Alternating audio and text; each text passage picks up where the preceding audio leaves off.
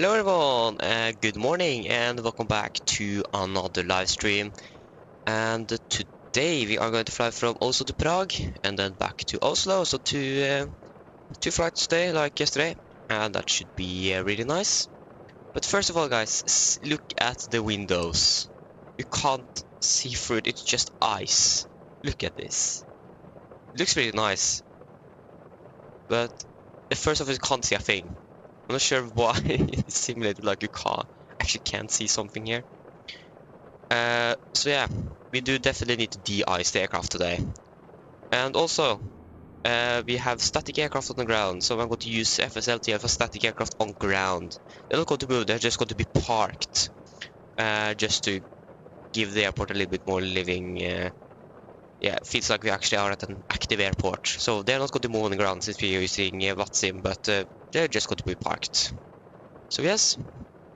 Yeah, we're standing here at gate Delta 1 or stand 61. And yeah, we're just going to be preparing for our flight to Prague. So yes, we can first get our flight plan maybe.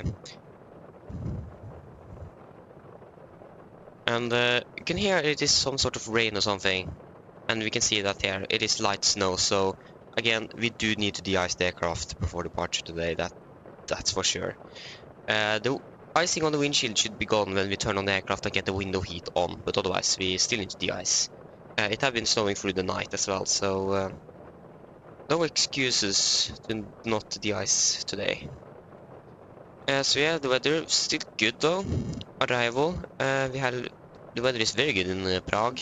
Minus 10 degrees, a little bit cold, but compared to Oslo's minus 12, okay. Oh, just minus 12. Yeah, that wasn't too bad actually. So yeah, weather seems to be good in Oslo, maybe not. And yeah. So flight time 1 hour 42, and we expect 127 passengers on board and approximately 7.8 or 9 tons of fuel today. So we have the crash axe, fire extinguisher, we have the circuit breakers, or no one is popped. We have the 3 gear pins, the manual gear extraction door is closed and locked, parking brakes is to be set, engine starter is cut off, thrust levers idle, flaps up, speed brakes are down, landing gear lever is down, and press in the park position. Okay, I should get some lights here. That's the light. We should be armed. So again, we'll turn on the window heat now. This should be gone very soon. Yeah, it's saying how much icing it is in Oslo today. I've just experienced that amount of icing once. I think that was actually last year. Once last year and once this year. So, not that often. So yes, we get some lighting up. That was not the correct one. Here we go. Yeah, we can also turn on the IRS. There you go, IRS. Okay, it isn't. The ice isn't gone yet, or it isn't removing itself yet, but hopefully very soon. Yeah, then we can do the tests that we want. So we can do the fault in up. We get overheat warnings, overheat warning, and fire warning. Nice. And we have you are filled up and you as well. That's good. We can do the cargo fire test. There you are.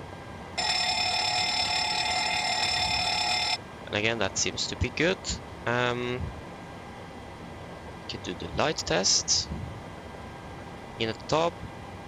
Seems to be good.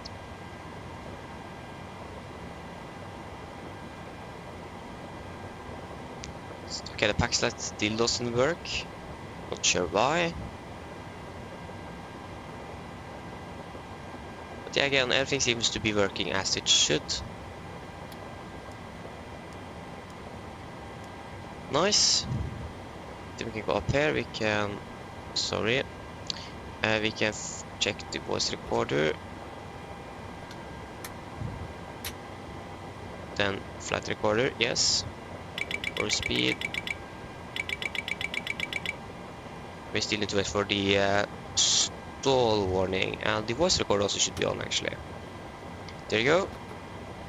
Then we can get contact with the cabin. And also request a refueling maybe.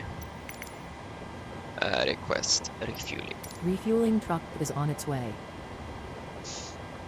Please don't load aircraft until the fuel truck arrives and ask to do it.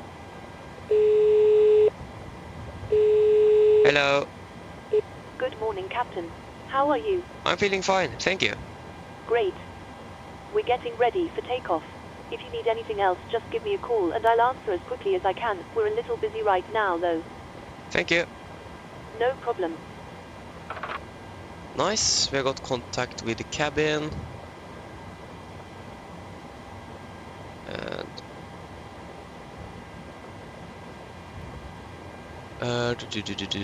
sound.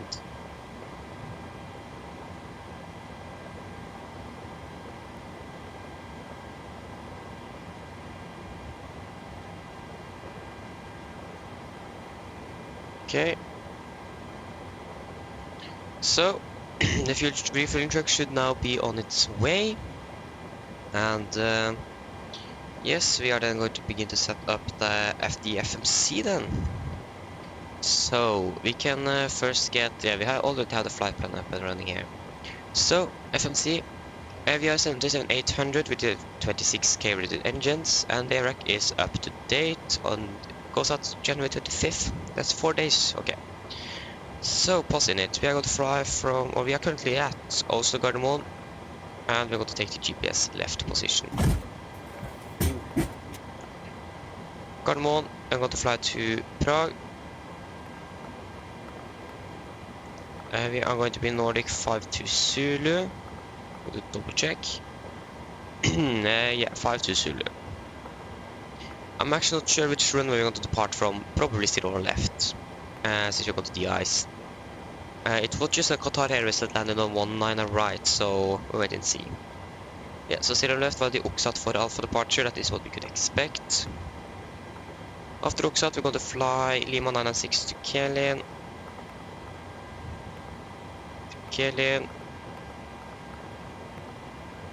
Direct to Salo. Salo Mike 44 to Kogim. Mike 44, yeah, to Kogim. Mike 725. To Hotel Delta Oscar. Direct to Bulu.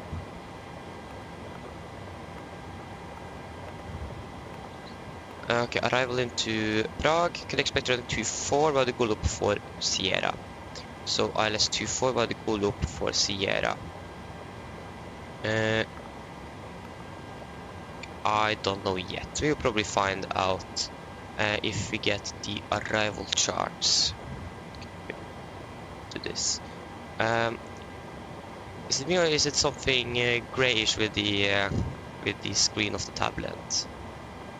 I don't know. ILS 24. Yeah, probably coming from the north. So that's going to be by Papa Romeo 531. Fuel truck is in position. No, that's going to be Erasu.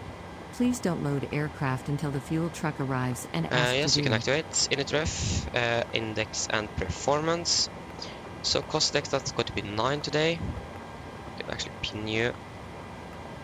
So cost index, that's going to be 9. Final reserves 2 says 2.9 tons then. 2.9. Cruising altitude today, that's going to be 370.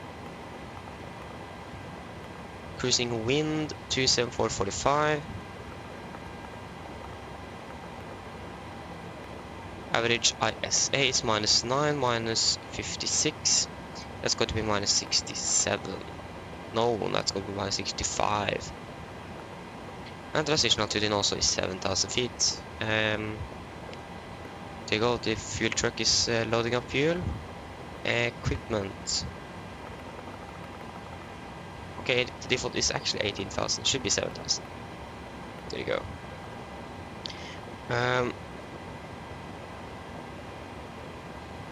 Should probably be getting the passengers on board. And there you go, we can see the ice from the windows are now gone. So yeah, request boarding. Boarding requested.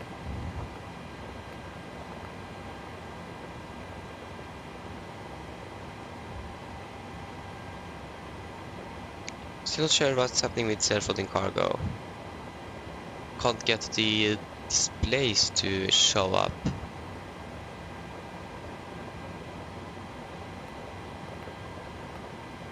Passengers boarding starting.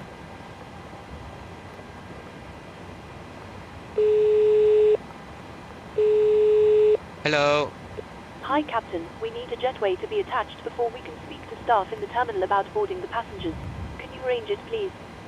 Okay, no problem. I'll if you give me a couple of minutes, I'll see if if I can get ground to attach it for you. Why did it open up the PA system? Thanks. All stations were about to start boarding. I mean, the jetway is already connected.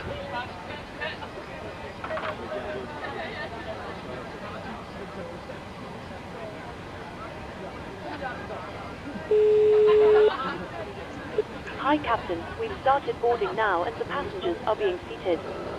Thank you. Nice. So, yeah, we can go to the descent page. So 250 below 10,000 feet.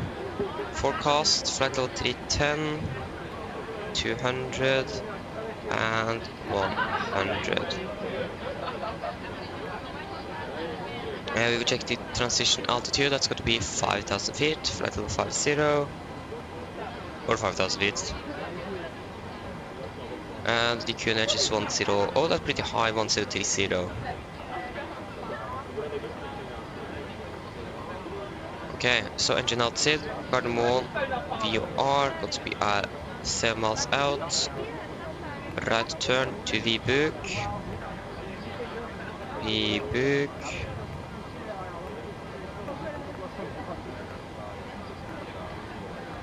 Vibuk, we got hold at Vibuk. 274 inbound, right turns 3,600 feet. Nice. Yes, the QNH in Oslo is 1008, so a lower pressure here then. 1008 and 1008. We got to cruise at 37,000 feet. 370. And airport elevation is, oh, that's pretty high. I didn't know that Prague was so high. 1,250 then. Ladies and gentlemen, welcome aboard. While you're being seated, please remember that all mobile telephones and other portable electronic devices, such as CD players and laptop computers, must be turned off and stowed for departure. Thank you. So yeah, departure chart, we can get airport. We don't need the takeoff means, we can also get the parking stand. We got the fly back here. We want the OXAT for alpha departure. And for our arrival into Prague, we want the airport, probably takeoff means as well.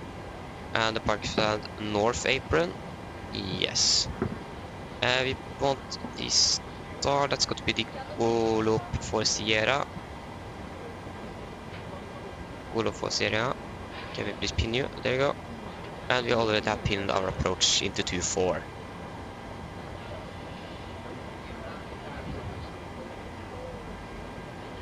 Oh yes, probably just turn down the brightness a little bit.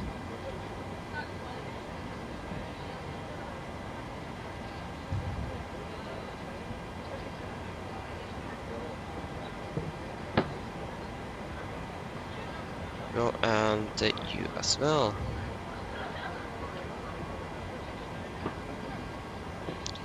So, departing 0 on left, that's going to be 012 on the heading, 012, 012. But a little longer taxi time this time. We are parked on the east side, so yeah, a little bit longer. The initial cloud clearance is 7,000 feet. There you go. Yes. So what we can do now, we can do our departure briefing then. So, we can begin with the weather in Oslo. The weather in Oslo was recorded at 5:20 Zulu. That is going to be approximately 27 minutes ago, and it follows. So currently we have 0 winds, or wind the calm. 4,000 meters in visibility, light, snow, mist broken at 300 feet. Temperature -7, correction -12, depot -13, QNH 1008, and temporary 1,800 visibility, light, snow, and mist. So, for our taxi today, this is our taxi chart. This is on chart 10/9, effective 30th of November 23. So we're parked here at stand 6-1. We could probably expect a straight push, maybe facing to the north. Probably a straight push. And then we're going to continue straight north on Romeo, take a left turn on Papa, left on November. And then we're going to taxi to the de-icing area Alpha South for runway 0 left. So I think we're going to use a fluid type 2 with a concentration of approximately 75% today. And yes. Just to note, we are going to de-ice. That means we are not going to set the trim, we are not going to extend the flaps, and we are not going to check the flight controls after pushback. That's something we're going to delay until we are finished with de-icing. So it's very important that we remember that. So when we are finished with de-icing, we're just going to continue then on November 1 and hollow point Alpha 1 for 0 left. We have no hotspots, or we have one hotspot here at Alpha 1. Angle taxiway, difficult to see traffic on final. Traffic should land 0 on right, so that shouldn't be a problem. So otherwise there's no other hotspots, any other taxi restrictions, or any notable no times for Gardermoen today either. So departing 0 left, heading is 012 degrees, and then for the emergency briefing. So, above 80 knots, I will only reject the takeoff for a fire warning, engine failure, predictive wind shear warning, or the airplane is unable or unsafe to fly. If a call stop, I will simultaneously close the vest levers, disengage the auto throttle. I will apply max manual braking or verify the operation of the RTO auto brakes. I will manually raise the speed brake lever and apply maximum reverse thrust. When the aircraft are come to stop, I will set the parking brake. Then we're going to identify the problem. We're going to carry out the drills as appropriated. If we decide to evacuate, we're going to read and do the evacuation checklist. And if time permits, I'll pull the cockpit voice recorder circuit breaker. If this call before V1 is keep going, there will be no actions below 400 feet except cancelling warnings and retract the gear when a positive rate. At 400 feet we will verify heading select and do the memory items. At the MFRA we're going to bug up, retract the flaps as scheduled. When flaps up, no light, we're going to set level change, max continuous thrust, and engage the automatics. Then we are going to do the normal checklist, and then we're going to make up a plan. So for our engine outset, that's going to be straight ahead out of 0 left, 7 miles from Gardermoen we are, take a right 30 V-book, 274 inbound, right turns, and we're going to hold there at approximately 3,600 feet. So yes, for our seat today, we are going to fly the Oxat for Alpha departure. This is on chart 10-3 hotel effective 17th of June 21. So the Oxat for Alpha departure, as you can see here, it is an RNAV departure, so no ERs and Bs are required. MSFS also is 3,900 feet, we are going to fly a maximum of 250 below 10,000 feet. Initial cloud clearance is 7,000 feet, and we're going to use nose abatement number 2. For this departure, that means after passing 1,500 feet, we're going to set the speed increment, bug up to 220 knots. Retract the flaps scheduled when passing 3,700 feet on the QNH. We are going to cancel speed increment and continue up on VNAV speed. And the threats we could have is it is snowing, a little bit icy, and so on. So we're going to be careful on taxi, and also it can be a little bit icy and maybe a little bit turbulent as well for our departure. But we'll wait to see. Then are there any questions? Probably not, then our departure briefing is complete. And the instruments are alive as well, that's nice.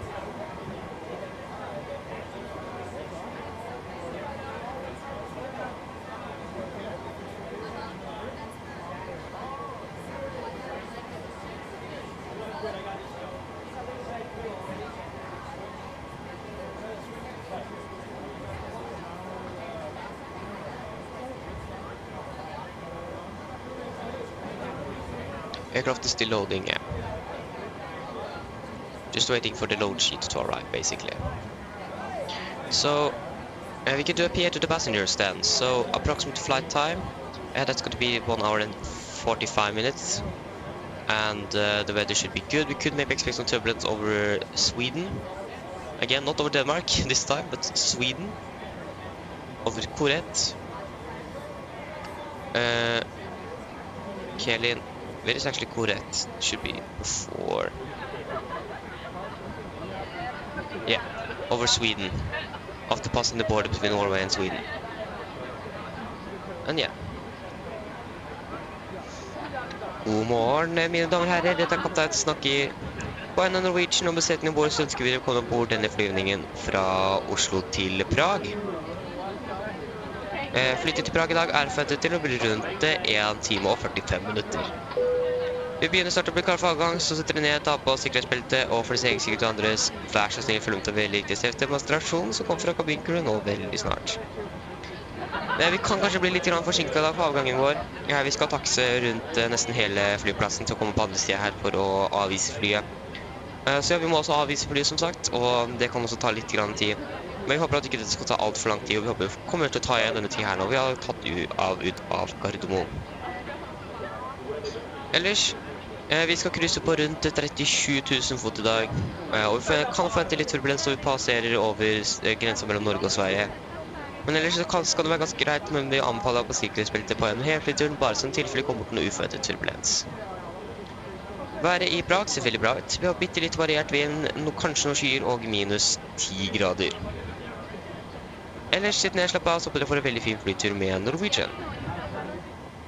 Ladies and gentlemen, good morning, this is Captain speaking. We are from Norwegian and the crew on board. We welcome aboard this flight from Oslo to Prague. Flight to Prague today is expected to be around 1 hour and 45 minutes. We are now ready for departure, so sit down, take on the seatbelts, and for your own safety and others, please follow the very important safety demonstration that's coming from the cabin crew now pretty soon. Yeah, we could maybe expect a little bit delay. We do need to taxi around the airport to get to the other side. And we also want to de-ice the aircraft, so that's going to add another 3-4 minutes on the flight time. Yeah, sorry for this, but that is something we need to do for safety reasons. So we hope that we're going to catch up that time when we have departed out of Oslo and on our way down to Prague. Otherwise, we're going to cruise at approximately 37,000 feet today, and we could maybe expect some turbulence when we pass over the border between Norway and Sweden, but otherwise should be smooth, but the zero can have the seatbelts on for the entire flight, just in case we encounter some unexpected turbulence. The weather in Prague seems to be good. We have a little bit variable winds, maybe some clouds, and minus 10 degrees. So we sit down, relax, and we hope that you're going to enjoy this flight with Norwegian. And I think that's going to be the load sheet. Hello. Hi, Captain. Okay, we've received the load sheet from ground. There's the passenger count, the crew count, and the total sold count. Press yourselves, of course. Thank you. Okay, looks like we're all set to go whenever you're ready. Excellent. I'll instruct the ground that we are ready to remove the stairs, and you can go ahead and close the doors. No problem. I said stairs instead of jetway, I'm sorry for that. Okay, we can first do the pre-flight checklist to the line before we do anything else. So yes, pre-flight checklist to the line. So pins and cords are removed, oxygen is tested 100%, nav transfer and display switches, all at normal and auto. Window weight is on, aircon and pressurization packs auto, and bleeds are set. Flight instruments, so we're tracking 260 degrees, QNH 1008, reading 690 feet. Flight brake set, engine start levers cut off, Redundancy free and 0 and take off the taxi briefing are complete. Pre-flight checklist to the line complete. What's happening now?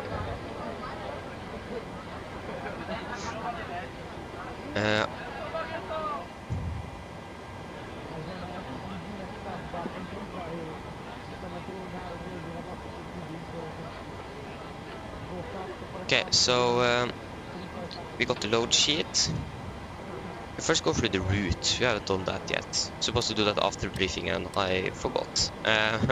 Så jag har också svarat för departure, but fly over Norway or to Sweden, but probably fly over Poland and then in for a landing in Prague. Yeah, we will see if we're going to fly this or not. But it seems like we might have this community down here, since it seems like it's going to continue straight ahead. What does it say in FMC here? I don't know, so that's a little bit strange. But yeah, it seems to be good. And we have ebook, so we may execute this now. Okay, that's still there, so we need to look into that when we have departed out of here. Yes, what we can do, we can start the APU. And we could probably also close the door.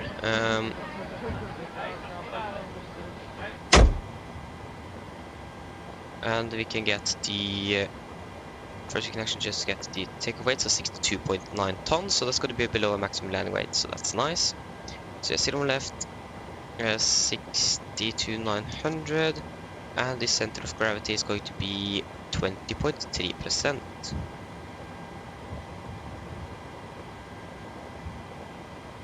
We can execute. Okay, request the winds now. So yeah, the weather in Oslo currently. Should have got a new weather report. Oh yeah, nice. We need to... Yeah, 1500 feet. Light snow mist view at 100. Yeah, this is actually not great.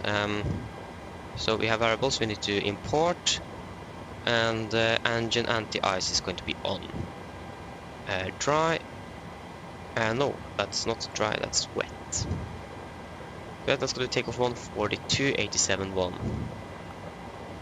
So we're just going to get the winds up and running. Execute, and also on the descent page.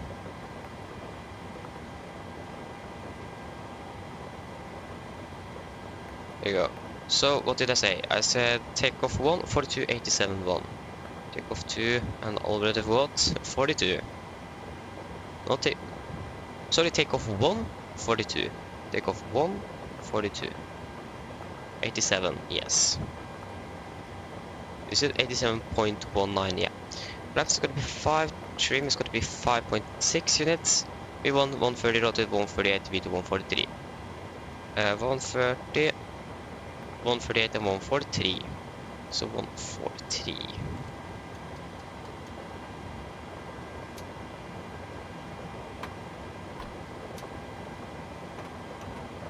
VNAV. We can get you on. And yeah, landing dispatch, going to land to 4, and the weather in Prague, a little bit better. Yeah, that's variable winds again, nice. Yeah, that shouldn't be a problem at all. So yes. Do we have fuel in the center? No. Then we could do our pre-flight checklist below the line. Fuel, we have 7,800 kilograms on board and 4 pumps on. Passenger sign set, auto brake, RTO, CDU pre-flight and A cars are completed. Takeoff speeds, V1130 rotor 138 V2 143. FCP V2 143 heading 012 degrees and 7,000 feet is set. Pre-flight checklist is complete. So there you go, then we can prepare for pushback and departure.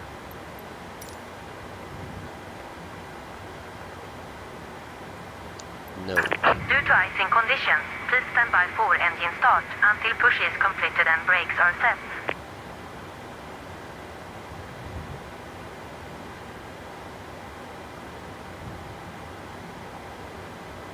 Hello, Captain. We are ready for pushback.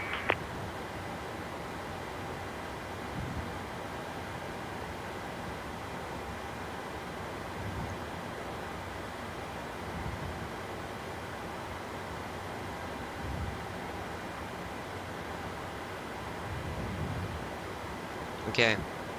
So what I have got is to tune on Departure Unicorn checks completed. onto the Bypass decimal pin inserted.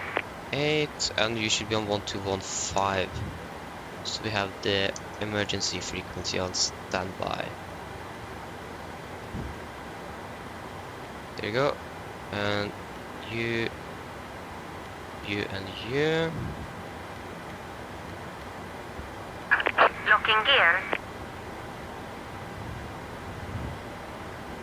So yes.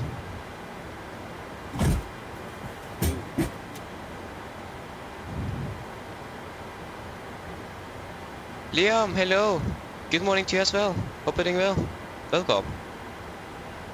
Oh, that was not supposed to be opened. Don't need any emojis now. Yes. We can turn on hydraulics, and we have pressure. Turn on the anti-collision light, and on with the transponder. So before start checklist, flag the door is closed, locked, doors, windows closed and locked, anti-collision light is on and transponder out of. Before start checklist complete. You can take a straight push, please. Release parking brakes, please. We have 5 to Zulu. Garden traffic, Nordic 5 to Zulu, push the start of the stand 6-1. Garden traffic. Release parking brakes, please. Brakes released. Commencing push. Due to icing conditions, please stand by for engine start until push is completed and brakes are set. Nice.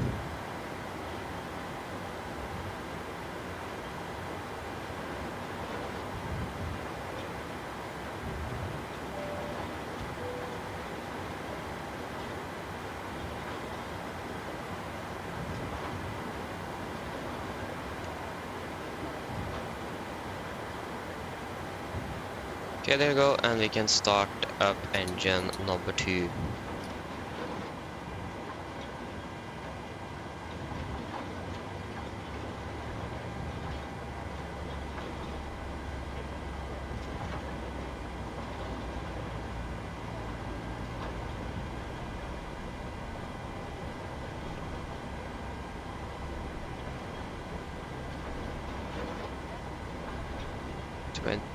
$25.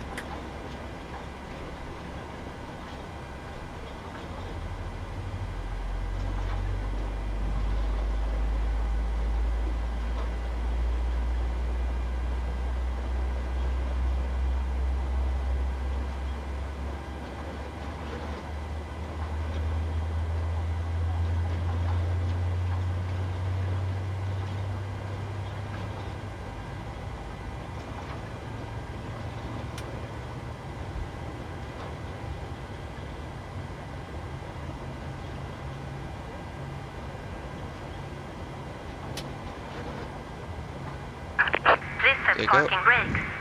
Brake set, we monitoring number 2, starting number 1.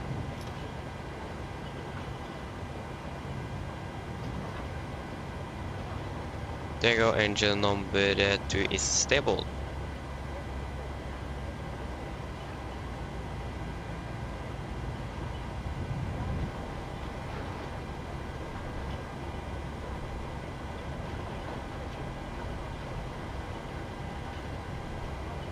$25.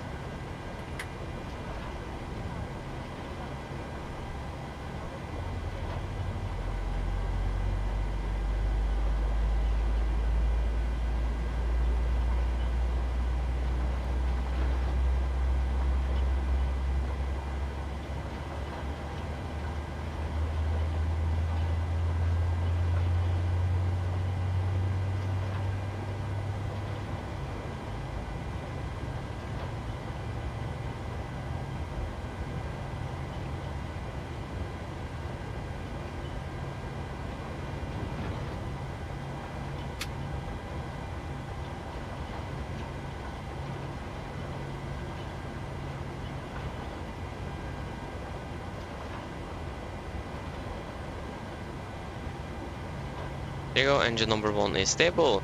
Cockpit ground, we had 2 good engine starts. You can disconnect handling on the right. Have a good morning. Bye bye. Unlocking gear.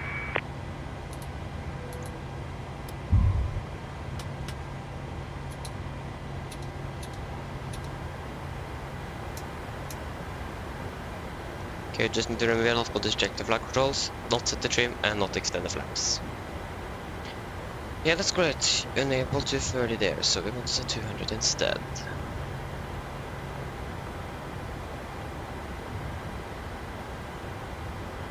Yeah, the MFRA, I forgot that, so 1,700 feet.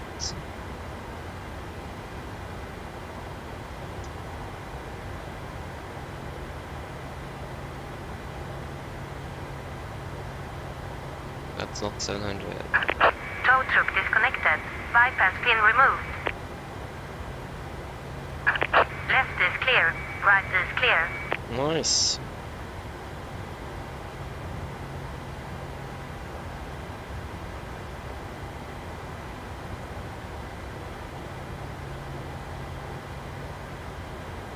So she should over up here on the right.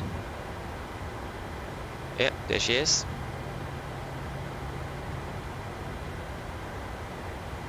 And then we got the gear pin. So then we can do our before flight controls. Oh yeah, that's the yaw dampers. That's correct. There you go. So before taxi checklist. Generators on, probe heat on, anti-ice off for now. Aircon and press packs auto, isolates for auto, engine starts with continuous. Recall checked. Engine starters, altitude, flight controls, delay that of the de-ice. Ground equipment is pretty much clear, and the APU is off before taxi checklist complete. So we are going to taxi via Romeo Papa, I think it is, and November to de-icing Alpha South. Romeo Papa November, yes. Garmin traffic Nordic 52 Zulu taxiing via Romeo Papa November to holding point. Correction, de-icing area Alpha South. Garmin traffic. So off with you. Okay, left is clear. Okay, now we can definitely see that it is snowing, and also right seems to be pretty much clear. Brakes released. Here we go. Yeah, now we can see how bad the weather actually is.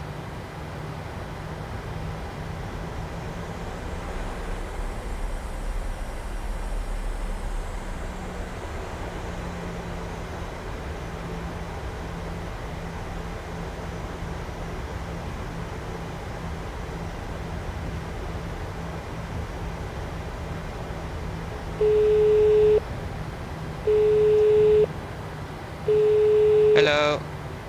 Hi, Captain. Everyone's seated and secured for takeoff. Thank you. Let me know when we're ready to take off, and I'll get the crew seated and secured. I'll call. Nice. Cabin is secure.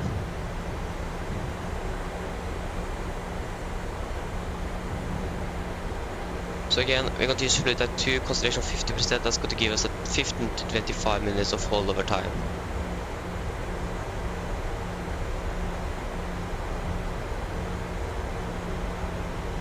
Okay, right is clear.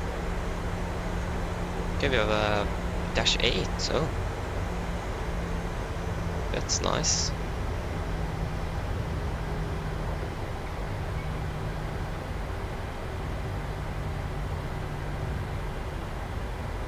So yeah, we're going to take some Papas. I should be the first one to the left, if I'm not mistaken. It actually is from the same company. I don't think that's correct. Okay, right is clear and left is clear.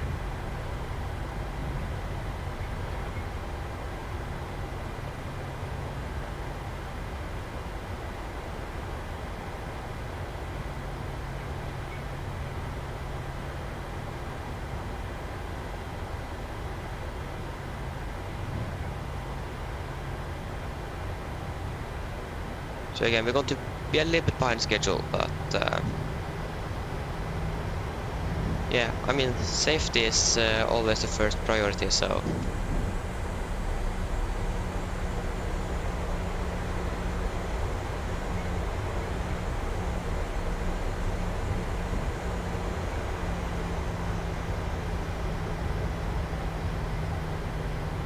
Okay, left is clear and right is clear.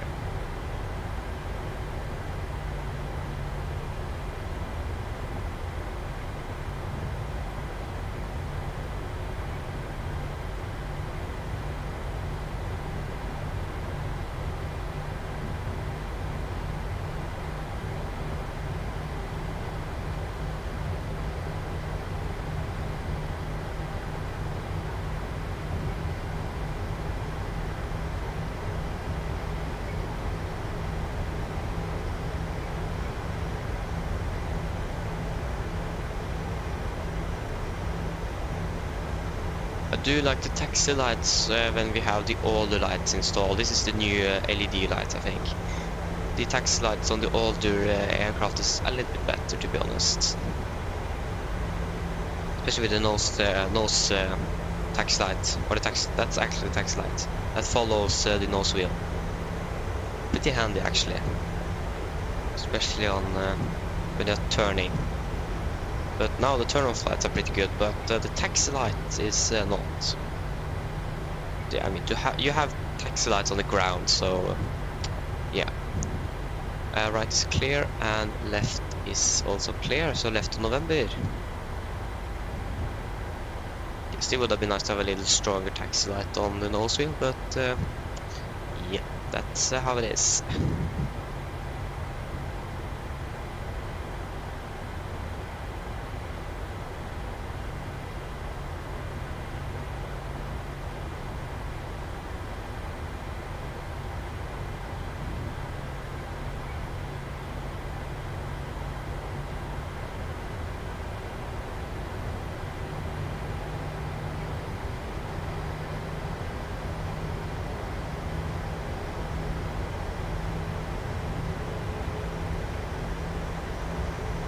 Okay, left seems to be clear, can't see anyone coming from the left, and also the same with the right.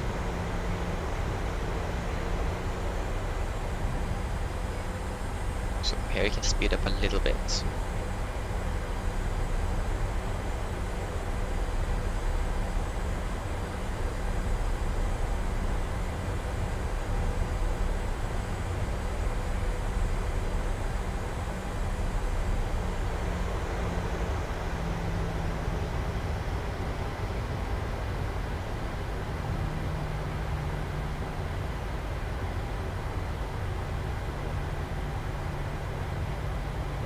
So yeah, left is clear and right is clear.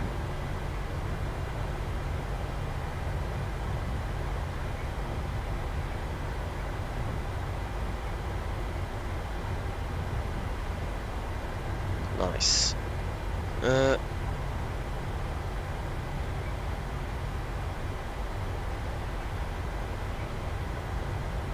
Margsrita, hello, welcome. Hope you're doing well.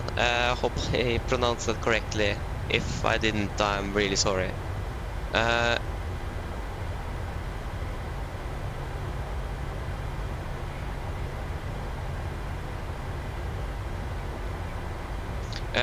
When I'm moving around the cockpit and buttons on, that's going to be the mouse and keyboard.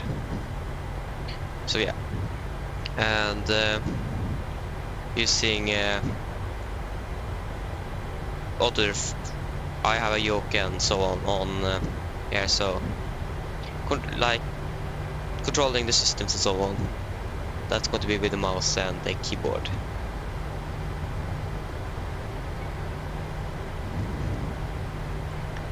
Just hello, welcome. Hope you're doing well.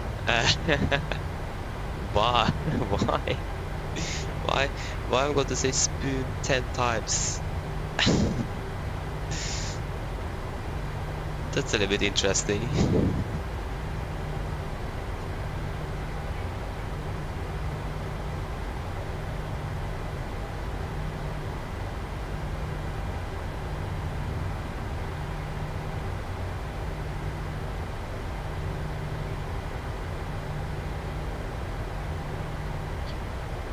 Okay, we're approaching de-icing, so de-icing area, that should be 981.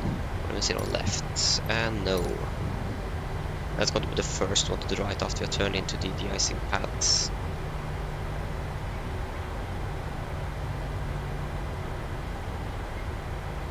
Okay, left is clear.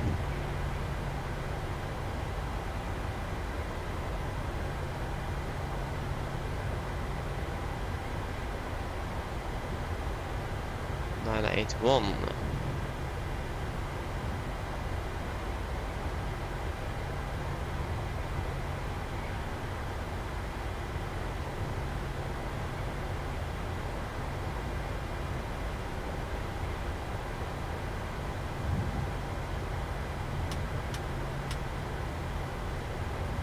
Look at that windshield wiper. It is completely white.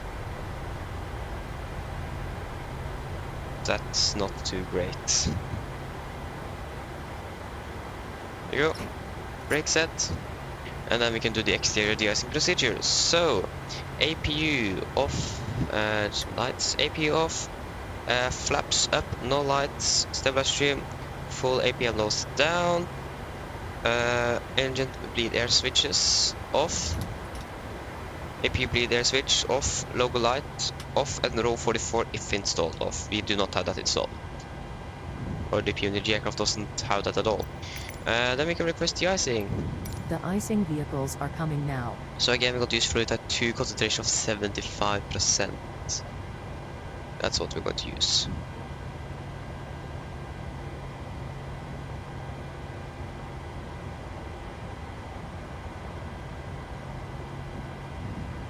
There they are. Do you like have icing on? Okay, can't see any icing on the aircraft, unfortunately. Aircraft is ready for treatment. Yes, we're going to use a fluid type 2, please. Concentration of 75%. We begin treatment now and observe. Fluid type 2. Concentration at 75%. I will call you back when ready.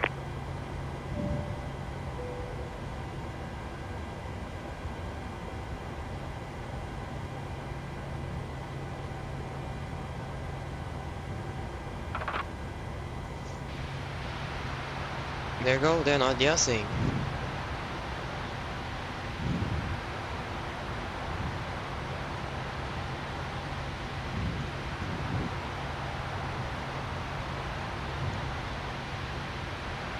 It's almost like you can't see the fluid.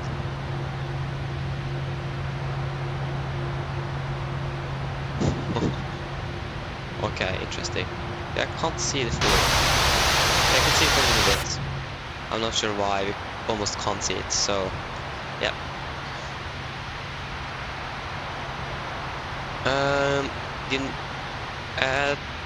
Like if you're going to follow a flight plan, the first thing you actually need to do is to turn on the flight directors if you haven't done that. And to follow the flight plan, you need to click on LNAV here. And when that's green and you have and it says LNAV down here, and it is in a, we are not departed yet, so that's why it is in a white white here. But when that's going to be active, it's going to be in a green up here. And then you just click on Command A if you are flying on the captain side, or Command B if you're flying on the first side, and then you're going to follow the flight plan route. And descent and speed, that's going to be with the VNAV, but that also requires a route. De-icing and anti-icing completed. Anti-icing code is fluid type 2. Concentration at 75%. I am disconnecting. Good day. Okay, then we can take the timing or timer. So then we can check the flight controls.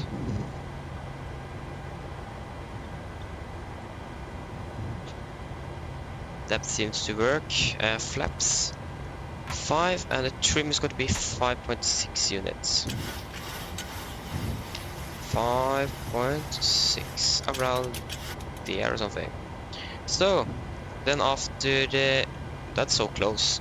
After the de-icing procedure, so APU off, stabilizer stream 5.6 units set, row 44 if installed as required, engine bleeder switches after 1 minute on, and then exterior lights as required. The exterior de-icing procedure is complete. And yeah, then we can continue taxi to the runway. And 1 minute has soon passed. Brakes released, they go 1 minute, and we can turn on the engine bleeds. You can also turn on the engine anti-ice.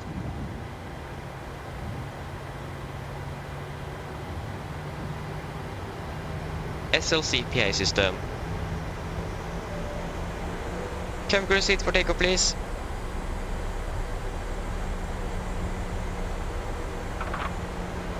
Okay, then the cabin should be secure any moment.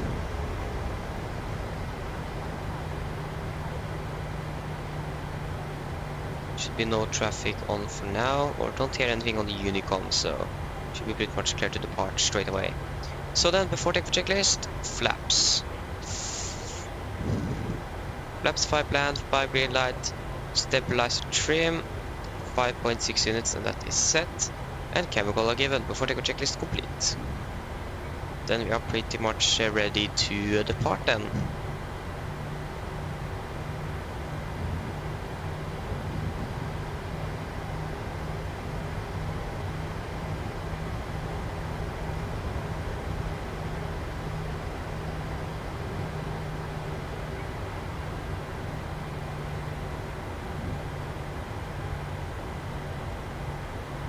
Okay, the stop bar have been removed, so we are clear to enter. Government traffic Nordic 5 to Zulu leading up and departing out of 0 left. Government traffic. Again, don't hear anything, so should be no traffic on final. We can check. Can't see anything. But the visibility is bad though, so that's also not expected to see anything.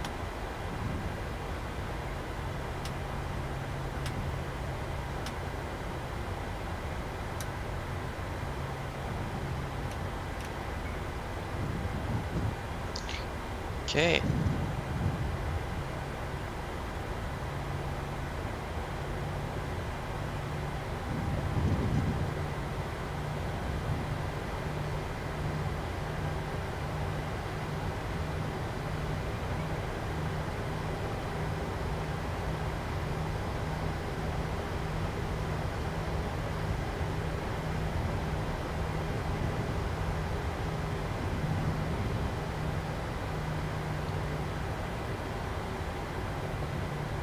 So take off.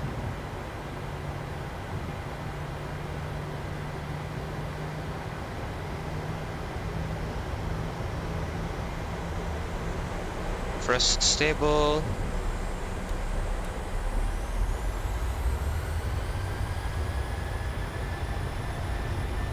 Take off set.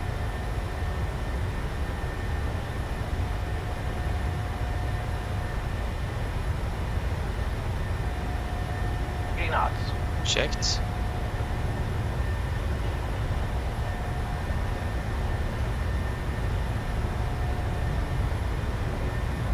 V1. Rotate.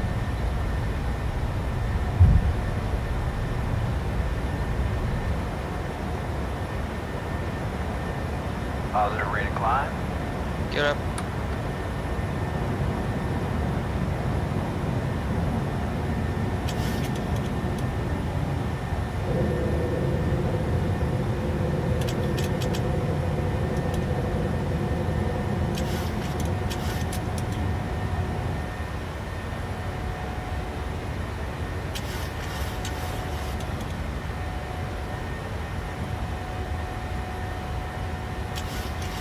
Monday 1500, speed to 20, speed to 20.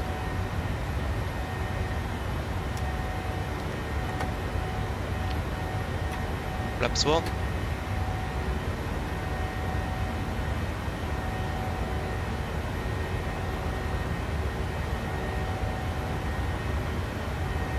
Flaps up.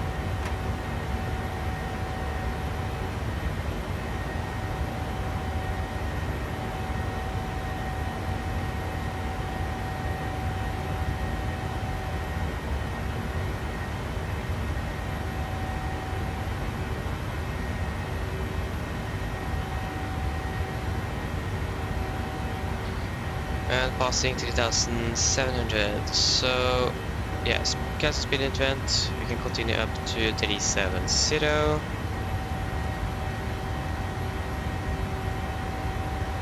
370. Set standard and standard. And after takeoff checklist. So engine bleeds on, packs, auto, landing gear up and off, flaps up, non-light and altimeters, passing 5000 feet. Now, after takeoff checklist complete, and we can further it works out. Landing 805. I think that's actually on schedule.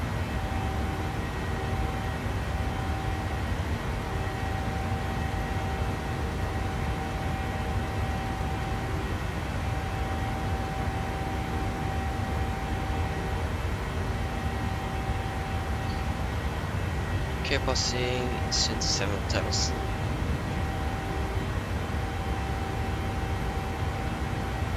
Okay, there you go, we are out of the clouds. Some Aurora is on the left. So that means we can turn off the engine and the ice.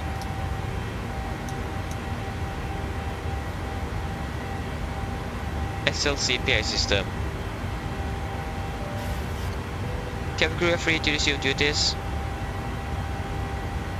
Cabin crew are free to resume duties.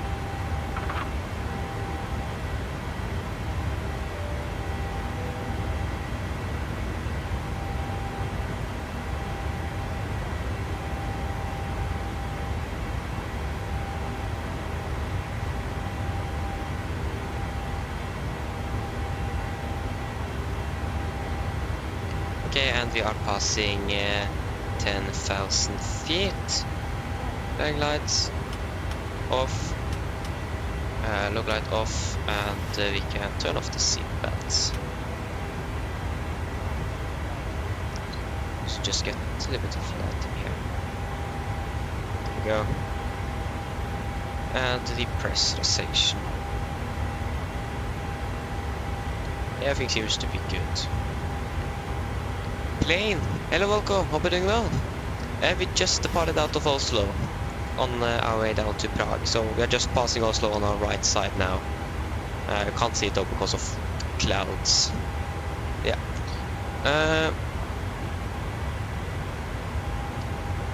So we can't follow the flight plan. Okay. So first, check that your flight plan is in this. I think it is purple. Probably not. This color at least, and that you have the active waypoint is going to be up here. And except make sure that the flight director on your side, where you are flying, is on in the master. So that means you need to turn on the flight director on that side first, and then the second afterwards. LNAV is engaged, and it says LNAV up here. And this is the autopilot. Command A for the captain, and command B for the first officer. And if you've done everything there, that should be right. But also you need to be sure that you have selected a runway for departure, and also a sit, like we have done here, and that the flight plan doesn't have any discommunities, like everything goes smoothly all the way down. Like this is a discommunity. And if you get that, you can just take the waypoint down there, place it over there, and then you remove that. We don't need this anymore actually. So yeah, if you have done everything there, you should be able to follow a flight plan. But also one thing you need to have filled in is the performance in it page. That's going to be the zero fuel weight of the aircraft. Click it once and twice, then that's going to replace the zero fuel weight of the aircraft. The final reserves, that's what we have if you need to divert. And the cost index, how fast you're going to fly basically. And the cruising altitude, that's basically what you need to do that. And if that is all filled in, I'm going to execute, and that should also get the VNAV here to work as well. So if nothing is working, then, or if you've done everything I've said now, that should work. But yeah, you need at least an departure and a destination airport. That's at least what you need. So again, if that doesn't work, then I actually don't know.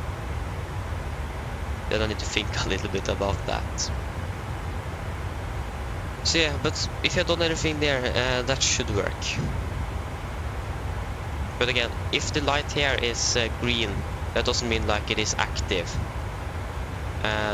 If it is active, that's going to stay down here. So you can RB approach like this, and that's going to make it on standby. The green light just on the says that this one is that you can disengage or remove it from the MCP, or disconnect the mod. So that doesn't mean like it is active.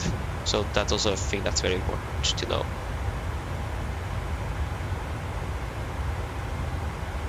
So if that works, then that's great, but if not, then I actually don't know what to do.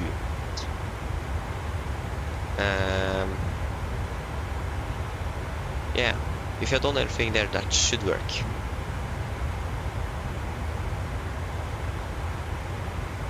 Current T7, yes we are.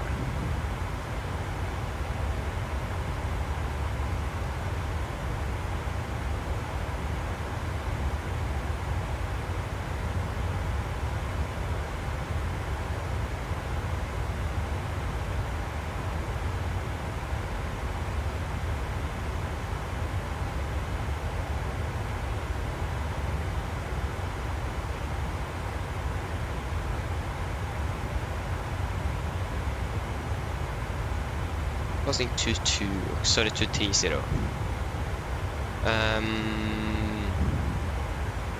If you look into the weather again into Prague, should be really nice though. Winds variable by 1 knot, KK -8, -10, 1029 and no sig. Yeah, that seems to be really good. Only thing is that the QNH are changed to 1029 instead. And we're landing on time if I'm correct. That should be on time. Prague, no, that's actually 5 minutes behind schedule. I mean, that isn't bad. So, how long turnaround time do we actually have in Prague? Landing 8. Okay, we have 40 minutes. So if we land maybe 5-10 minutes behind, that shouldn't be a problem. We should still be able to get in the air as soon as possible.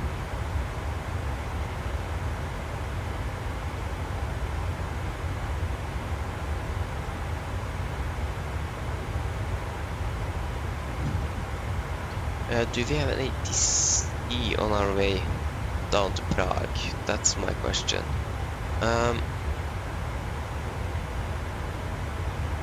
Currently, no. We've actually the only aircraft in Oslo. And yeah, again, no ATC currently. We're just going to fly straight down. It is an event today. The 21st. In Germany, I think it is. No, Switzerland also.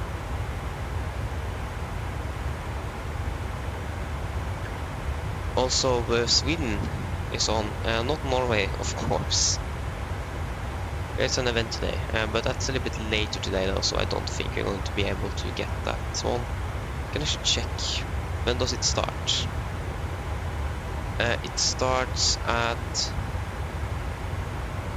Yeah, it starts at 1700 UTC.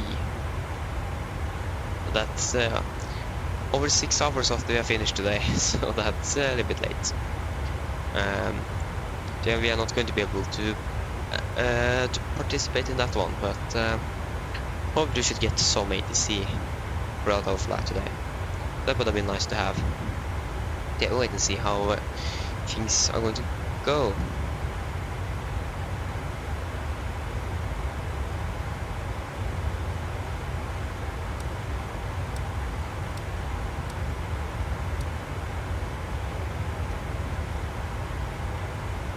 So how long have we flown? We have flown for 11 minutes. So we should at least do a fuel check at 25 the latest. If you click on data 14, so you can do a fuel check at Salo then. Salo should be nice to do a fuel check at. Salo, that's going to be 4.7 tons. We're still a bit too far behind to get that up here on the Prague page, but yeah, we'll hopefully get that shortly.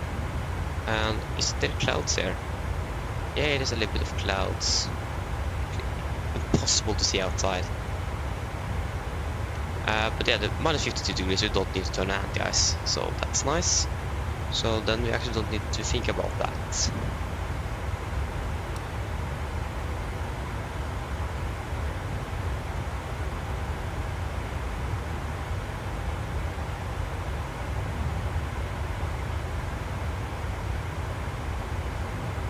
At least now,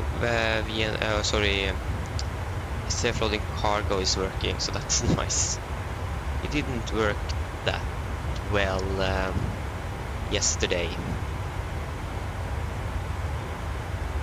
The thing that's a little bit strange is that I can't move the windows, and it doesn't pop up when I click on it. I need to force it up by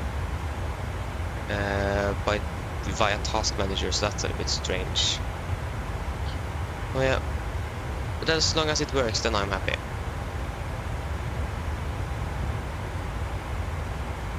Oh, okay, this one works. It's just two windows that don't want to work. Yeah, this one actually did.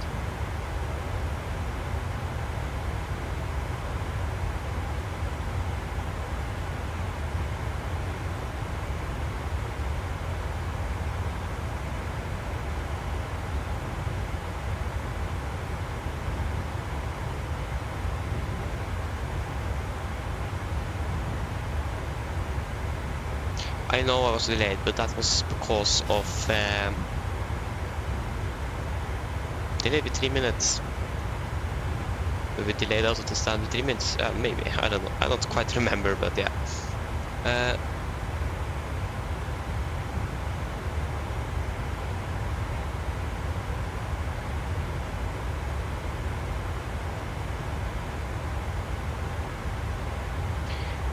Yes, my transponder was set correctly, so I don't sure why. Why is even self-loading cargo checking my transponder?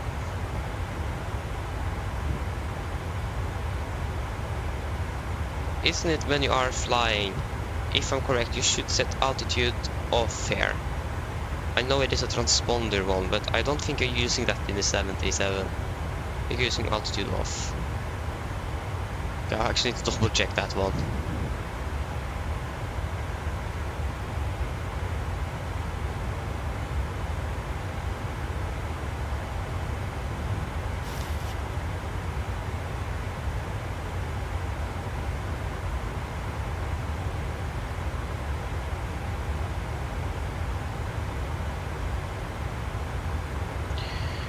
So yes, I'm not sure why a passenger tool is scoring points on what I'm as a pilot is doing with the aircraft. That's a little bit strange, but yeah.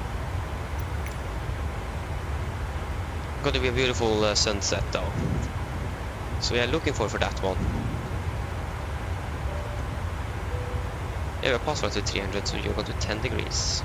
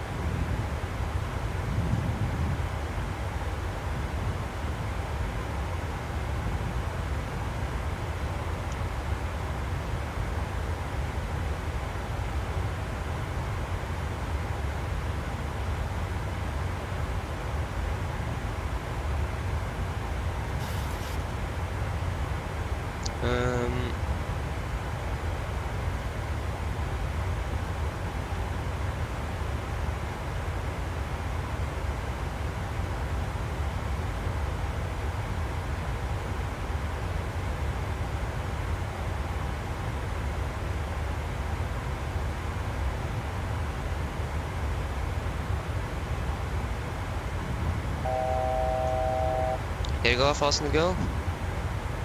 Nice, we are approaching 370, so soon at cruise.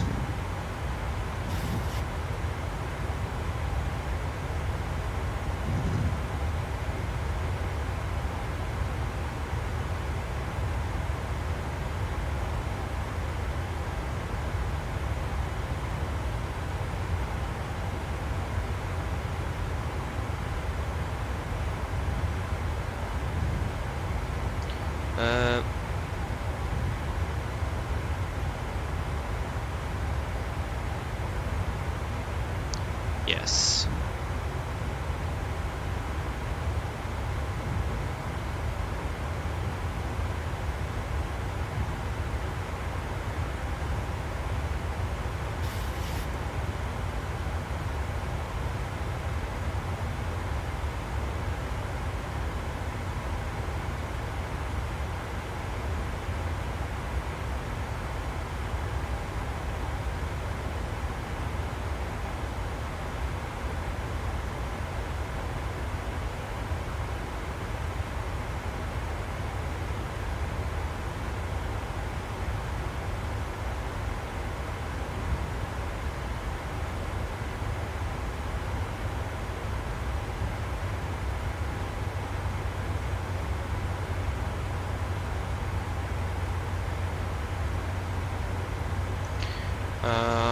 can't find any issues or any reasons why it won't work.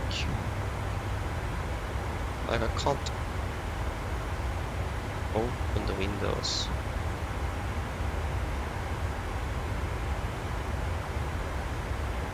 So yeah, that's a little bit strange. Can I open this one? Yeah, like I'm not going to see that. It is 2 windows I can't open normally. That's a little bit strange, to be honest, and I can't find out why. Yeah, really strange.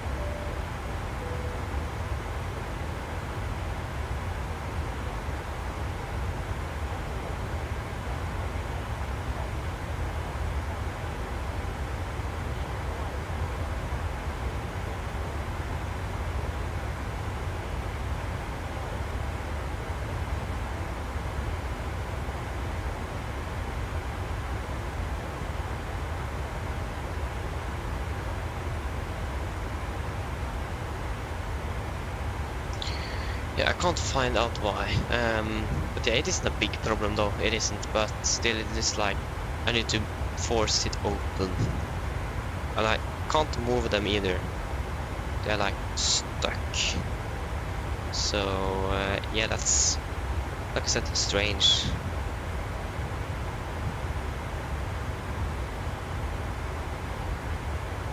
Should approach Salo soon. What is the fuel situation at Salo? 4.9 tons if you're expecting 4 tons. Okay, 4.7. Isn't bad though.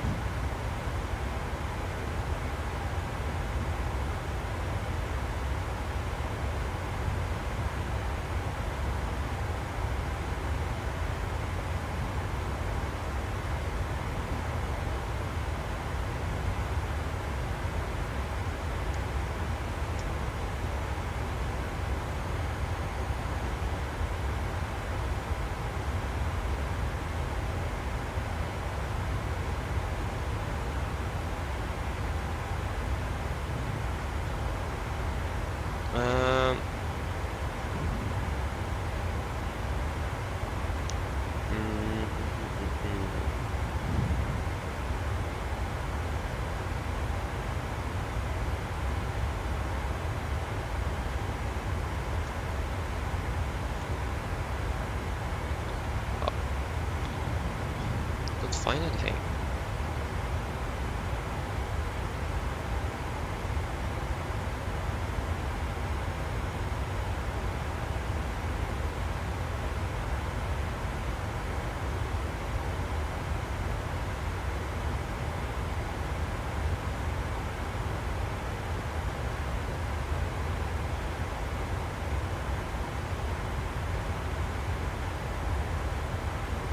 Oh, maybe here.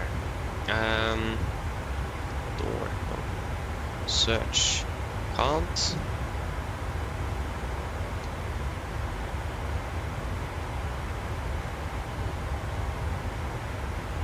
Open.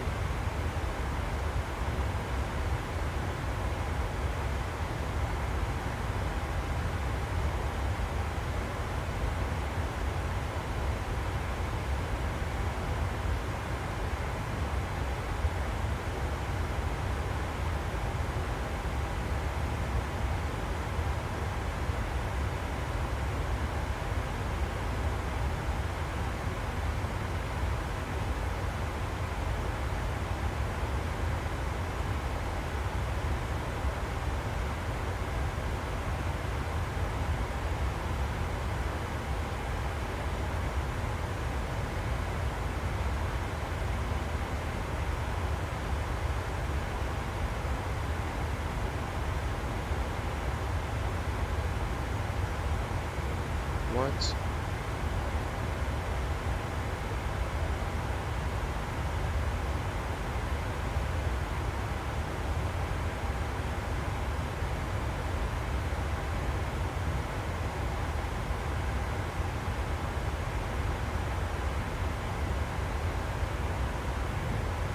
Okay, we're going to try that then.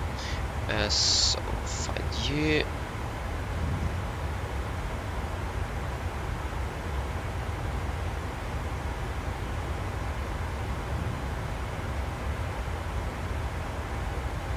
That did not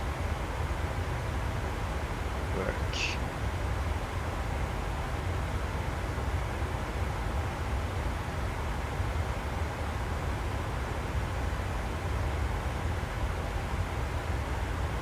Don't think that worked.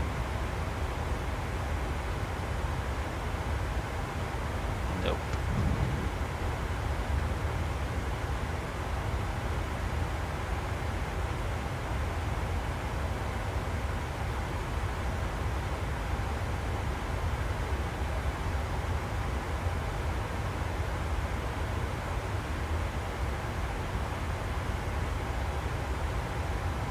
Oh, yeah.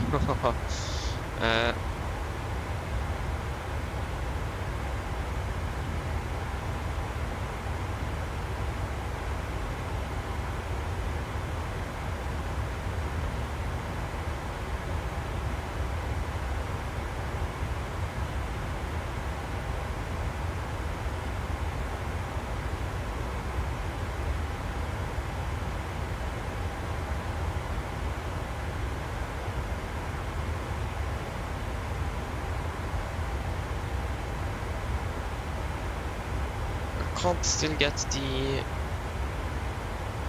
window up and running.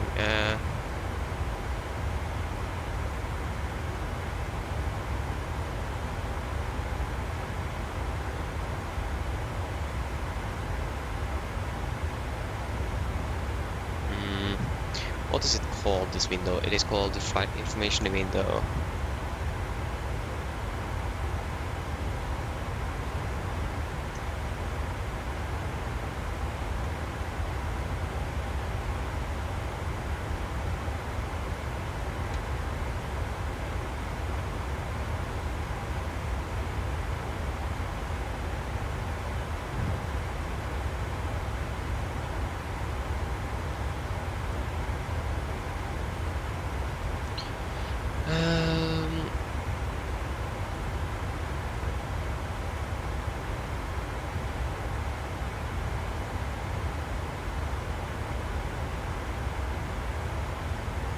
Yeah.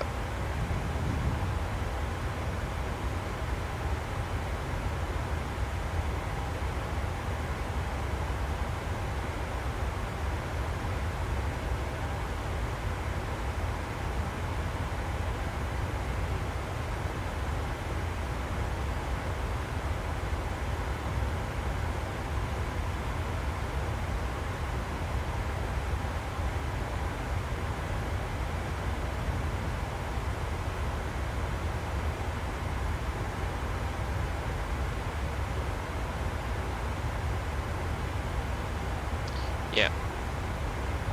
So again, expecting to land 2-4. I want to check a little bit later if they have changed that. Oh yes, seems everything is going great.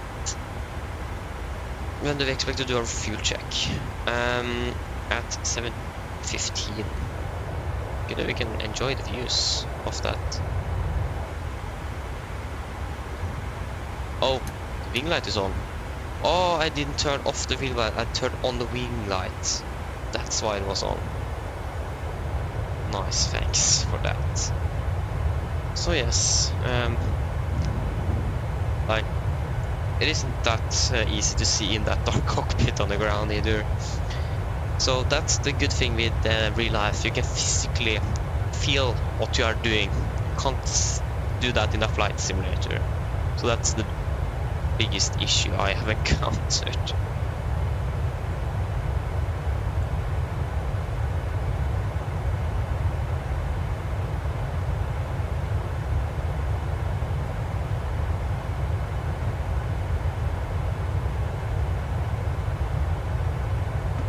try to open the debug menu. Maybe that could help us.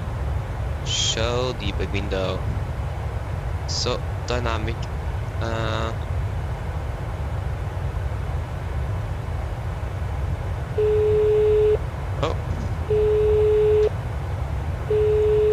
Hello. Sorry for the intrusion. I was just wondering if you'd like a drink.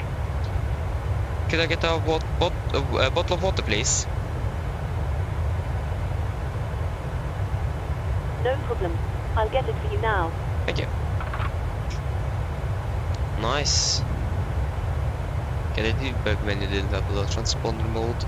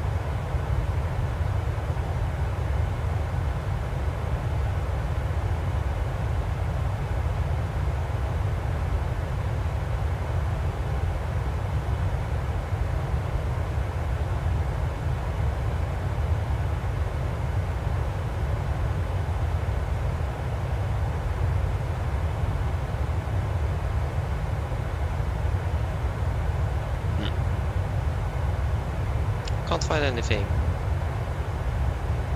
So I don't know. Just strange.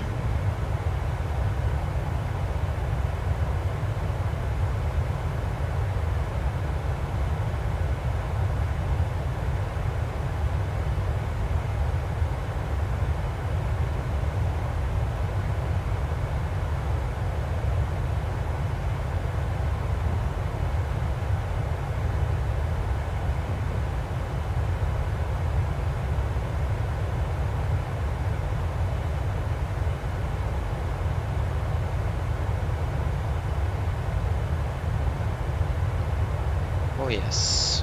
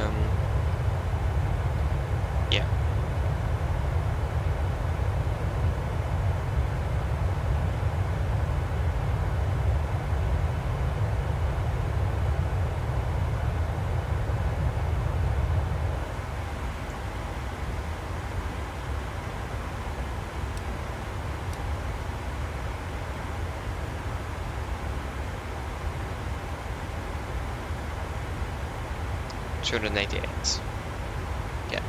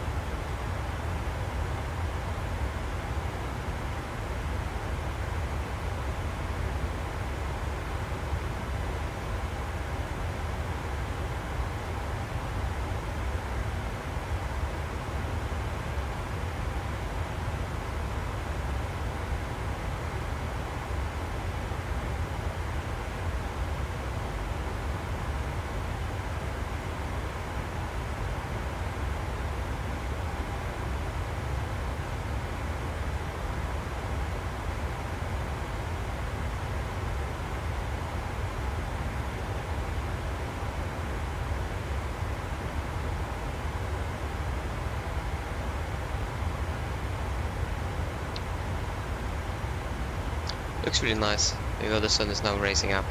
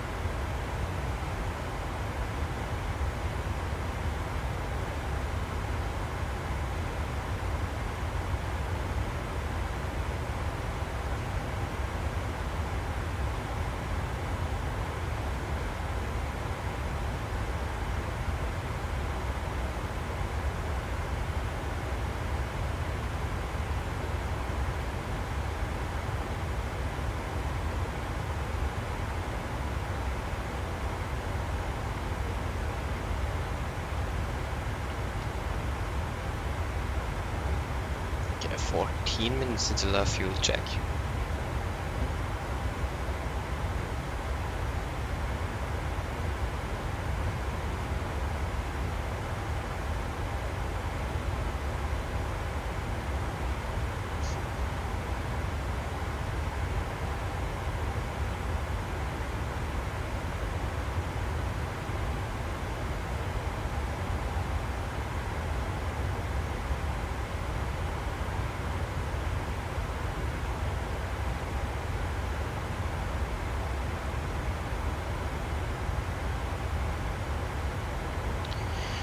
Yes.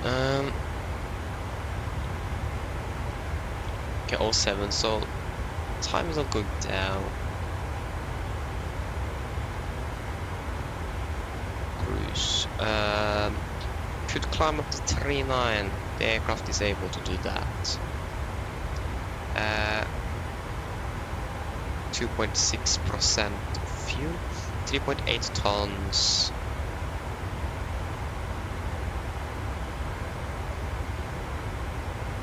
But we actually don't save anything on the fuel. You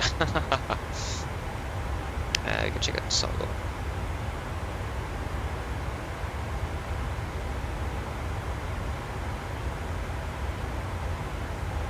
$51.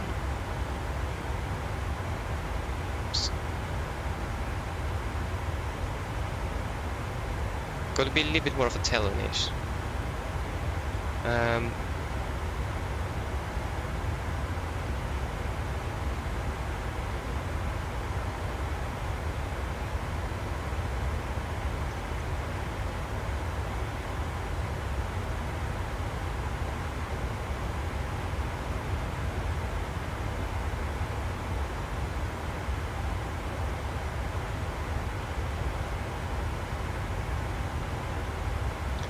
So yeah, 2.7.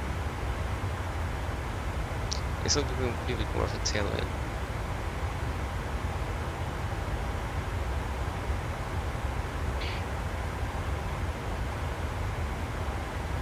$3.90.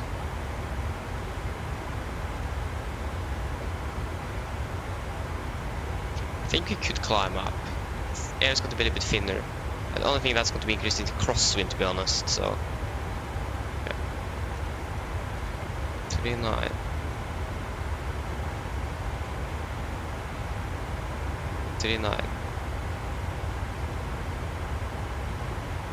All 6.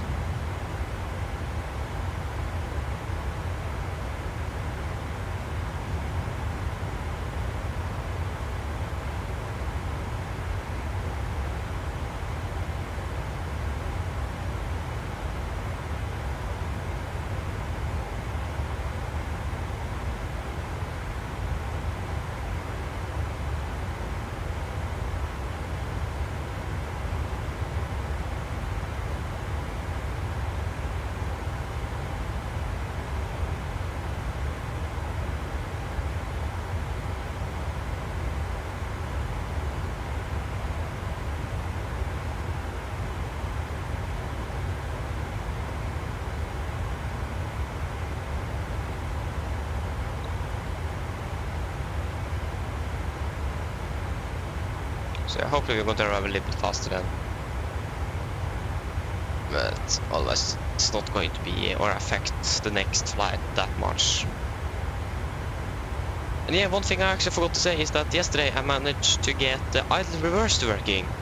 So basically, okay, 1,000 go. So basically what I did on the thrust levers, to be able to have reverse thrust, I have throttle decrease. So when I engage that, that's going to hold that key binding, and that's going to decrease the thrust, and that's going to go into reverse, and then I have a cut switch. So then when I'm then leaving it out, then the reverse is going to cut. What I basically did, I have a button on the throttle quadrant. So I bind that to throttle 1 and to decrease. So when I just click on that one, that's just going to activate the reverse thrust, or basically an idle. And if I'm going to have more, then I'm going to hold it in. So if we are landing and we're going to use idle reverse, I'm just going to set the thrust levers to idle, click that button once, and then we have idle reverse. I'm so happy that we finally managed to get that. Because this one here doesn't have like the same, the reverse thrust tends on the thrust matter quadrant doesn't have the same tends as in the 737. So yeah, you like in the 737 you have one detent to activate the reverse thrust. That's basically going to be idle, and then you can increase it. But you don't have that here. You have just one click, or one click here. So yeah, I'm really happy that we managed to fix that. The other option would have been to have thrust reverse hold on that one and then increase the thrust levers to get more reverse thrust. But yeah. So I'm really happy that we managed to get that. So I'm not sure if I'm actually going to be able to use that, but probably not today. I'm still waiting for my bottle of water. They're even doing a drink service, food service now, and has still not got my water bottle. I'm not sure what's happening with the cabin crew.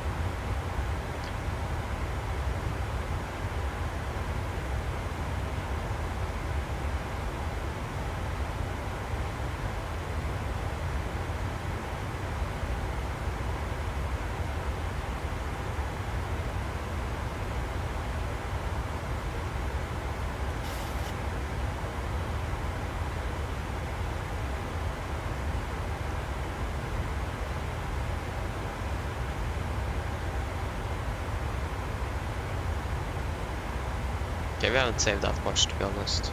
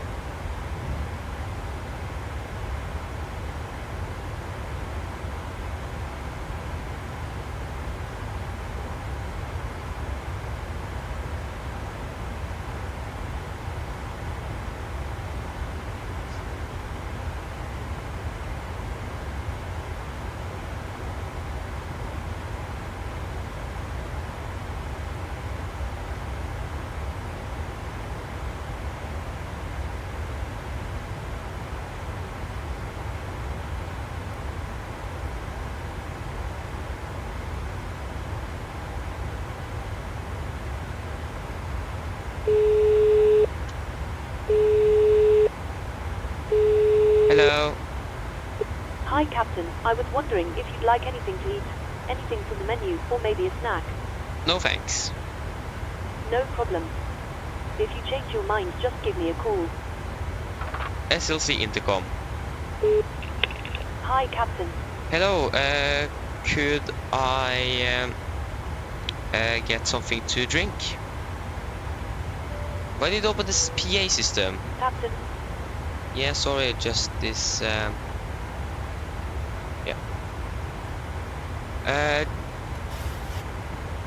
give me a call if you need anything else. Oh, I hate this so much.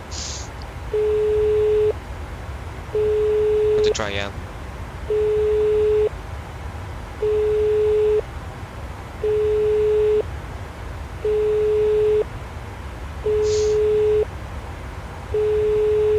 Just want my water bottle. Hi.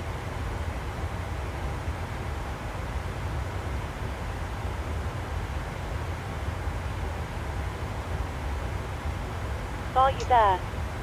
Yeah. It's thirsty work in here. Could I possibly get you a bottle of water? Give me a call if you need anything else. I didn't think that worked. Oh, I hate these commands. They're so long Hi. and unnecessary. Water. No problem. I'll get it for you now. Thank you.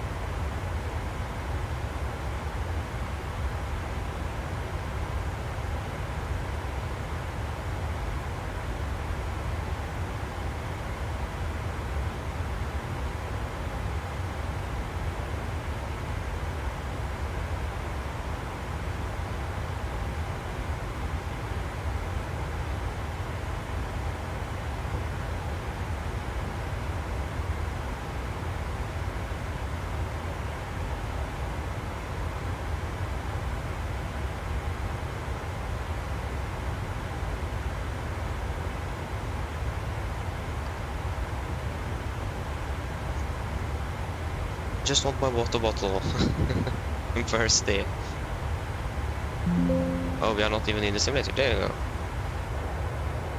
No, that's not the correct camera view. Nice.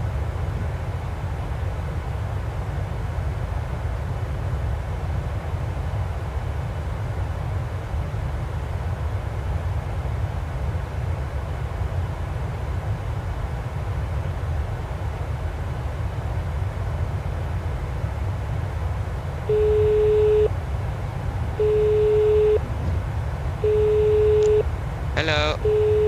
Hi, Captain. Your drinks are ready. They're in the storage area, so feel free to collect them whenever you're free. Thank you. No problem.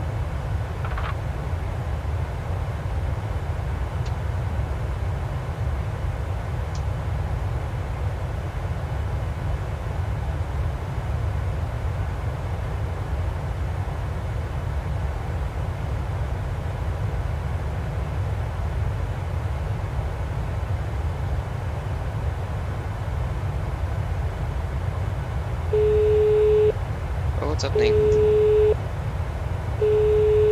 Hello. Hi, Captain. I've made your drinks. They're waiting for you in the galley area. Thank you. No problem. Okay, 2 water bottles.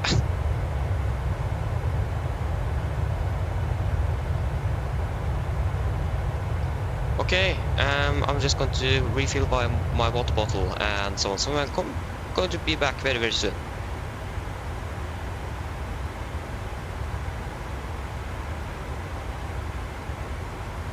Just wait a little bit. I just realized that we need to do our fuel check now, so we need to wait. We're going to do that first.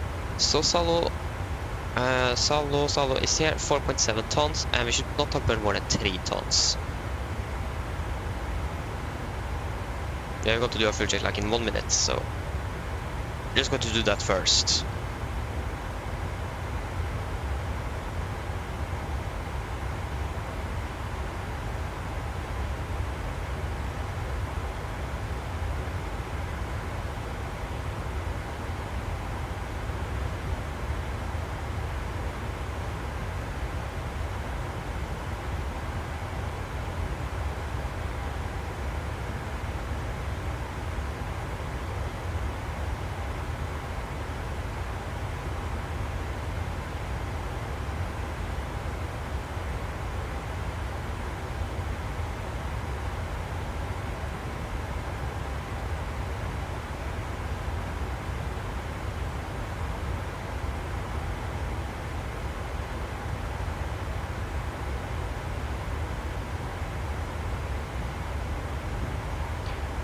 Okay, should have more than 4.7, we have 4.9.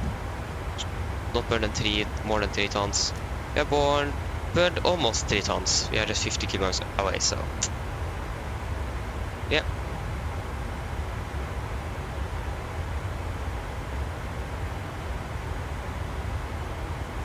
So yeah.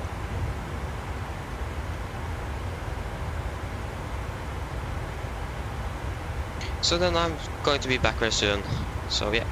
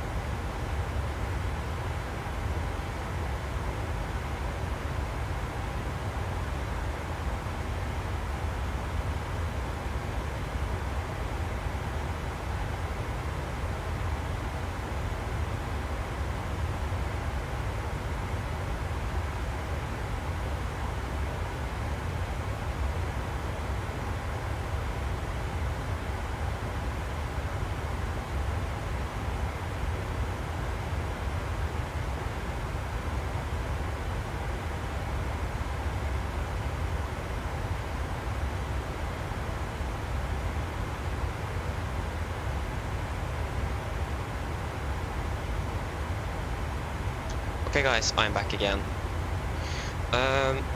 So yes, doing good. Just probably soon going to prepare for our arrival into Prague. Should be nice. Prague is a really nice city. I haven't been there in real life, but I've heard it is a really beautiful place.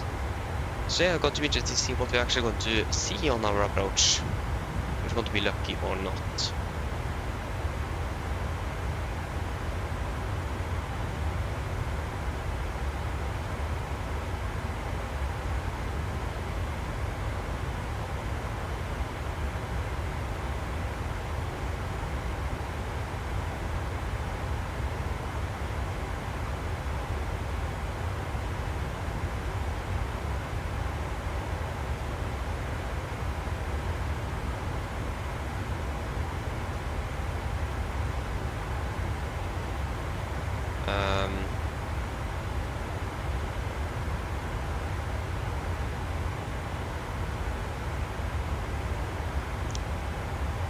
Stop us already 100 miles. Okay, then we actually need to begin to prepare. Okay, I thought it was a little bit longer.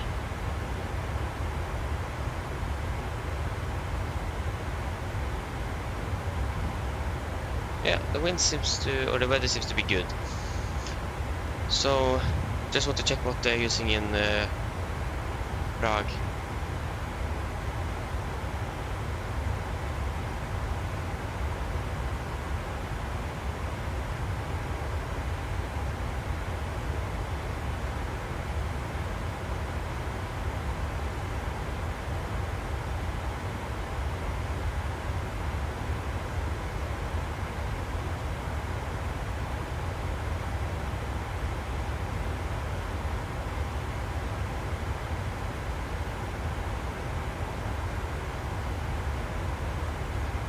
Okay, they're coming in from the east. That should be 2-4. Yes, so we could expect 2-4 for landing. So that is what we're going to plan for, 2-4. So exactly what our flight plan says as well, so that's nice. Okay, where are we now? Okay, we are flying over... so again, I'm not going to try to pronounce that name. Approach. ILS 2-4, this is what we need to look into. Remove that one. So yeah, 240 degrees. 240, that's the fastest way. 240 and 240. Looks nice. Beautiful view. This is like the good thing with flying down to Central Europe, or yes, not up in Norway but now, but down in Central Europe when you get the sunsets. That's nice. You need to depart a bit early though. That's like the thing. You need to wake up a little bit earlier. Like the views are just so good, so it is worth it. Even in the flight simulator is so nice. So yeah. Minimums are going to be 1,358. 1,358. Bound 358. 358. It's going to be a normal 3 degree.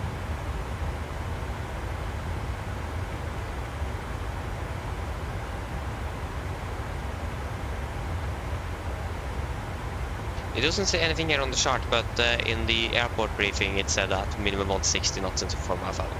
So probably actually the same as in Oslo. So that's nice. Landing en route, we're going to land 2-4, runways dry. We're going to double check the weather. That's going to be variable when we need to import. I hate that I can't write letters in here, that's so strange. Video 0, that's going to be... That's actually going to be 8 tons. Or 800 kilograms, so that's going to be 58,900. For the double check. Yeah. That's going to be VDF 141, perhaps 30, 142 is okay. Also to check the gate for landing. Or for where we want to park, obviously. Alas, hello, good morning to you as well. Hope you're doing well. So yeah, 5:03, I think it is going to be our flight call sign back. From Prague to Oslo? Don't know. Nice. Prague airport.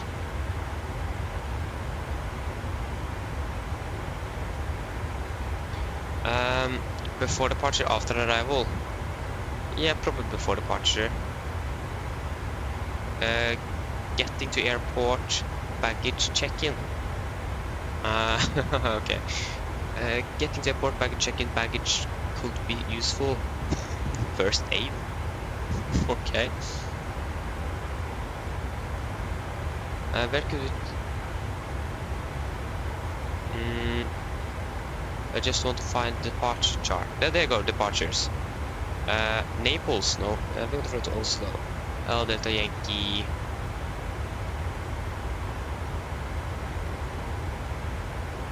Uh, 15, that's not the one. 1503.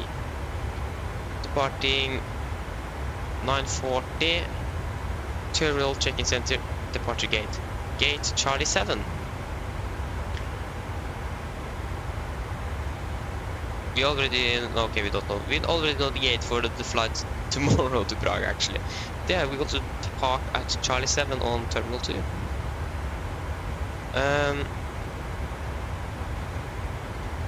So yeah, Charlie 2. What is the airport layout on the gate side or the parking stands? Airport parking stands, are they with no, here we have Pier Charlie and Terminal 2. So probably that's going to be one of these gates here. So what gate? Charlie 7. Maps. Charlie 7.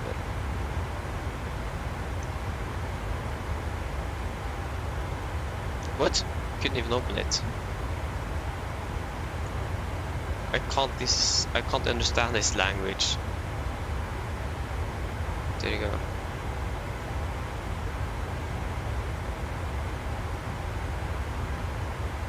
There you go. Charlie 7, there you go. So Charlie 7. I think that's going to be stand 23.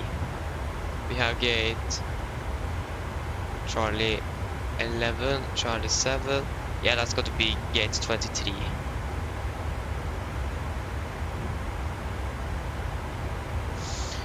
So yes, then we can do our approach briefing then.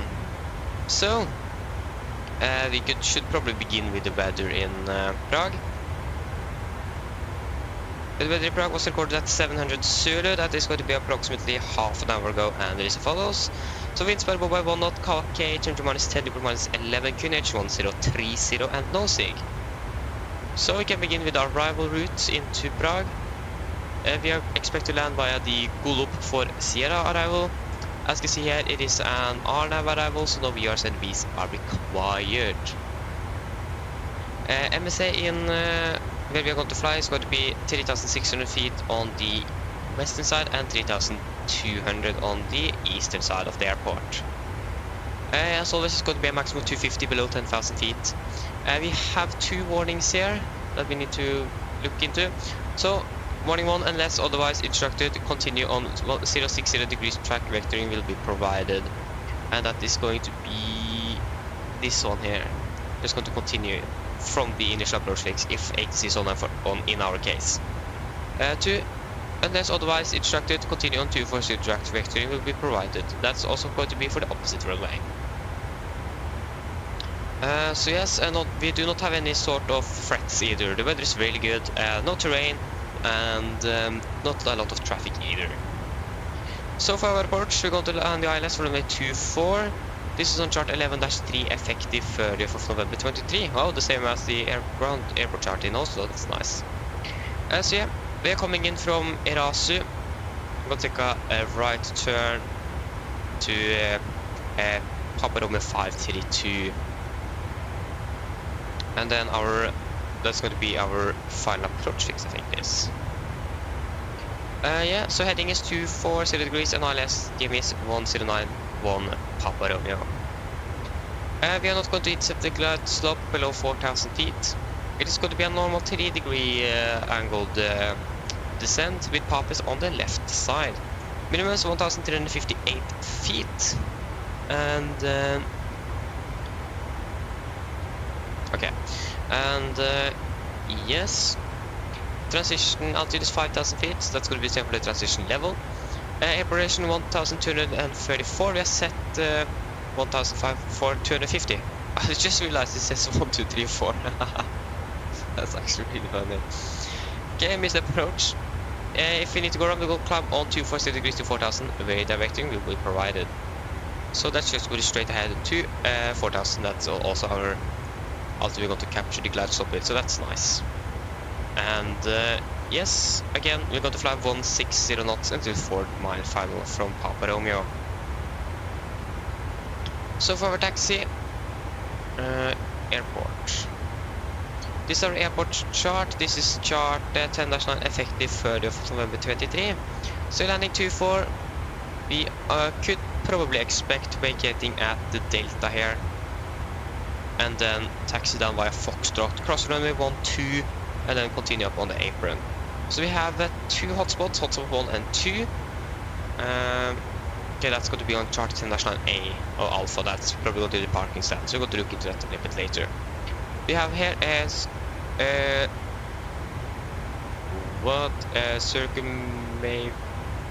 circumnavigation of other aircraft within the holding area is the responsibility of the pilot in command, as wingtip clearance is not assured. And at waypoint 1, maximum wingspan is 36 meters, turn only. But where is that point? There we go. We are not going to taxi there, so that's not going to be a problem. And yes, otherwise there is no other taxi restrictions and not one of them either for Prague today. So our parking stand chart. This is chart at 10-9 Bravo actually. Okay, so we need to get Alpha a little bit later. So yeah, we are coming in from Foxtrot there. I'm going to taxi straight into stand 2-3. And we have some maximum wingspans of 65, 52, 36, 36. And we are within all of those limits. And at 8 maximum 15. So here. And again 3 here, maximum 36 meters. And so on. So we are not going to taxi faster than 15 knots. And towing of aircraft along taxiway Alpha 1 for stand 1, maximum speed 65. Yes, that seems to be good, and we're going to get the other airport chart. 10-9 Alpha. Yeah, that's the takeoff minutes, okay. So hotspot 1 and 2. Hotspot 1 was over both runways. Runway 0624 in use. Possible misidentification Delta and taxiway Lima. After landing on runway 624, do not vacate via runway 12 unless explicitly instructed by ATC to do so. Taxiway is Delta and Foxtrot cross the active runway 1230. The stop bar on taxiways Delta and Foxtrot are controlled automatically. Pilots must expect a short delay between the clearance to cross the active runway and the consequent stop bar switch off. Again, we're going to land runway 24, so 06 at Delta. We're going to use approximately 2,266 meters. So that's basically it, guys. Are there any questions?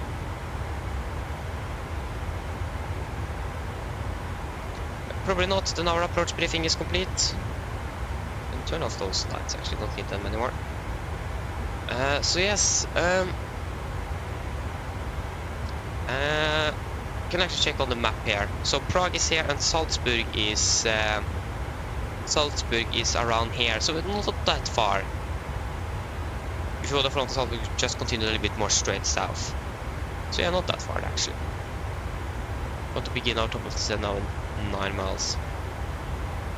Can begin out to 25,000 feet then. Can actually just take 240 now. So what do you expect on the runway distance? That is auto brake 3 if you're just using reverse thrust. Auto brake 1. Yeah, we can use all operational. All operational. Yeah, that's going to be correct. So yes.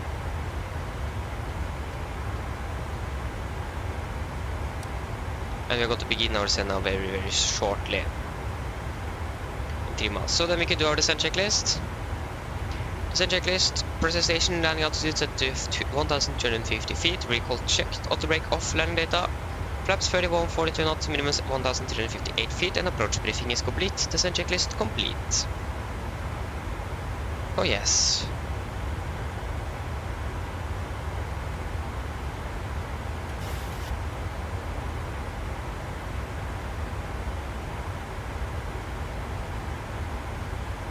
There you go, and we are now beginning our descent. So we do expect, if we take a direct to Erasu after which waypoint is that going to be then? We check on the star here. So star, Rio pinned star. That's going to be Papa Romeo 516. After you there. Then we're going to land at 04. We can round it up to 05, so that's going to be, oh, 737. Nice. So if you're landing then 05 and the clock is now 40, that's going to be 25 minutes to landing. We can say 30. Mine damer og herrer, en liten oppdatering her frem fra cockpiten. Som du nå kanskje har lagt merke til, så nå befinner vi oss ned til Prague, og vi har fått til å lande om rundt 30 minutter. Vær i Prague, det ser da veldig bra ut. Vi har akkurat nå litt grann vind fra sør-øst, noe skyer og minus 11 grader. Vi har blått hatt en veldig fin flytur med Norwegian, og vi håper vi ser igjen for oss neste flytur. Ladies and gentlemen, this is a quick update from flight tech. As you may have noticed, we now begun our descent down to Prague, and we are expected to land in approximately 30 minutes. The weather in Prague is very good. We have a little bit wind from the southeast, so maybe a few clouds, and minus 11 degrees. So we hope that you enjoyed this flight with Norwegian today, and we hope to see you again on a future flight. Thank you. Nice. So we're now on our way down. So we're going to do that PA here. Descent started approximately 30 minutes. Please remain seated. There you go. Always forget to tell the camera crew approximately when we're going to descend, but I never have the time for it. So I do have the time for it, but again I forget. So yes, ILS-24. Do we have any to see down in Prague? Because if you're going to take that direct, that's going to be, then we need to lose some altitude. So that's going to be a little hard. Then we're going to be a little bit high. Because here out Papa Romeo 516170, and we should have 6,200, so that's approximately 5,000 feet we need to lose. Is there any restrictions on the star? I don't think so. No, I don't see any altitude restrictions.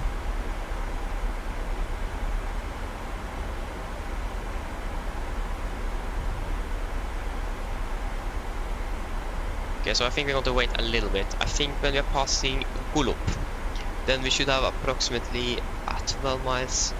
The waypoint before Gulup, which one is that?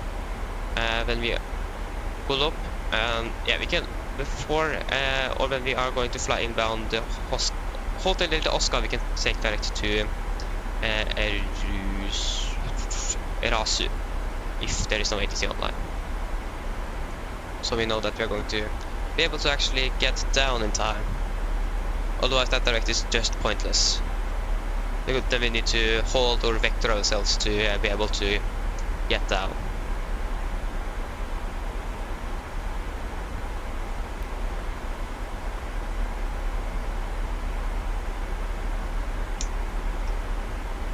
Just wondering, what is the volume on my PC here? Okay. Okay, it is full.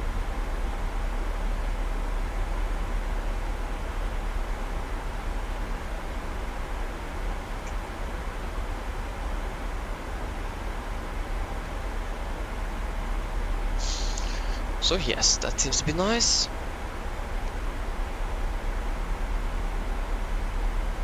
Again, the weather is beautiful. The winds are pretty light, just 2 knots or something from the southeast, so a little bit of crosswind. But otherwise the weather is very good.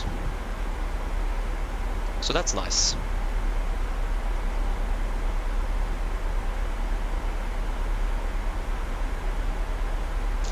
It's much better than in Oslo. But in Oslo is so bad. Departure. Check the weather in Oslo, yeah. It is variable by 1. The winds are great, but visibility 3,500 meters. Light freezing drizzles, mist. Few had 200 feet, Orcas at 700. Temperature minus 10, dew minus 12, Kuners 1006, temporary 1,030 feet, light snow, mist. So yeah, the weather again is not good at all in Oslo. It is actually really bad. So, or it is good enough for a manual landing at least, but still, there is snow, low visibility, freezing drizzles as well. So icy conditions, very icy conditions. So not quite ideal. I wonder how that weather is going to be tomorrow. Okay, we'll pass 5 to 300. Can actually check on the TAF. What you should expect tomorrow. Here we have the TAF. So again, between and 600, that is already passed. Between 6 and 17 today, we could expect 1,200 meters in visibility, snow and broken at 300 feet. That's not good. And coming between 12 and 14, that's after we have landed. So it doesn't say anything. This doesn't say anything about tomorrow yet. But could probability 40% from 17 to 24. That's going to be 4,000 visibility and freezing rain, and can also be coming 21 to 23 UTC today, 1,200, and snow rain as well. The weather could be good between 12 and 14 at 180 at 10, but I don't think that's going to happen. I think it's still going to be pretty cloudy and snowy. Because it is basically snow and low visibility and broken at 300 feet all the way here. So again, the weather is not very good. But yeah, here in Prague it seems to be good. Between now and tomorrow, it's going to be average 230 at 10 and cavalcade conditions. So again, really good. So I'm not concerned about the landing in Cairo or Prague. So Buster, sorry, Busir. Bonds was a T, it is an I. So if we are descending approximately 1,400 feet per minute, and if we go to descend PR 531, which waypoint is that? I think that's one of those here. Then we need approximately 2,000 feet per minute to get down.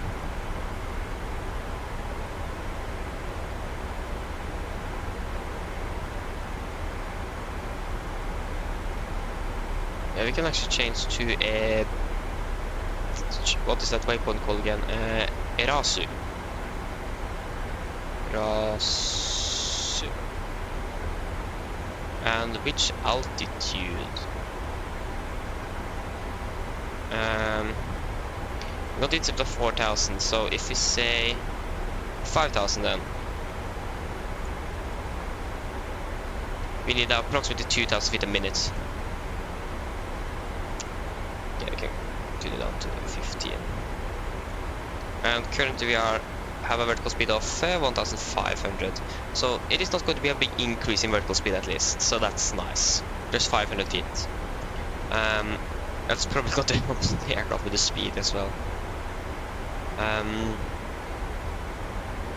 What is the distance between?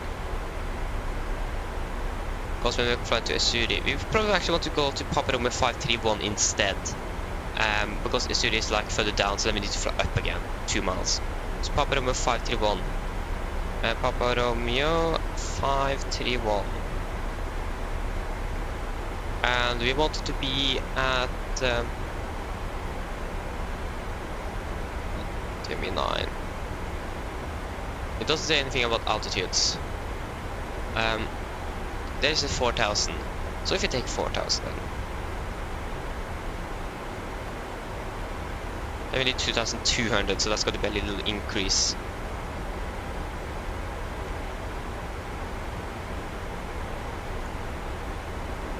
We need to wait a little bit longer just in case ATC comes online. We have a little bit ATC online here. That is going to be... Okay, that's just Munich Tower and Ground, so nothing is going to affect us. Oh, that's nice.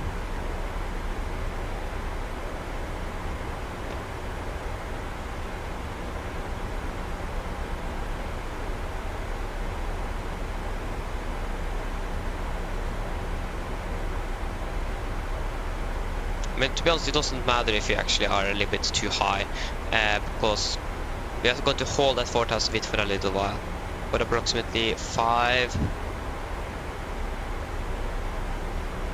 6, 7, for approximately 10 miles, yeah. So that's another extra 10 miles we have to descend. So not very concerned, to be honest. But we also need to slow down, though. That's the catch. We need to slow down here as well. Should be at flaps 5 before 10 miles final. So then we need to be approximately between 220 and 200 knots. So that's also something we need to think about. Again, I'm going to turn on the seatbelt at bypass. Okay. I'm going to turn the seatbelt at 50, so in 2 minutes.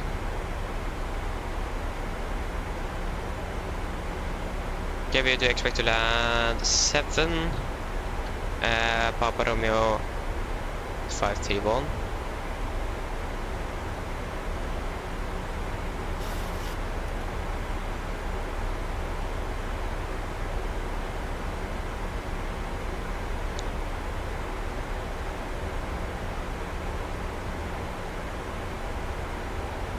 Okay, I can look into the flight plan and see how that's going to look if take that direct there. So if you get to Papa Romeo 531, that's this waypoint, and it's behind 516.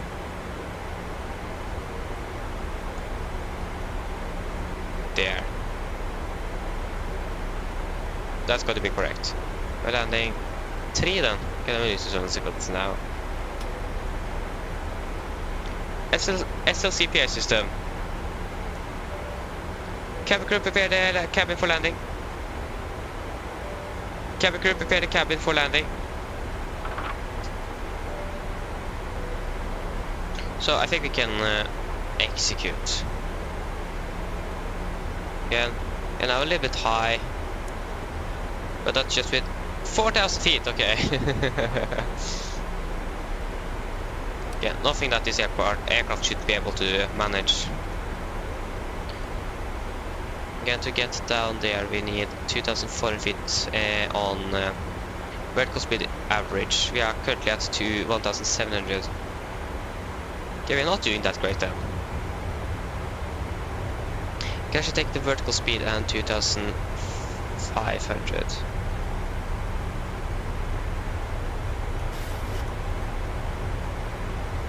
Okay, can descend down to 10,000 feet.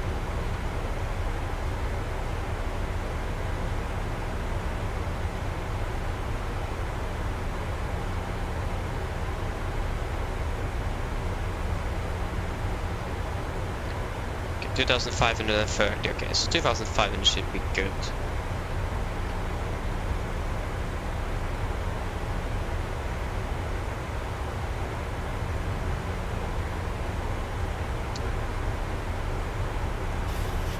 On the downside is that we're going to accelerate a little bit, but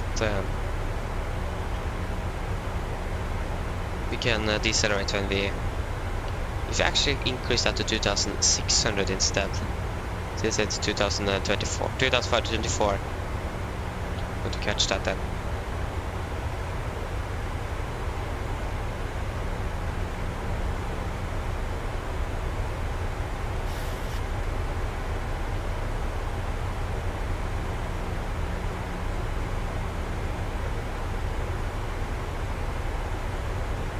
We are on Unicorn. Yeah, just no one is using it. Makes sense. There's not a lot of traffic, so that is basically not something you definitely need to do.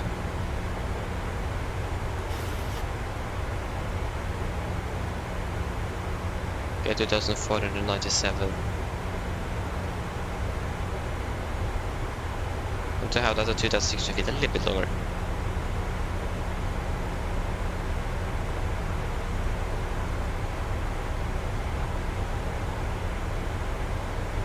I've got to just fly outside of the main city. The main city is like south of our path here. Yeah, I can take 2500 now.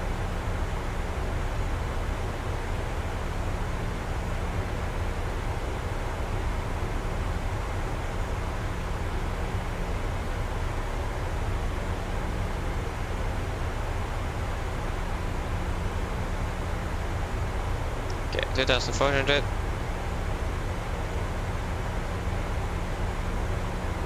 But we can begin to decelerate a little bit now.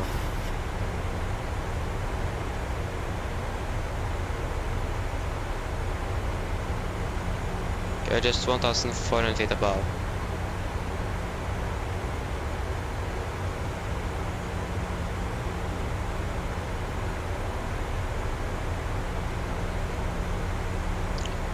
Continue down to 6,000 feet first. Oh, we have a high pressure. 2,600 again. We have a higher pressure, that's correct. Forgot that. That means we are going to be a little bit higher on profile. Hello. Hi, Captain. We're ready for landing. The cabin is secured. Thank you. No worries. If you let me know when you're ready to land, I'll make sure I get seated along with the rest of the crew. Yes, I'll call. I'll call.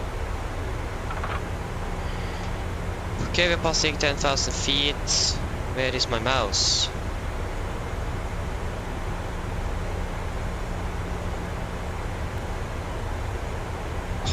Oh, I was so scared.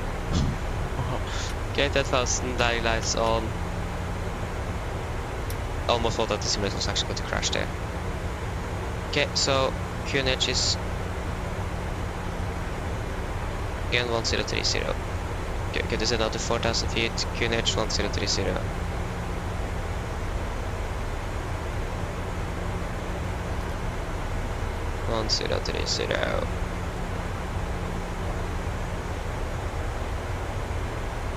We're actually catching up with that Vina path now. So Vina.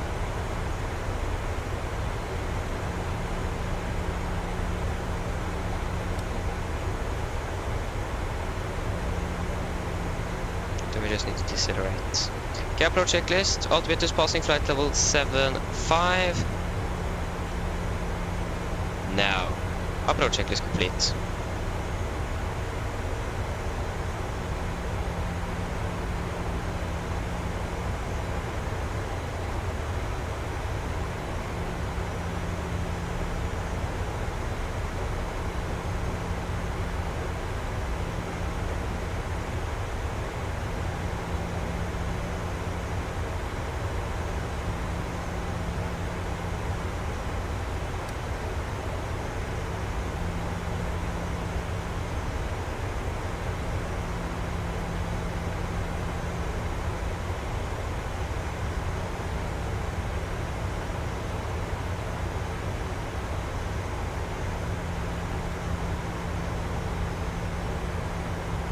Okay, there you go, catching up to speed again.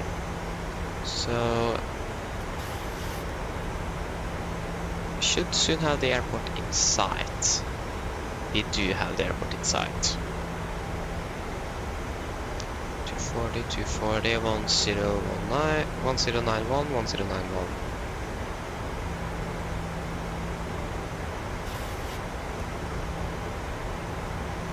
.220, and we can actually speed to 20, speed to 20. We can hold it there.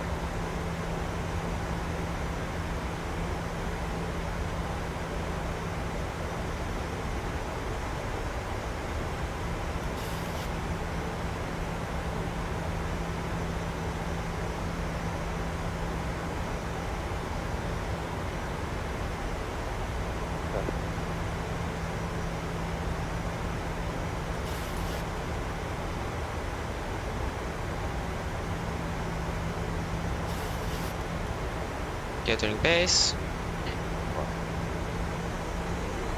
240. I don't know what this guy is saying on Unigo.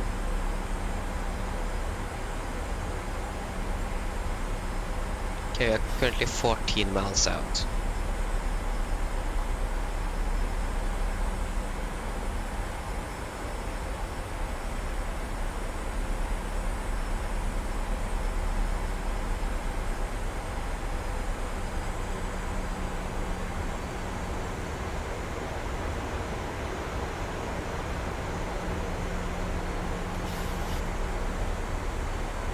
Okay, speed 200.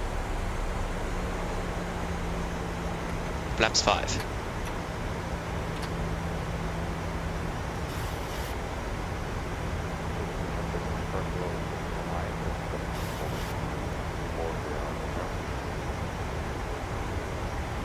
What is the airport of called? You can just say Prague. Let's get easy. Okay, currently 13 miles out.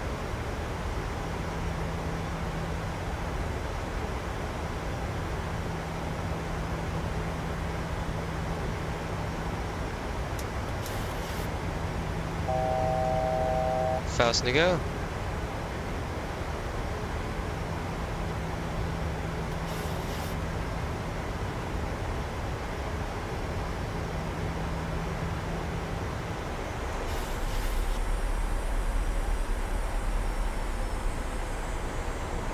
Approach. Warlock.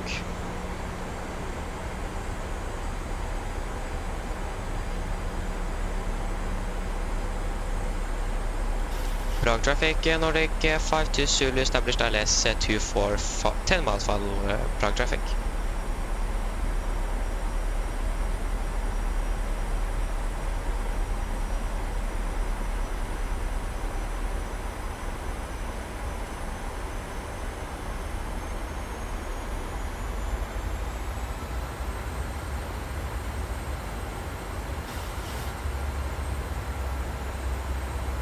Glass captured.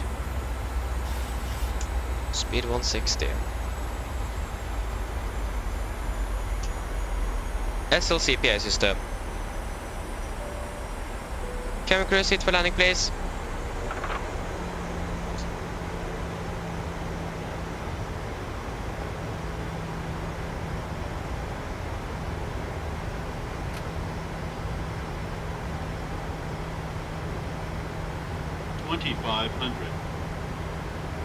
Get out.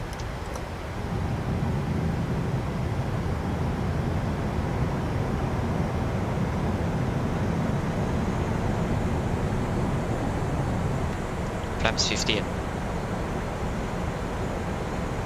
Landing checklist to flaps. Chemical, given, engine start switches, continuous, speed brake, armed, landing it down, flaps holding 15.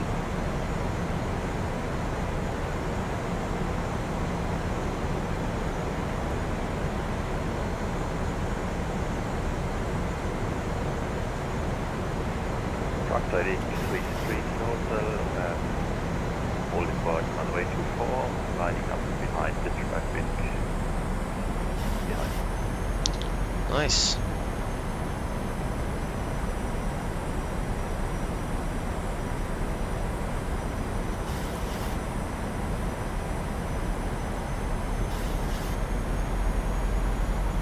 Counting our 4 miles out. Flaps 30. Complete landing checklist. Flaps, 30 plaid. 30. Green light. Landing checklist complete. Disconnecting autopilot.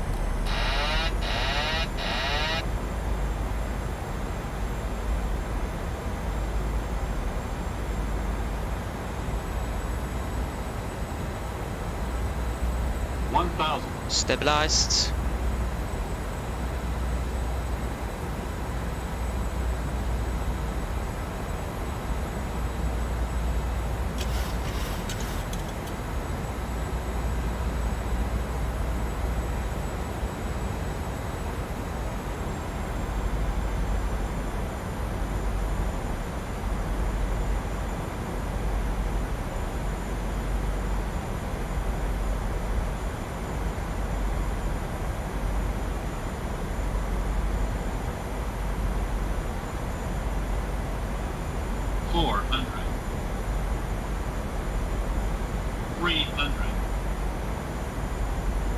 Approaching minimums. 200. Minimums. Continue. 100. 50, 40, 30, 20, 10.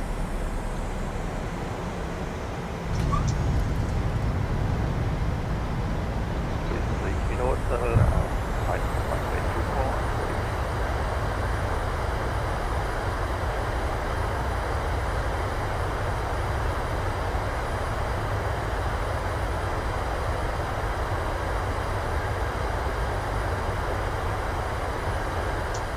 Okay, there you go. Hey guys, welcome to Prague. Flight time 1 hour 37 minutes. Is this the runway? Yes, it is. Then we need to continue. Now we can actually take a left turn here. There's a taxiway there. So, left here. That's probably our taxiway that we planned for Delta. Yes. And again, something is wrong with the altimeters. It is that we are way too low. Is it something wrong with this airport? No. Yeah, probably. Prague traffic, please, you know what, taking off runway 24. Yeah. Prague traffic, Nordic, 5 to Zulu, runway vacated. Okay, so landing lights off, taxi light on.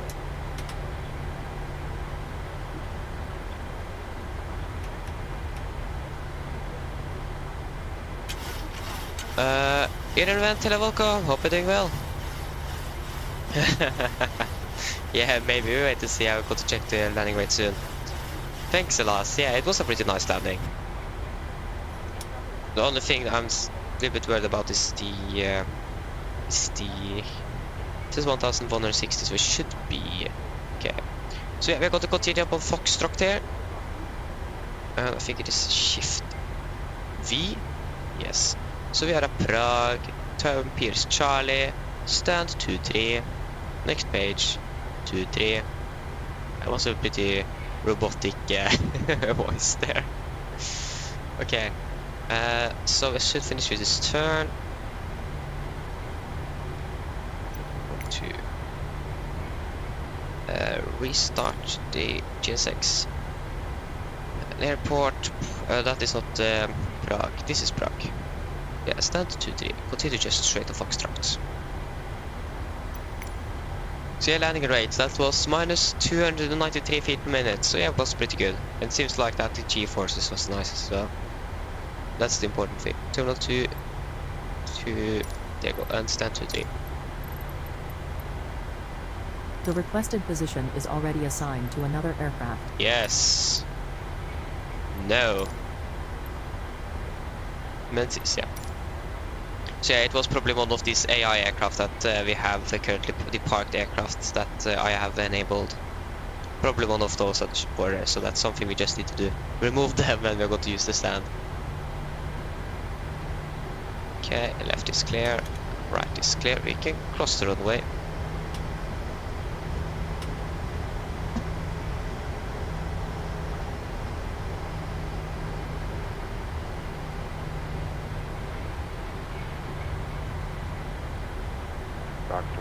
travel for Mike, lining up runway 24 and 21. Okay, so stand to 2-3. So that's probably going to be...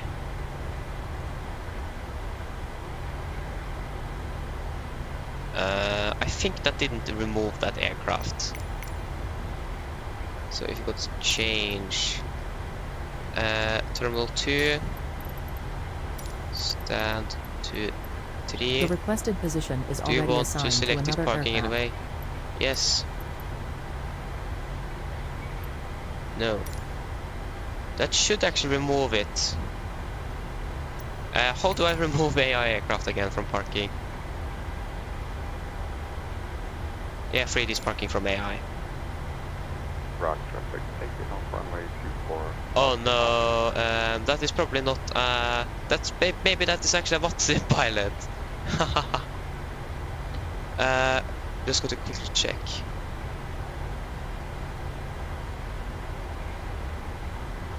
No, it shouldn't.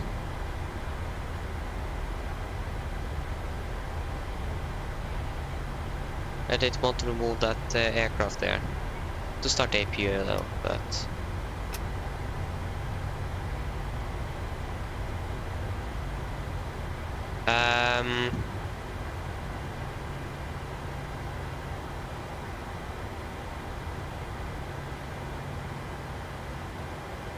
This should be 2-3, but still you want to remove that Brussels Airlines.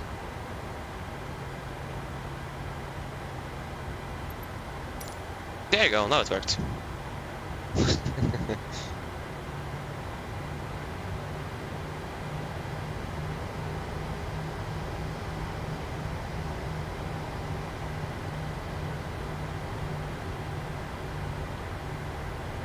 Okay, stand 2-3.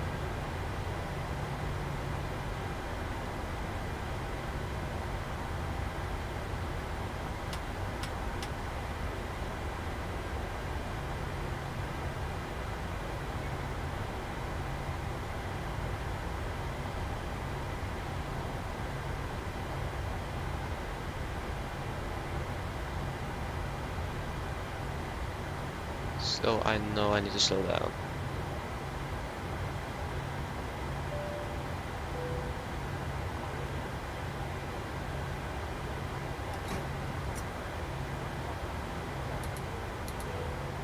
Two blue, one red, engines dead.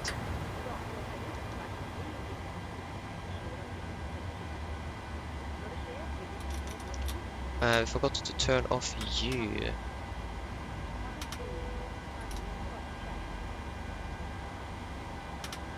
We should go back to steady. Okay, they are now soon passing 20. Just any moment. There you go, 20, and crash light off. And we can request deboarding. The boarding requested. We want some chocks. External power.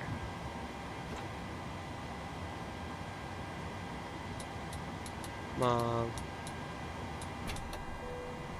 Turn off that APU. Be on standby. Okay, shut on checklist. Yeah, fuel pumps off, except one, probe heat off, vertical set, flaps up, no light, parker brake set, engine start levers cut off, weather it off, and technical complete. Shut on checklist complete. SLCPI system. Oh, that did not work. We have got contact with ground. Passengers deboarding starting. Cabin crew, the aircraft is secure and jetways connecting. You're clear to start deboarding.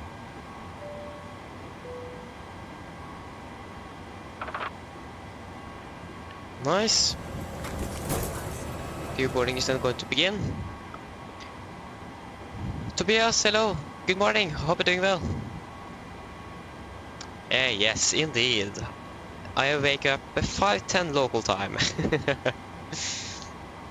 Yeah, one of my younger brothers got to have a birthday party with my family here after today. So I need to take the shower before I began, so I need to wake up 20 minutes earlier just to do that. So yeah. Yeah. It is still nice though. Do enjoy to. I do normally like to wake up earlier to fly. Yeah. So we need to make our flight plan for our flight back to Oslo. Back to snowy Norway. So yes, we're going to be Delta Yankee 1503. 1503, departing out of Lima Kilo Papa Romeo. That is not a P, that's a O. Papa. To Gardermoen, Echo November Golf Mike. Call sign. Delta Yankee 1503. It's going to be Nordic 53 Yankee. Nordic 53 Yankee. Echo November. Hello. Hello. Hello, Captain. All passengers have left the aircraft. Oh, that was fast. Brilliant landing, by the way. We barely felt anything. Thank you. Just give me a buzz if you need anything. Of course. Oh, dude, those passengers were fast. What? How did they manage to get out of the aircraft so fast? I think it was something wrong with self-loading cargo, but okay. Yes, so the alternate airport, that's going to be Værnes. Weather is good there. So yeah, I think we're just going to leave it as it is. Yes, block time, we're going to depart 6:40, landing 10:40, so that's going to be exactly 2 hours. Not 2:15 to 00, 2 hours. Yes, and we are departing again 8:40, not 45:40. Apply, generate. Okay, how long is it going to take for ground to be finished with the deboarding? Hopefully they should be finished soon. The sooner, the better. So we can get fuel on board this aircraft. We have approximately 25 minutes, so this is going to be a little bit rushed and quick. 53 Yankee.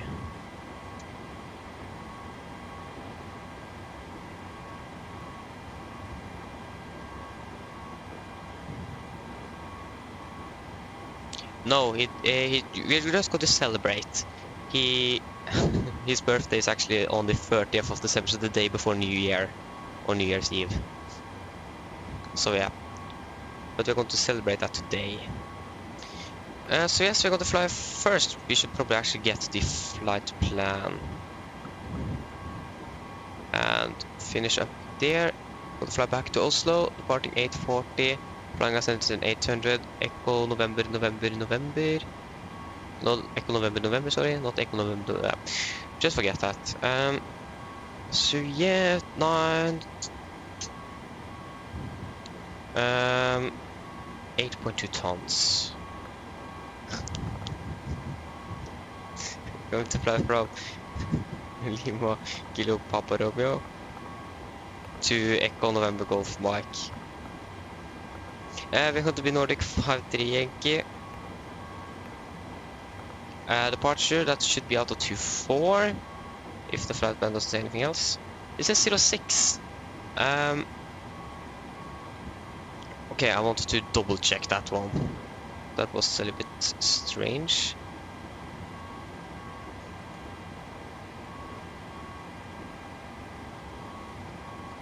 Maybe, but we haven't had time before this, or before today though, so yeah. One year we actually celebrated his birthday with mine, and my birthday is in March. And also one year I celebrated 2 months after, so yeah, it can be a little bit late sometimes, but that's just how it is.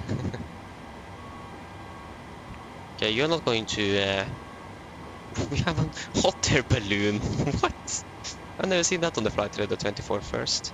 Or before. Are you flying from Prague? Yes. And you departed? 2-4. So I think we're just going to depart 2-4. So yes, departure 2-4, and that's going to be via the Venox for Mike or 5 Alpha.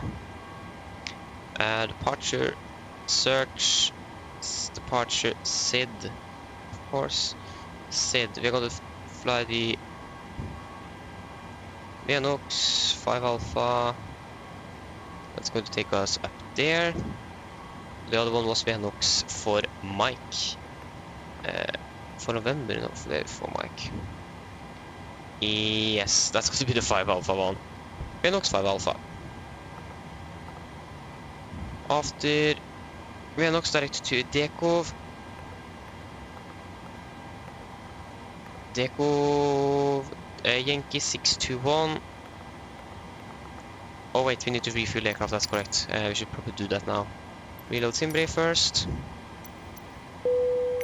Turn off auto assistance mode, so we need to do everything manually now. Is on its way. So I need to remember to get that fuel truck here. Please don't load aircraft until the So fuel truck arrives and ask to do 621 it. to Oslo, Mike 748.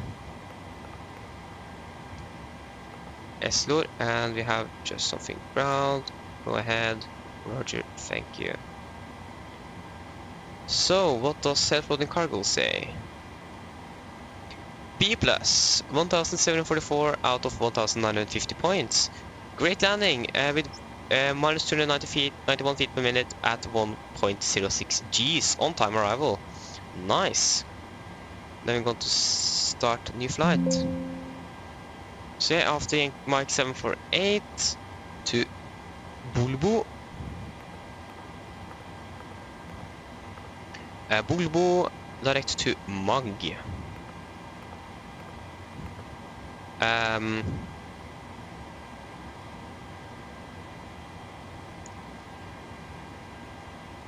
think that's going to be this one. I'm just going to check that later on. After Mike 736 to Sogma. Direct to Nedik. Nedik direct to Sabak. Sabak. You and Lima 997 to Lunip.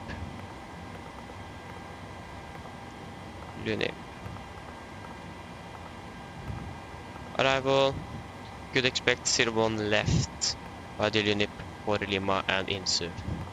Activate. What?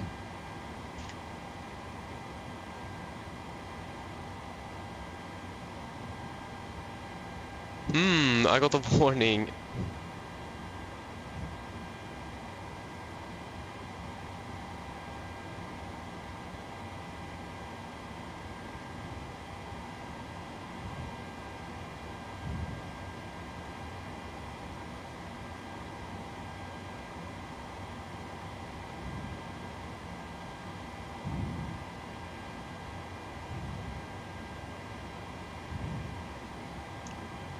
Okay, that was strange.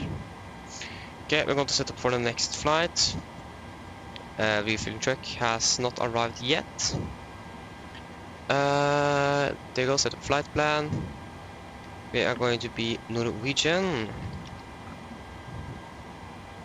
360, is that correct? That is correct.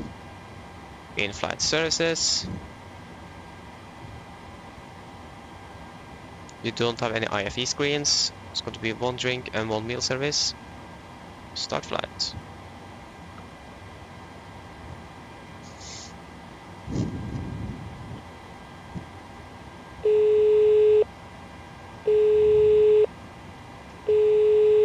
Hello. Oh, why did it go ground suddenly? Come on here. Hello. Hi, Captain. How are you? I'm feeling fine, thank you. Great. We're getting ready for takeoff. If you need anything else, just give me a call and I'll answer as quickly as I can. We're a little busy right now, though. Okay, thank you. Thank you. No problem. Hello. Hi, Captain. The terminal staff are ready to send the passengers down. Can we start boarding? Yes, you can start boarding. No worries. I'll get the rest of the crew organized and we'll make a start in a couple of minutes once the passengers start arriving from the terminal. Okay, great. Got to actually open the cockpit door. That was already open. Okay, we can start boarding All then. stations, prepare to start boarding. Boarding requested. That fuel truck is now arriving. Okay, Passengers in the boarding ref starting. context, that's going to be 9. Final reserves for our flight, that's going to be almost at 8.2 tons. 2.9. 2.9. 5,000 feet for the transition altitude. We're going to cruise at 360, winds 257.47. 257, 47. Average ISA is going to be -7, -56. That is Fuel going truck is to in position. be minus Please don't load aircraft until the fuel truck minus arrives 63. and Is that ask to going to do be? it. Descent 250 below 10,000. Forecast flight level 310. 200. 100. QNH in Oslo. That's going to be 1005. So there we have a lower pressure. 1005. Okay, we're going to look at the engine outside. Yeah.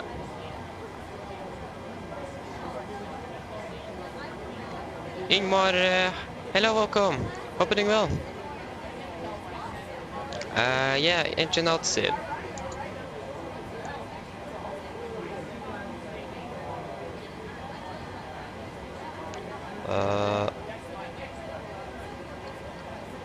Okay. Runway 24. That's going to be maintained 241 degrees to 24 mark miles and hold 241 inbound right turns. Then at or above MFR accelerate and retract flaps on schedule. That's just going to be basically straight ahead. So from Lima Kilo Papa Romeo, that's going to be 25. That's going to be Lima Kilo Papa Romeo 24125.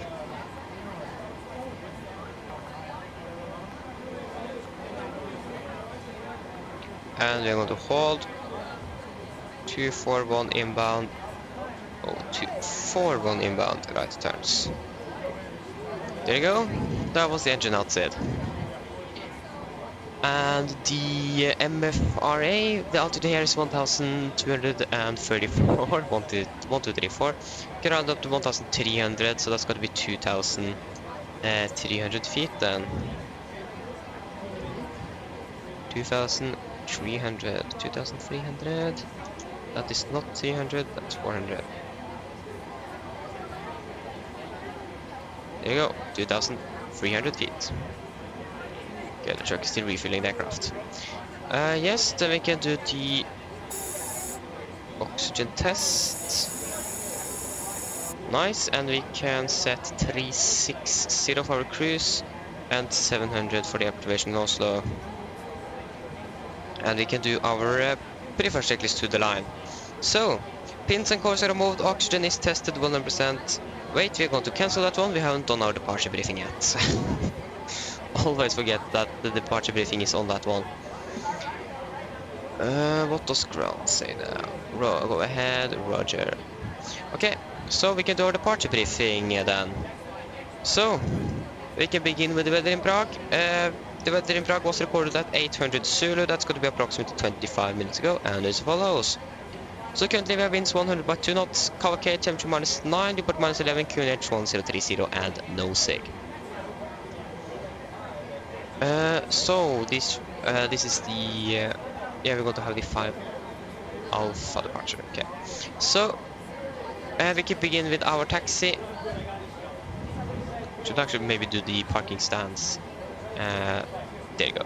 So this is our parking stand chart. This is chart 10-9 Bravo. So we are parked here at stand 2-3. We could probably expect a straight push or one facing to the northwest. Then we continue down via Hotel 1, and I think they might want us around. I'm not sure, but what we could do taxi down Hotel 1 and down Hotel, and then up via Alpha up to runway 24. So we have some numbers here. So 8, that's going to be a maximum of 15 knots.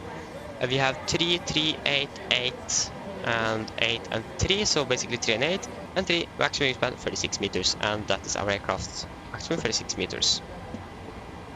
So I think we can just taxi over Hotel 1 and Hotel up and Alpha.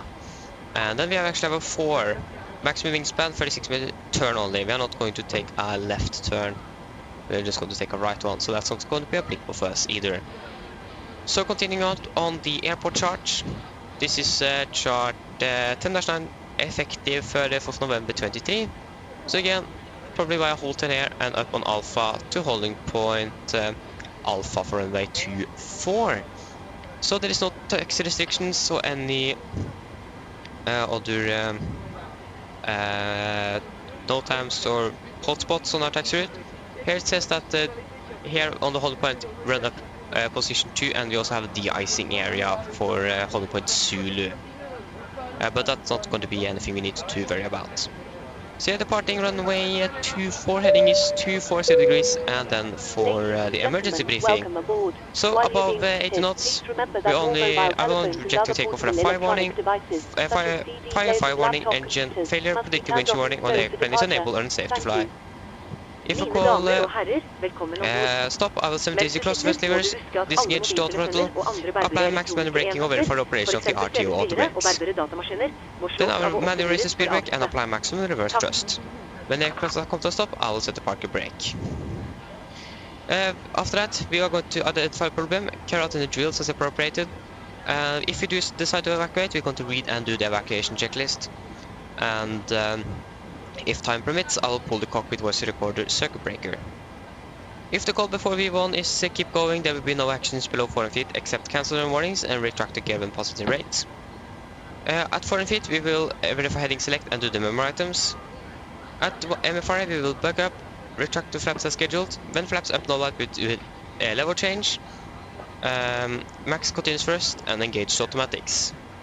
Then we will do the normal checklist, and then we're going to make up a plan. Per engine outside, that's just going to be straight ahead out of the runway 25 miles and then hold. So that's already programmed in FNC, so just execute that if necessary. So for our SID, we are going to fly the SID. Don't need you.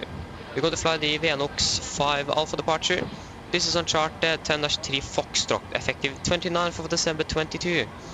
So the VNOX 5 Alpha departure, that's going to be this one. It is an Arland departure, so no VRs and Vs are required. Oh, that's the VNOX 4 mic. Okay, so we could actually take the 4 mic one. That's going to give us a basically a right turn. 10% up to 3,500 to overfly Prague. Yeah, do you know what? You can actually take 4 mic instead. That's really going to be a little bit faster. So runway 25 by the VNOX 4 mic. So yeah, we're going to now depart the VNOX 4 mic departure. As you can see, it is an Arland departure, so no VRs and Bs are required. We're going to do almost immediately a left turn, and we need to be at above 1,007 feet, and then we're going to execute the right turn. Sorry, not a left, but a right turn.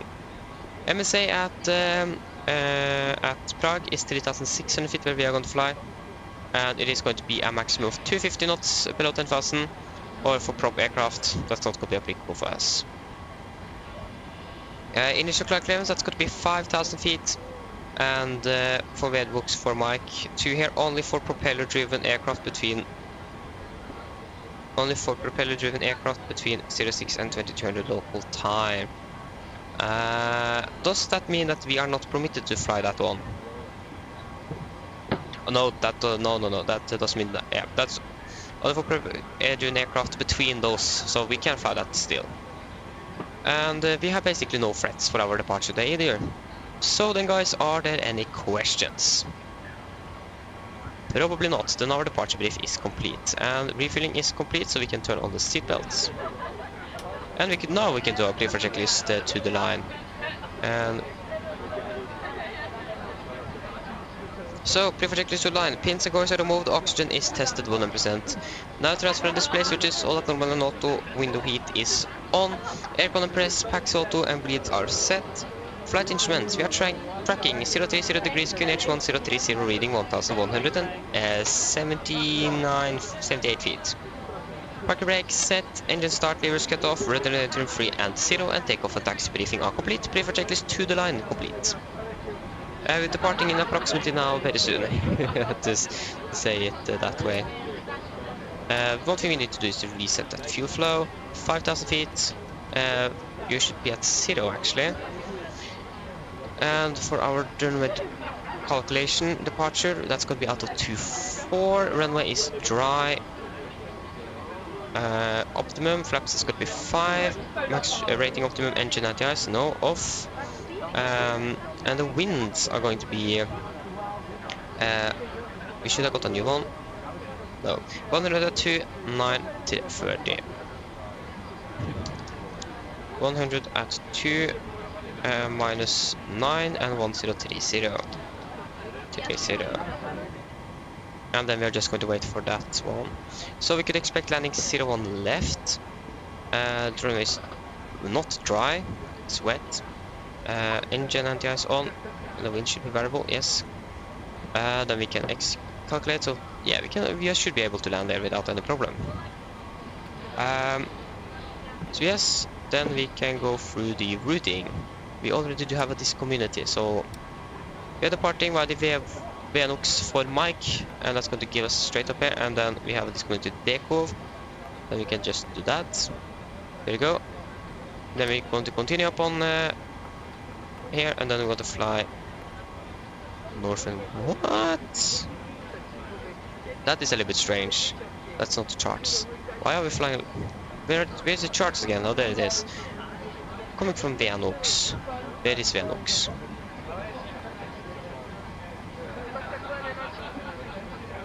So yeah, Venux is here. Right? What is that? Okay, we're going to then fly for some reason westbound, and then we're going to turn north and then fly into Oslo. Okay, that is interesting. And then Dilunip 3 for Lima for probably ILS 01 left, maybe 01 right, we don't know yet. And missed approach, and also the engine outside is there. There you go. And we can get some winds.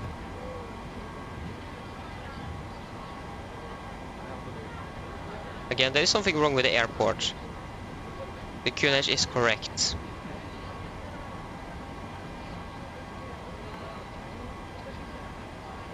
Like the simulator is correct. I'm clicking the B button, that's going to reset the QNH to the current one on the ground. And it is correct. Yeah, the send page. We go to load. I'm going to do a PA as well. Flight time 1 hour and 50 minutes. Okay.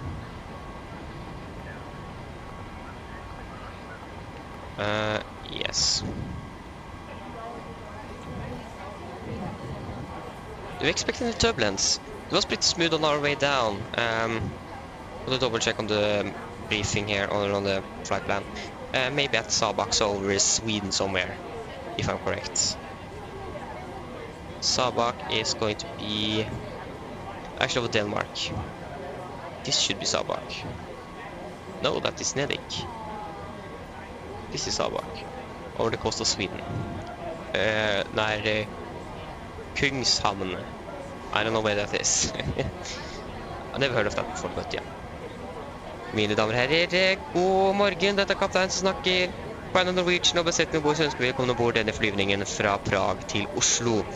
Flyttet til Oslo i dag er forventet til å bli rundt 1 time og 50 minutter. Vi begynner stå snart å bli klar for avgang, så setter dere ned, ta på sikkerhetsbeltet, og for disse eksekute andres vær så snill følge med den veldig viktige demonstrasjonen som da kommer fra Komikru nå veldig snart. Vi skal krysse på rundt 36 000 volt i dag. Vi kan kanskje forvente litt turbulens over Sverige, men ellers skal det gå ganske bra, men vi anbefaler å ta på sikkerhetsbeltet på en med turen, bare som det tilfelle kommer til noe uforventet turbulens. Vær i Oslo, det får være ærlig, det ser ikke bra ut i det hele tatt. Vi har litt grann vind, variert vind. Vi har ganske mye lavere sikt enn vanlig, bare på 2000 meter. Vi har noe lett frost, regn, og så litt mist og minus 10 grader. Og det er ventet å bli enda verre sikt, også med lett snø i tillegg. Som alltid, vi kommer så veldig tidligere en værrapport før vi begynner nesten går ned til Oslo, så dere holder dere oppdatert med værforholdene der. Ellers sitter dere slapp av, så dere får en veldig fin flytur med Norwegian. Ladies and gentlemen, good morning, this is Captain speaking. Behalf of Norwegian and the crew on board, we will come aboard this flight from Prague to Oslo. Flight to Oslo today is expected to be approximately 1 hour and 50 minutes. We are now very soon ready for departure, so sit down, take on the seatbelts, and for your own safety and others, please hold your airport safety demonstration as confirmed cabin crew now pretty soon. The weather for today should be good. We are going to cruise at approximately 36,000 feet today. We could maybe expect some turbulence over Sweden, but otherwise it should be smooth. But this will recommend to have the seatbelts on for the entire flight, just in case you encounter some unexpected turbulence. The weather in Oslo is not quite good. We have a little bit variable winds, some freezing rain, and some mist, and also minus 10 degrees. And the visibility is also going to be expected to be even lower with light snow later today as well. But we're going to give you a weather report before landing, and we're going to hold you updated on the weather condition in Oslo. Otherwise, sit down, relax, and we hope that you enjoy this flight with Norwegian. Hello. Hello. Hi, Captain. Okay, we've received the load sheet from ground. There's the passenger count, the crew count, and the total souls count, plus yourselves, of course. Thank you. Okay, looks like we're all set to go whenever you're ready. Great, I'll make the call to remove the jetway, and you can close the doors. No problem. Nice, so load sheet has arrived. That means we can get the takeoff weight. So we're going to part with 67.8 tons, 19.2% CG. I already thought what I said, 67.8 to 19.2. 67,800 and not 19.2. 19.2. Everything should be good. Can calculate. That's going to give us a takeoff 1 with 32 and 84.9. Takeoff 1, 32 and 89.5. Yes. Takeoff, that's going to be a flaps 5 takeoff with a CG of 5.9. Speeds 41, 42, 48, 41, 42, 48. Or 49 then, to be exact. 49. 49. On with you. On with you. LNAV, VNAV. Fuel pumps and get the AP up and running. And yes, that should be it. I think I'm pretty much ready to go. Yeah, we need to do that PA for the passengers here as well. No departure delay, normal taxi time, departure really good, straight out departure, no any delays, please take your seatbelts, thank you. There you go. So yeah, we should actually depart now. So yeah, we can do our play for checklist below the line.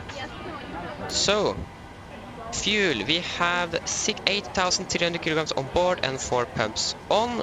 We have, yeah, we can actually turn on the center pumps as well, so all pumps on.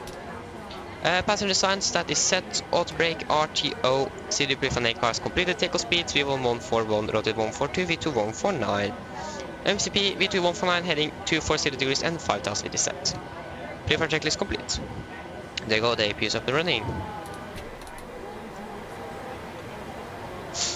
We're going to set the trim at 5.9 units. And let's go to double check if there is any ATC online, and there is nothing. Are there any traffic around here that we need to cautious about so we can't push back? No. The Brussels Airlines switch gate, okay. Then we can pretty much prepare for pushback and departure then. No. Due to icing conditions, please stand by for engine start until push is completed and brakes are set. Turn hydraulics, and we have pressure. Yeah, everything seems to be good, so we are pretty much good to go.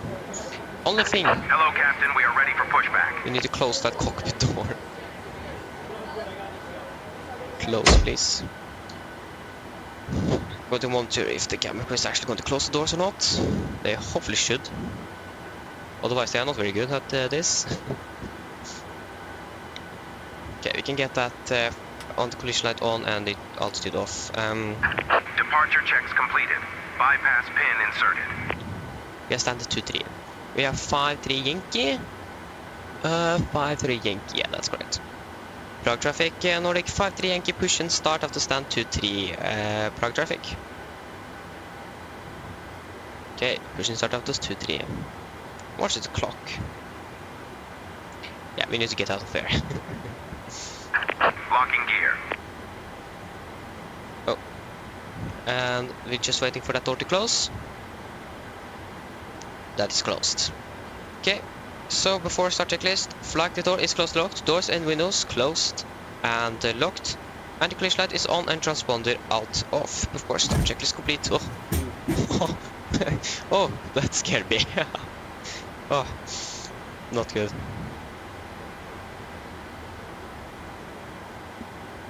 Okay. Oh, we have a lot of different options here. We have default, taxiway, hotel 1, facing north. Yeah, you can use that one. If that's the normal default, we should probably release chocks. Release parking brakes, please. Brakes released. Commencing push. Due to icing conditions, please stand by for engine start until push is completed and brakes are set. Roger. Again, there is no icing. Yeah, it is below minus or below 10 degrees Celsius, but still there is clear skies, no visible precipitation. So there is basically then no icing conditions. Yeah, there's a red line. Let's see there.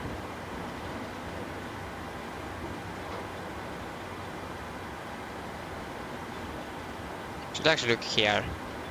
Yeah, we are past that now, so we can start engine number 2 then.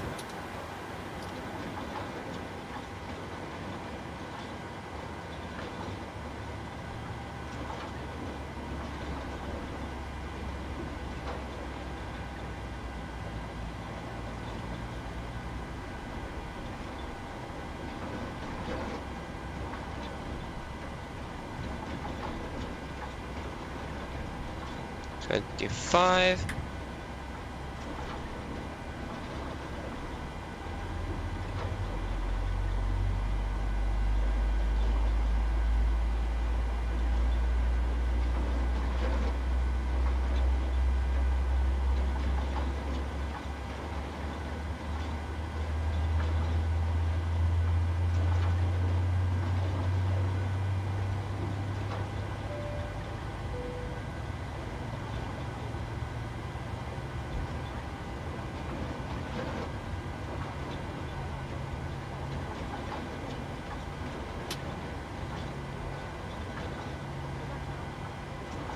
Okay, monitoring number 2, starting number 1.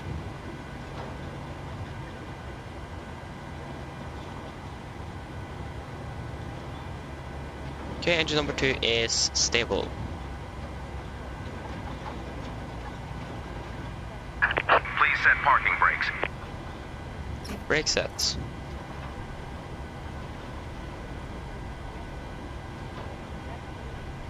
$25.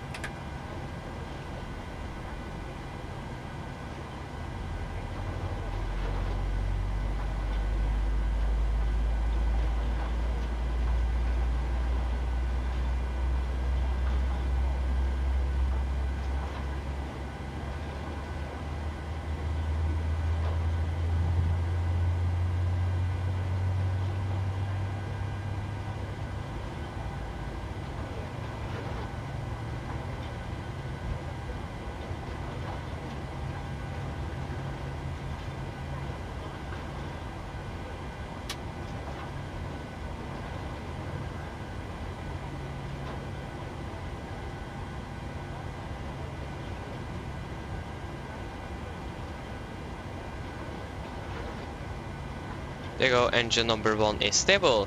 Cockpit ground, we have 2 good engine starts. You can disconnect, hands on the right, have a good day. Bye.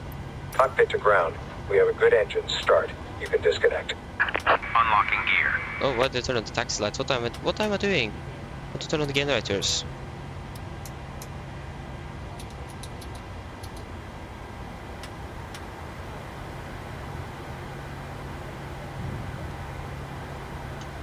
Okay, flaps 5.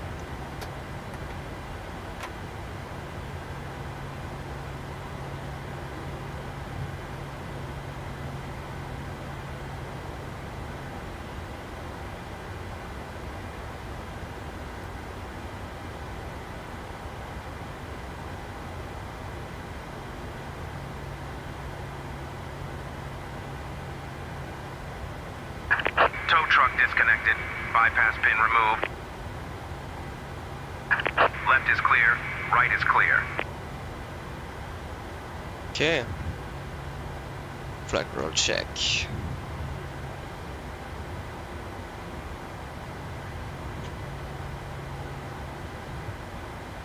Then we're just waiting for that one to arrive.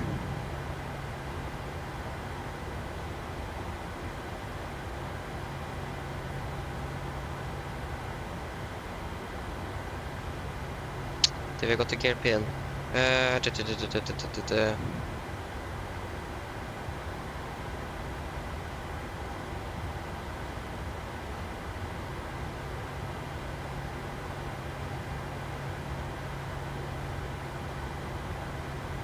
Just need to do something here first.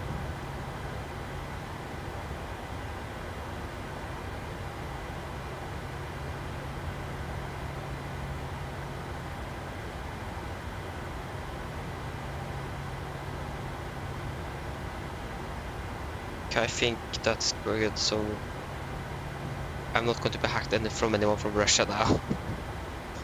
Got a warning on my iPad, someone to log on my Apple ID in Moscow, so you should fix that first.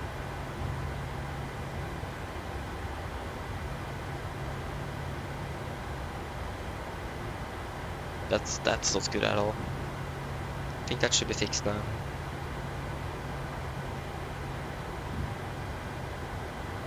I really hope so, but my iPad is basically broken. I'm not sure if it is because it is old or anything like that, but things are pretty slow.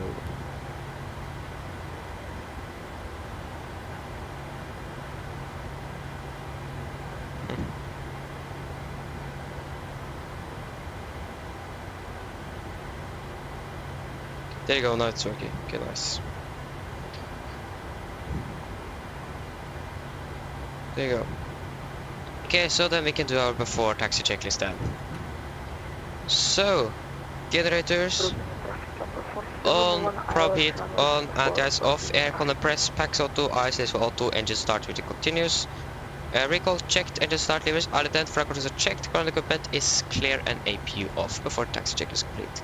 I just saw something went online. Okay, that was the München radar, Kent, so that's not going to be anything for us.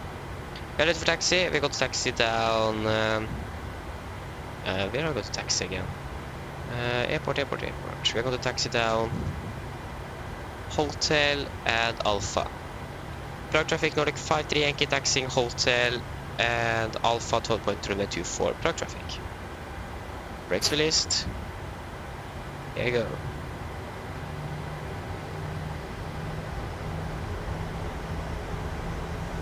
Yes. Again, maximum 15 knots. Something we need to remember. Liam, hello, welcome. Hope you're doing well. Because I can, and 7.5 miles. do like it also. I do like morning departures a little bit better than later evening departures. I think we got taxi here. So yeah, that's basically why, and also I don't have time later today. Hello. Hello. Hi, Captain. Just to let you know that the cabin is secure for takeoff. Thank you. Let me know when we're ready to take off, and I'll get the crew seated and secured. I'll call. Yeah, now I can use the tiller again. Nice. Oh, we have a. Okay, I thought it was 767 the moment there.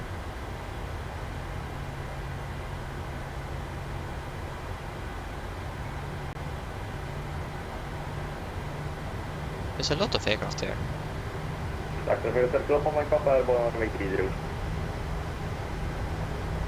I need to remember though that's static aircraft, so that's not moving. Just for the immersion, and to be honest, it makes the airport a little bit more alive when you have parked aircraft around like this.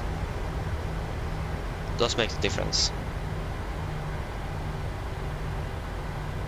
We might also get no, we are not going to get Bremen radar. Going to fly a little bit to the east of that. Traffic number 471, short final, runway 24, Prague. Oh. Is that a Qatar A320? What?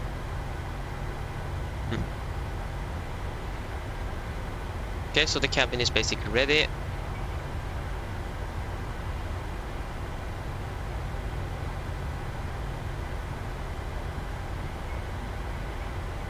So yes. I'm using the Thrustmaster Boeing yoke, of course. Yeah, really good yoke. I do really like it a lot. Just have some problems with that. Sometimes my thrust levers on the yoke is moving the aileron axis. I'm not sure why, but it doesn't do that now. Now it is I'm turning it, so yeah, I do have problems with that sometimes. So a little bit strange, but no problems. Yeah, it's a really good yoke, especially for the system. It is made like the same system like it is in the normal Boeing aircraft. So really nice. Do recommend it a lot if you have the money to buy it. Then it is a little bit expensive. Prague traffic number 471, landing runway 24. Okay, he's now on short final.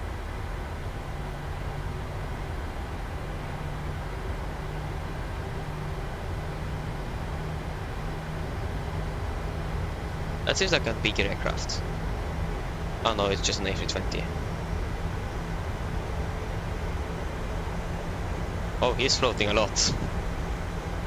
Oh shit. That's not good. Feel bad for him. SLC PA system. Can we crew seats for takeoff, please?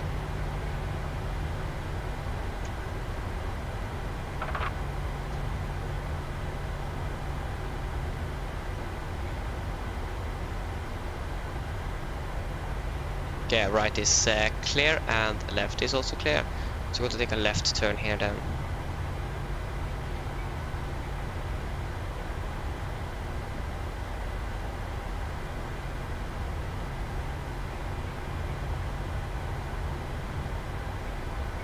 Prague traffic, Nordic 53 Yankee, landing up runway 24. Prague traffic number 471, vacated runway 24. Oh, can I please don't open that one? Can't see where I'm taxiing. Okay, here we are. Okay, before takeoff checklist. Flaps, 5 land, 5 rear lights, level stream, 5.9 is set, and cab color given before takeoff checklist complete.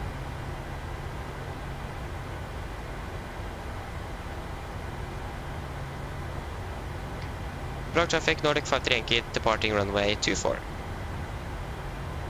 Okay, take off.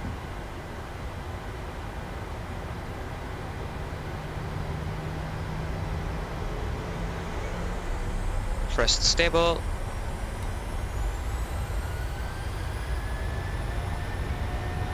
Takeoff is set.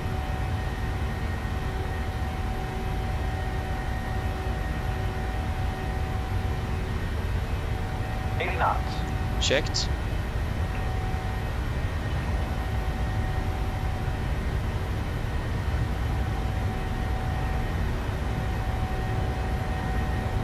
V1 take.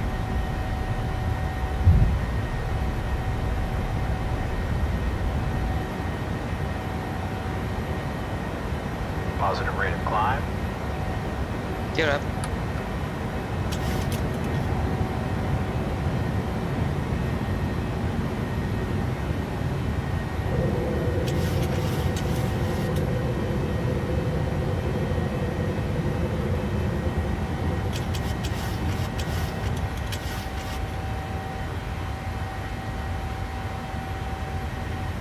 traffic number 471 crossing runway 12.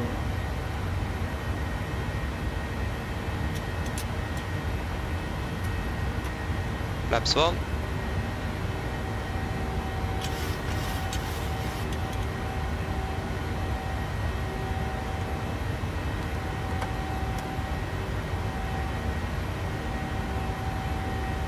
Flaps up.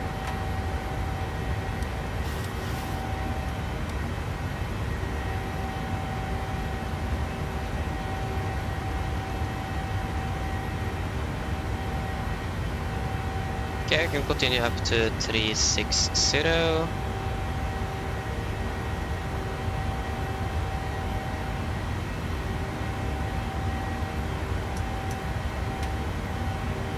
We can set standard, and then after takeoff checklist. Engine bleeds, all packs auto, landing gear up and off, flaps up, no light and altimeters, passing 4,400 feet. Now, after takeoff checklist complete, fuel, left center off.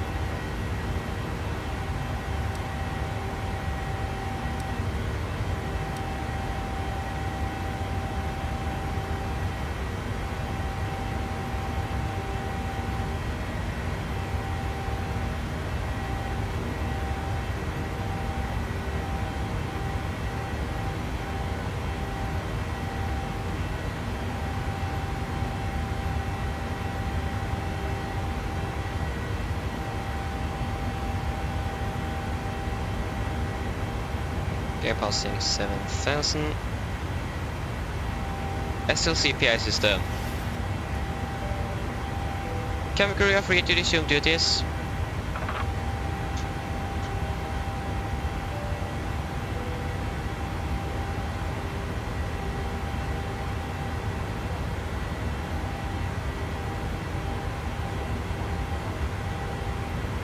There they go, fuel master caution, right side tank off.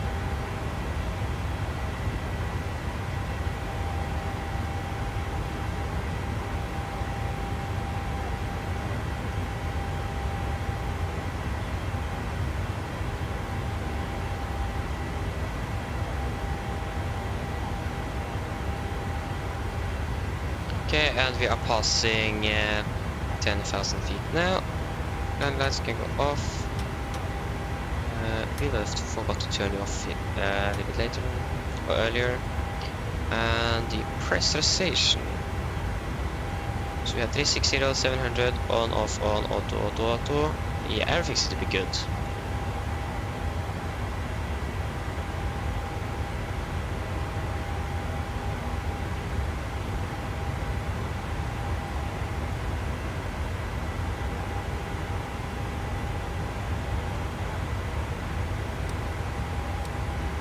I would have liked this. I wish we had center control on or something so we could get a direct straight through it. But no, we don't have that.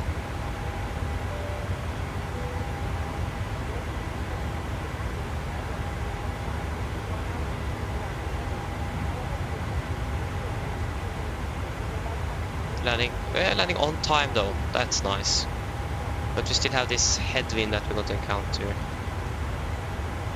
If you're flying directly to which waypoint is that then? After Burel. Before Burel. It's probably going to be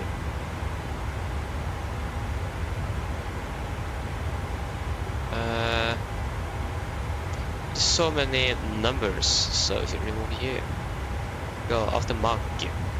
Take Mag, and if we would have flown direct to Mag now, to Villani also, haha, we saved 3 minutes. Okay, that wasn't too much, so there's actually no point in doing that. Label 250 at zip 249 then. 249 and 249. Execute. Still landing on time. As long as we're landing at least on time, then I'm happy.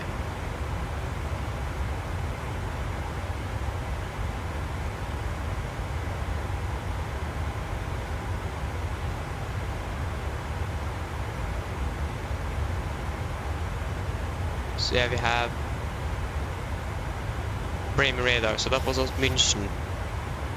I said München, I'm sorry, it's Bremen radar.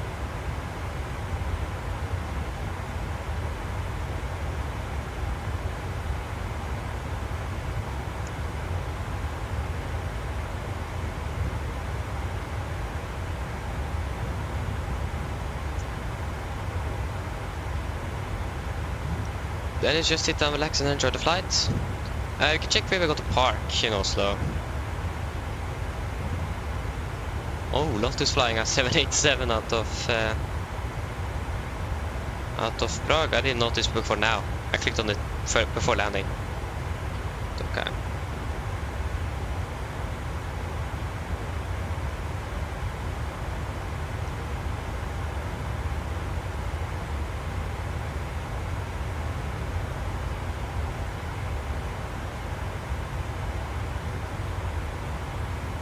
I have a feeling that our aircraft haven't departed yet.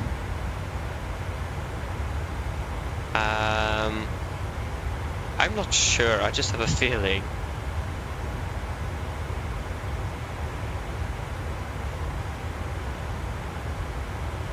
It haven't even landed yet. It just departed. What? Why is it so delayed?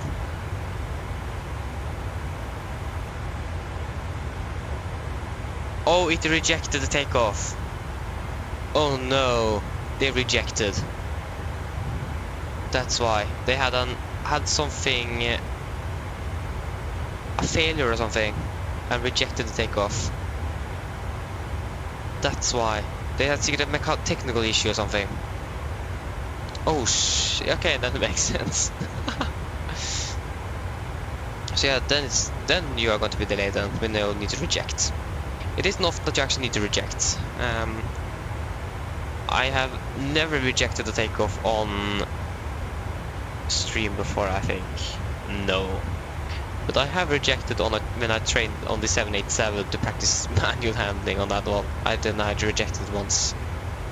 But yeah, that's nothing you are doing very often. That's a little bit unfortunate.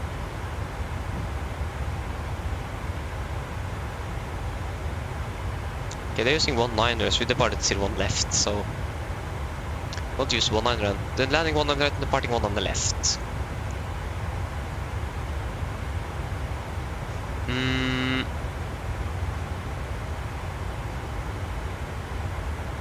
Yeah, our landing gate, or sorry, parking gate. 5-0. No, that's not going to be the flight after this. Yeah, it's switched to Amsterdam now, so we're going to fly to Amsterdam instead. 12:58. Yeah, I know it is delayed. 12:58. Okay, I don't know yet. Yeah, that's really unfortunate for the passengers and the crew on board. Like that could have happened to us at any time as well.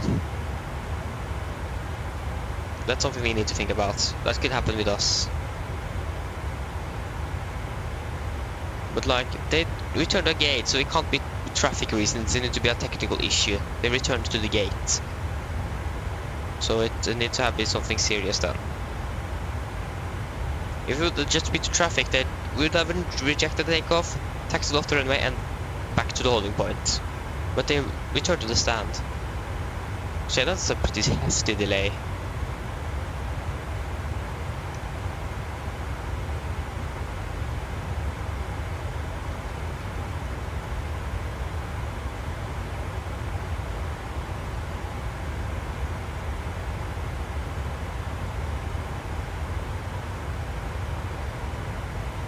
So yeah, that's again, that's a little bit unfortunate. Yeah, again, also that could happen to us at any time, so probably not, but it could. It would have been really a little bit interesting to have a failure on the flight on the stream once. I would have enjoyed that probably.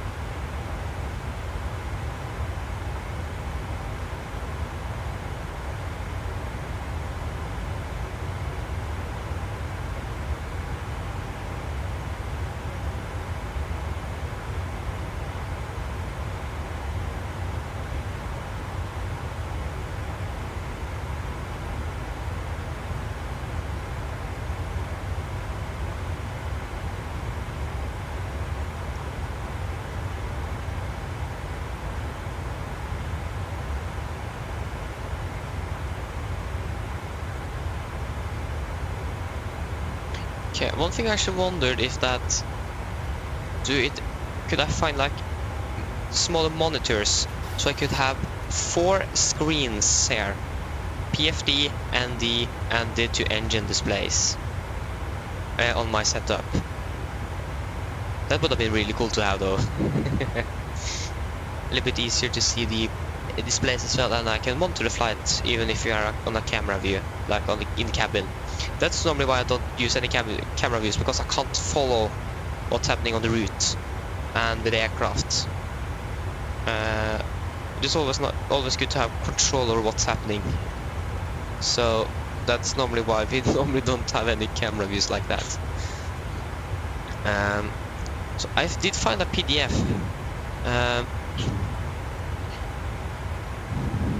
with the measurements.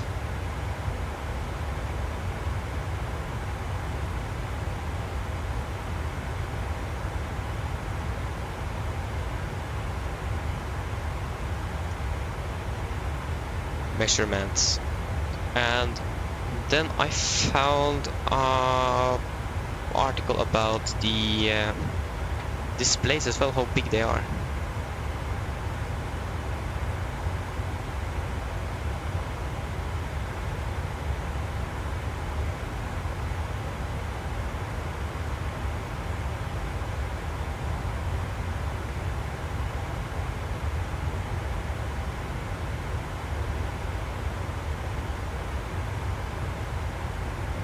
Everything is like in millimeters, so yeah.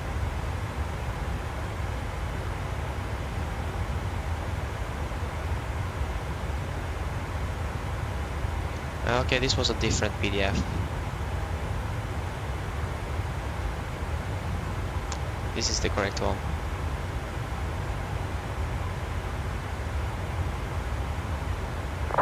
So yeah, they are like,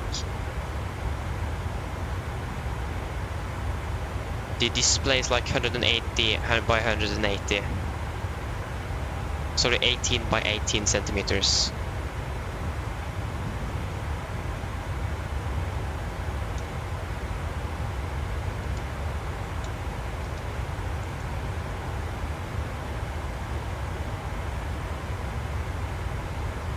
Oh, that's really expensive for such a small monitor. 4,200 Norwegian kroner. What? Oh, they're supposed to sell that. But like, tommer, is that like? I actually don't know how tommer works on the monitors, because it seems like that it is going to be again 180 by 180 on the screen.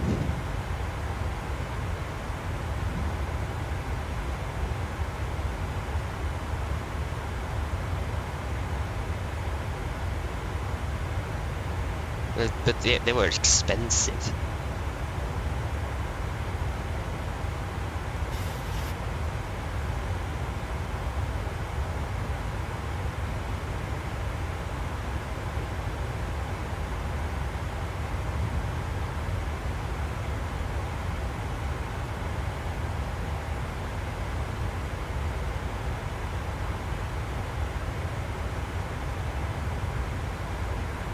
What did I say the measurements were? 18 by 18.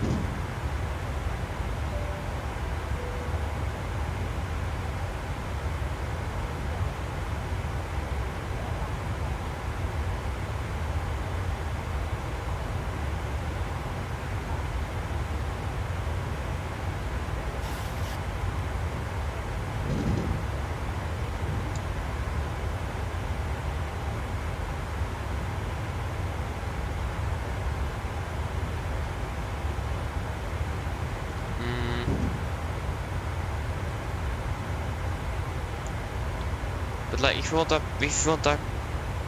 monitor by 18 by 18 centimeters, what is that going to be in tommer? I'm not sure what that is going to be in English. Toms? Probably not.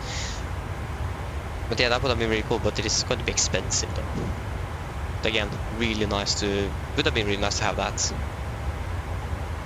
And I don't think I would have regretted it either.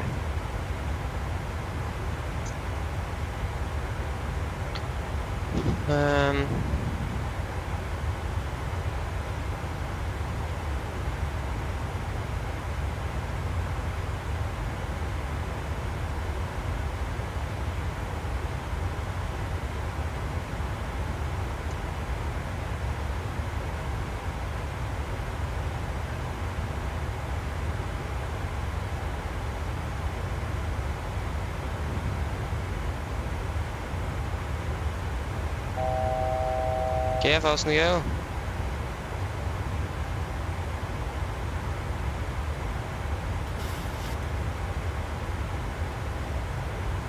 It's still too big. Could just have 4 iPads, but that's also going to be really expensive. Okay, we are soon approaching. I think we actually might fly over Germany or Bremen radar. I think we're actually going to do that. Yes, we are definitely going to do that.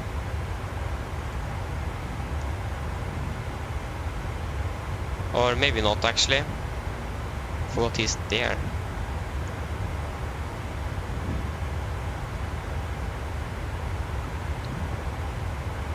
Maybe, wait and see.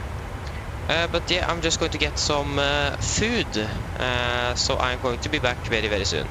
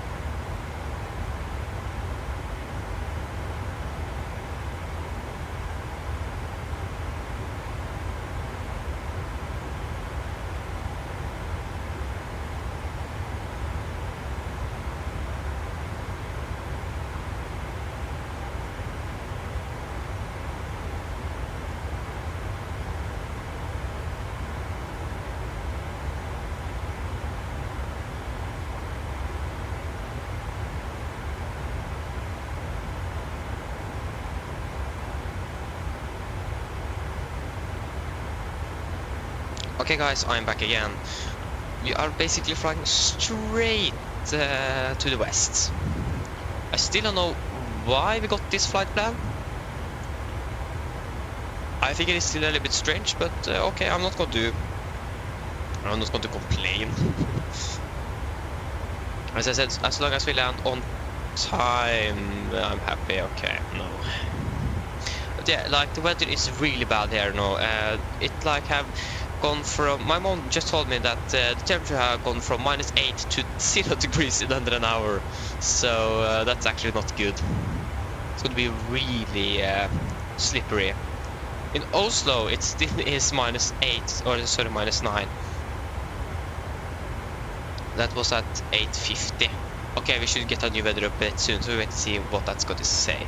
But yeah, I'm just going to eat my food, so I'm going to mute myself for that, so you don't need to listen to that. So, yeah.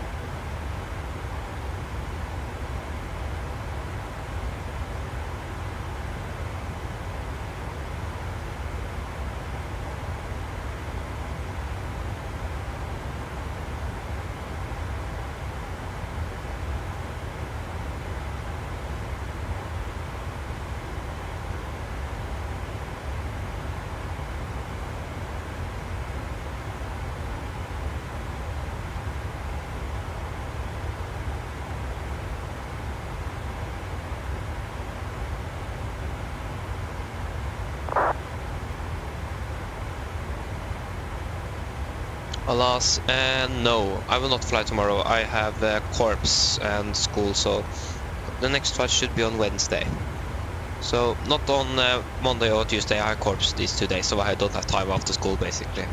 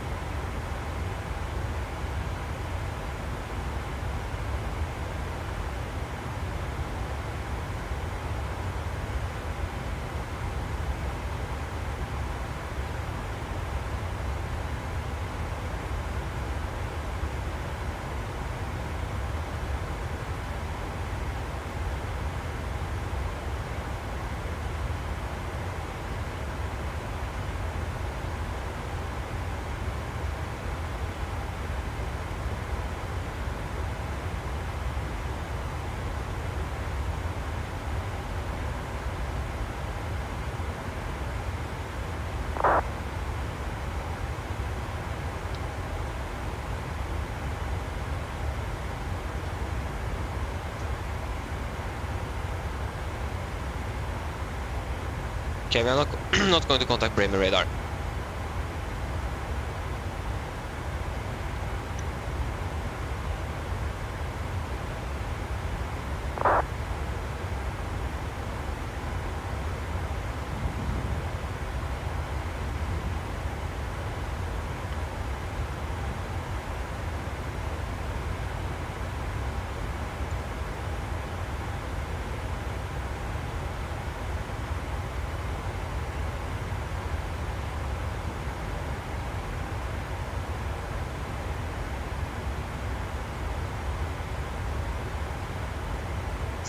Okay, are we still going to land on time?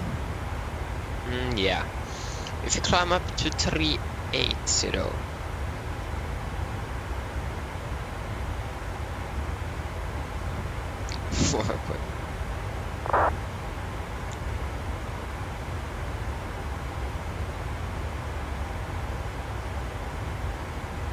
$50.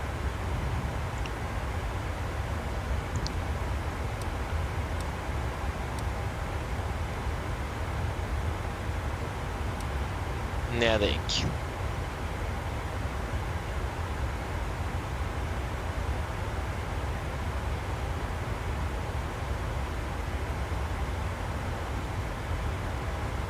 Okay, it's going to be strong, so we can be at 3.6. I think that's the best option. And we're going to do a fuel check at Nedic. So, 5 tons.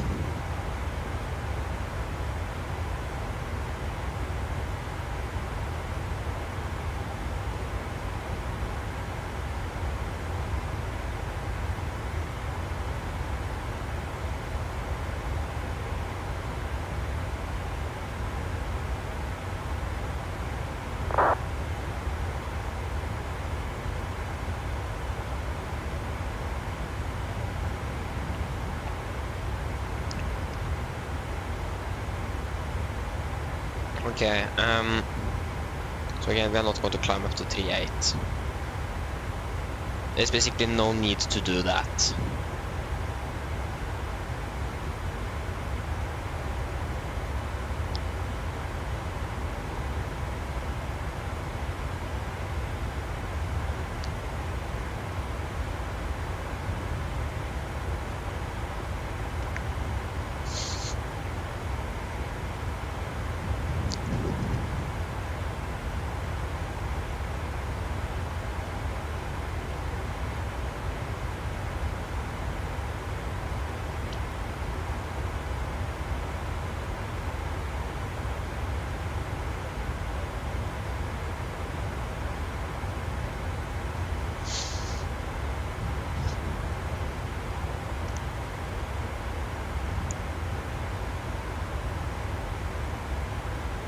$280 miles.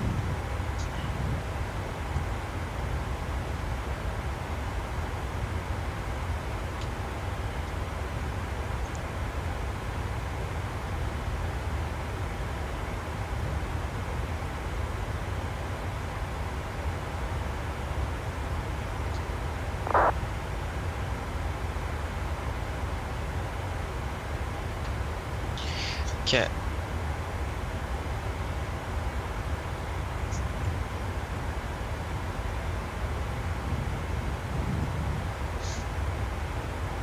Okay, I actually do have some school I need to do. Teacher did something wrong, so I need to send something a different place or something.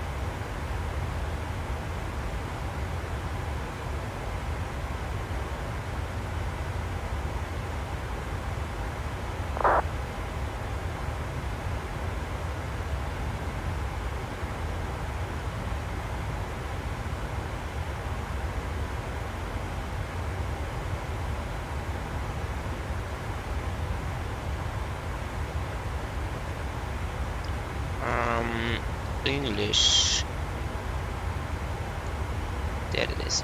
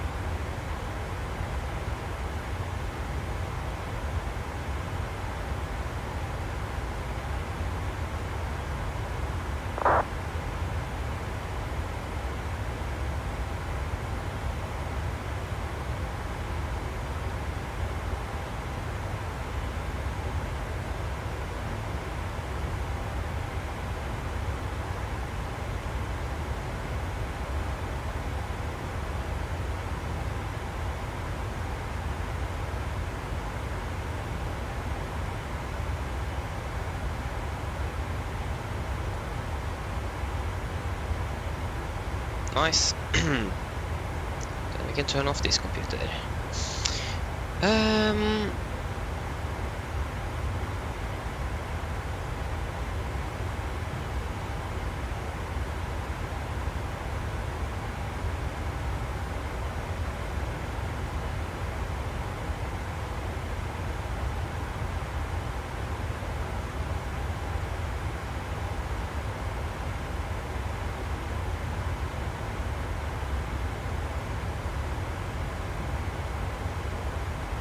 Oh, this took pretty long time to shut down this computer there. There you go.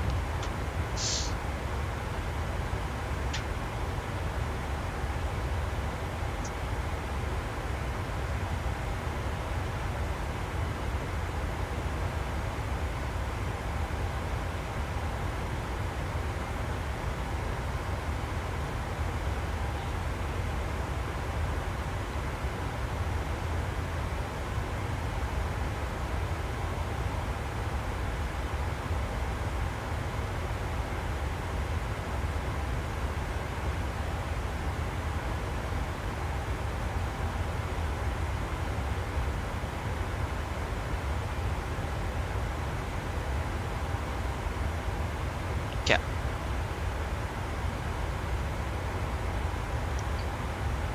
40 miles.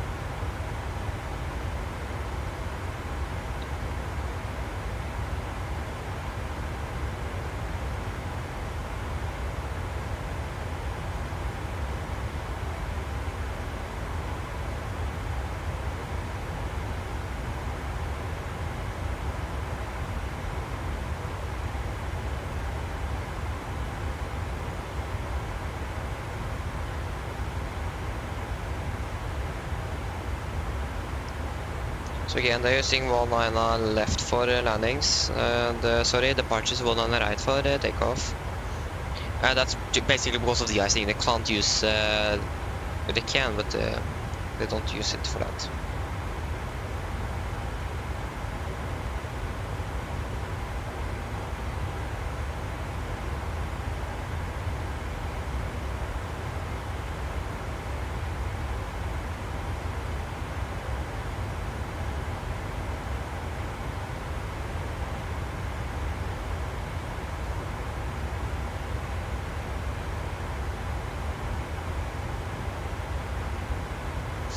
So yeah, we could change that arrival route. So we're going to land now ILS 199 right instead, via the Lunip for Mike and via Titla.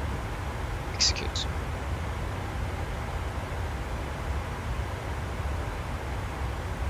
Two 249. 249. 249. 249. Execute.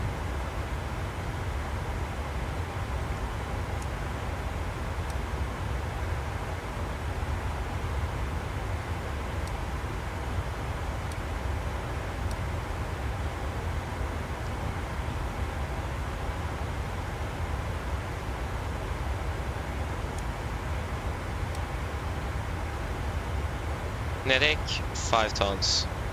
Kinetic we expect 5.6.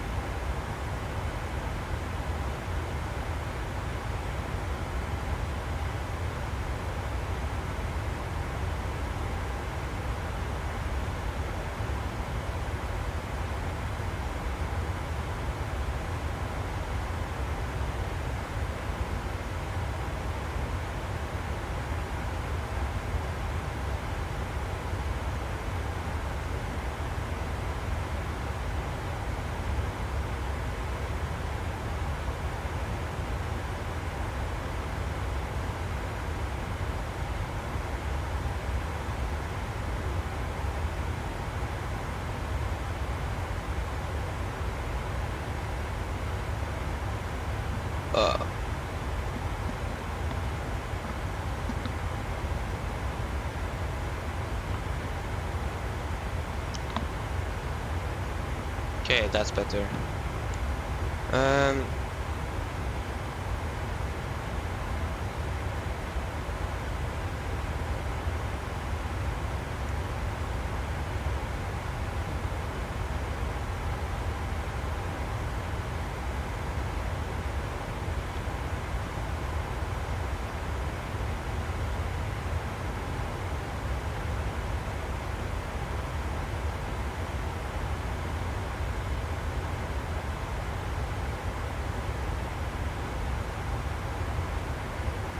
Nine.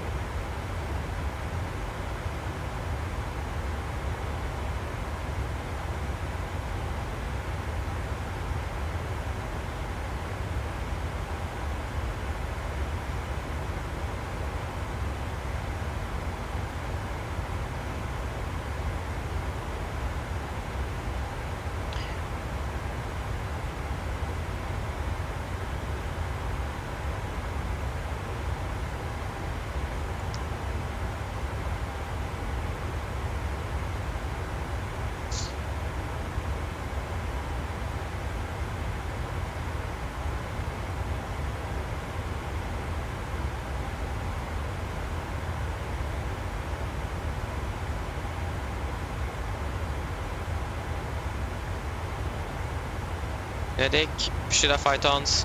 We have 5.5. Or 5.6, just went down to 5.5. Not burned more than 3.1. We have burned 2,600.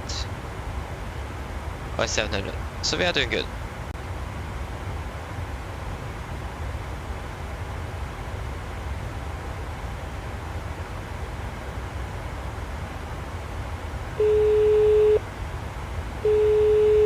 Hi, Captain. I was wondering if you'd like anything to eat. Anything from the menu, or maybe a snack. No thanks. No problem.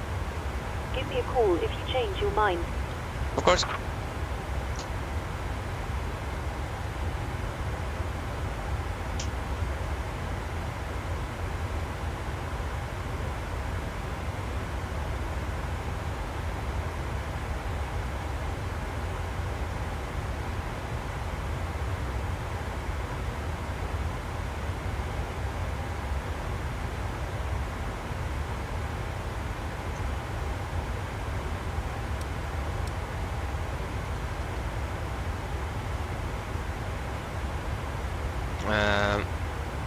So yeah, we don't need anything related to Prague anymore.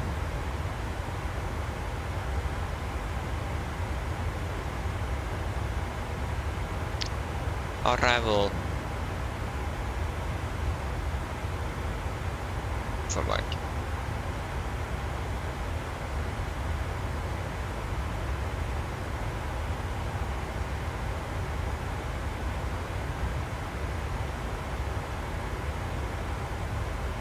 On the right.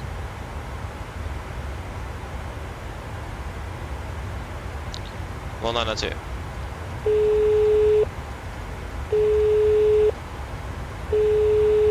Hello. Sorry to bother you, Captain. I was just wondering if you'd like a drink. No thanks. No problem. Give me a call if you change your mind. Of course.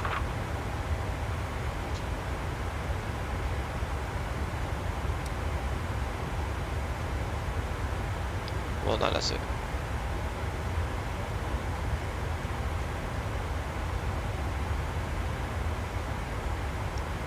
One 3.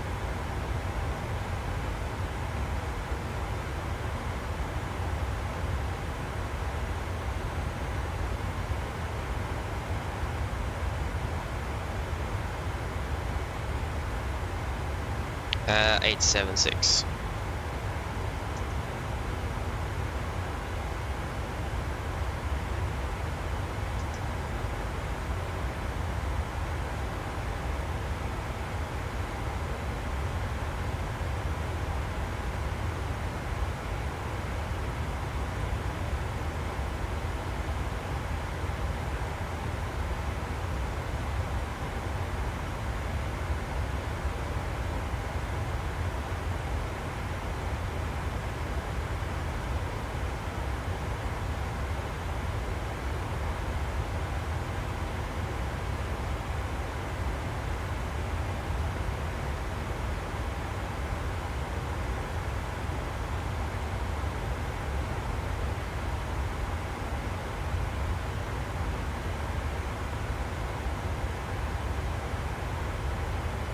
So that's going to be, if you have 4.8, that's going to be 1 ton. 1.6. So 65,200. 63,200, sorry.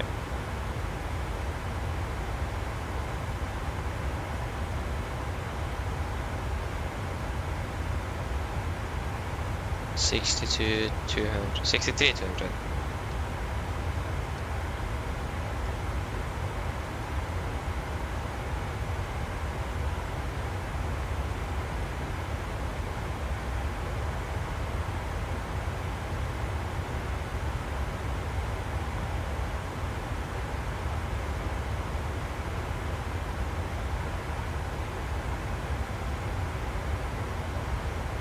So, yeah, we have wind spreadable. Not good. Weather currently. Oh, sorry, landing at rate.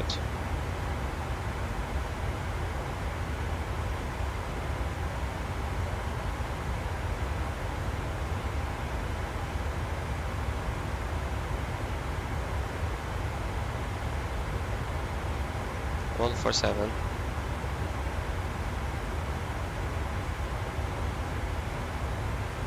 Yeah, seems like we should be able to land without any problems.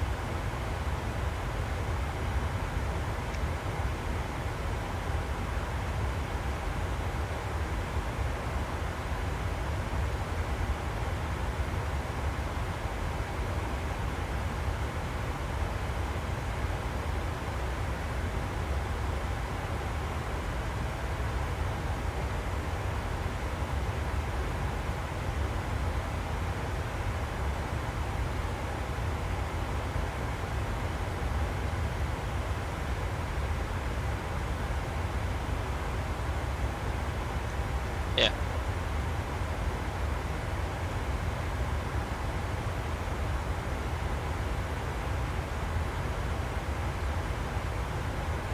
So 2,500 light snow, or got 600.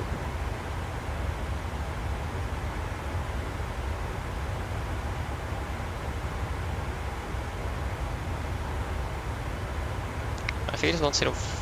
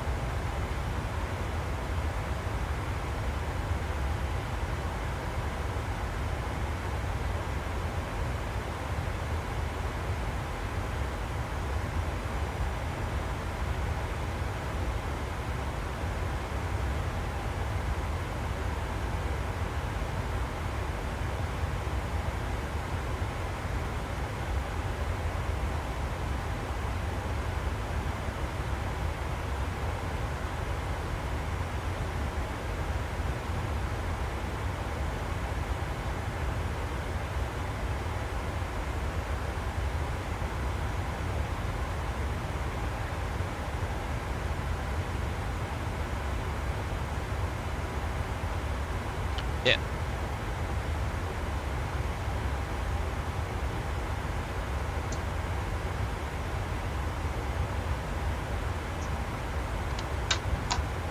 Nice.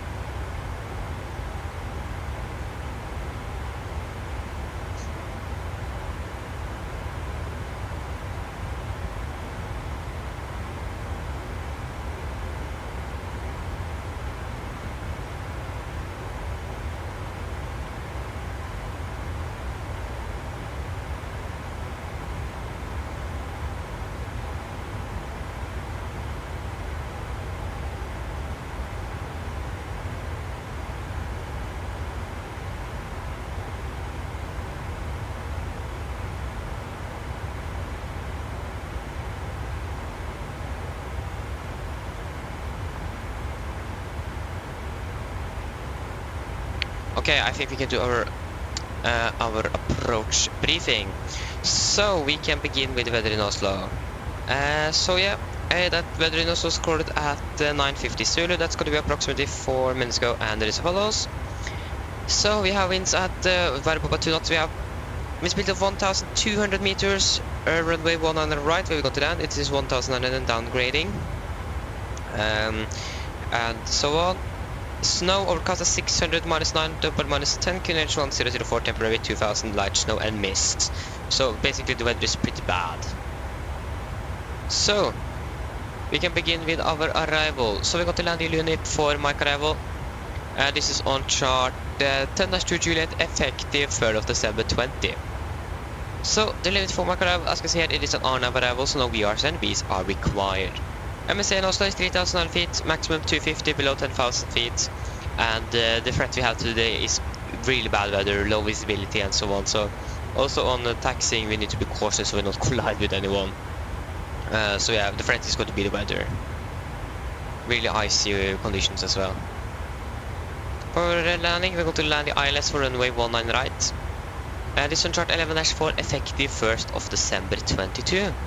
So we are coming in for the Tita transition boundary to 20 knots at 5,000 feet, and then we'll do the at maximum 200 knots at 4,000. We're going to intercept at the heading of 192 degrees and ILS estimates 111.3. We are not going to intercept the glide slope below 3,500 feet, and we're going to fly minimum of 160 knots until 4-mile final. It is going to be a normal 3-degree glide slope and pops on the left side, and minimum is 876 feet. And that is going to be exactly on the limit. For a normal ILS approach. I think we actually might go over to the category 2 and see closer into that. Transition levels go to 7,000 feet, airport elevation 682. For this approach, if you need to go around, we're going to climb on the track 190 degrees to DME 2.5 Bossera Iski, our ILS DME. Then turn to right and to track 2 to 3 degrees, climb to 5,000 expected also approach. So for ILS minimums based on a missed approach climb gradient of minimum 2.5, see chart 11-4. Alpha. So we're going to look into that chart now. So ILS 1 on the right, category 2 and 3. So we're going to land a category 2 approach then. Special air crew and aircraft certification required. That is, we are required for that. So we can do a category 2 ILS. That's going to give us a minimum of 884. That's actually higher than the ILS one.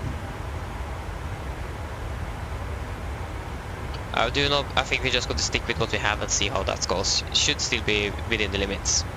So yes, for our taxi, we expect to... Okay, this is our taxi chart. This is chart 10-9, effective 3rd of November 23.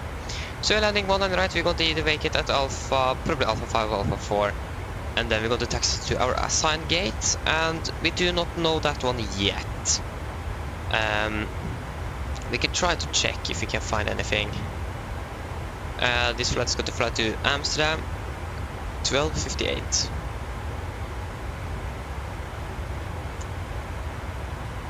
No, we don't know yet, so we're waiting to see. But yeah, then we are just going to wait and see what we could get. So then, guys, are there any questions?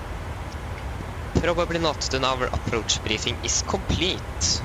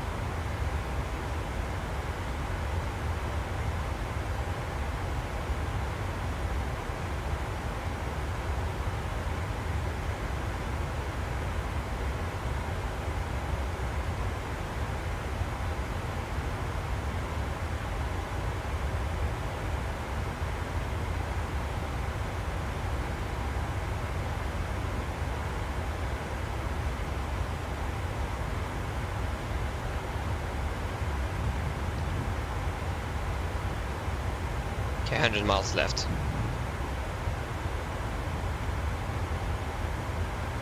10, 11. Yeah.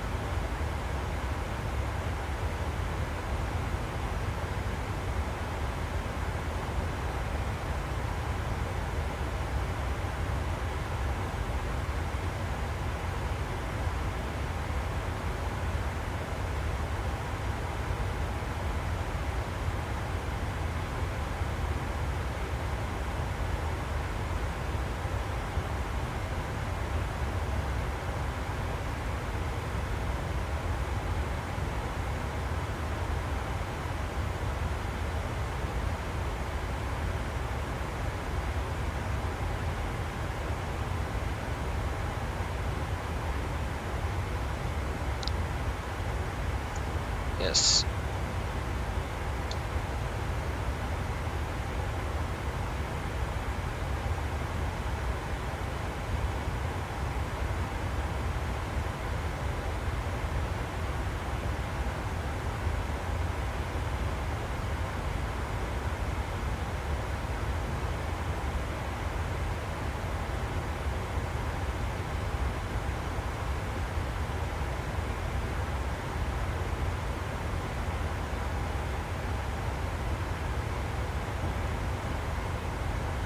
SLC intercom. Oh. Okay, we have control.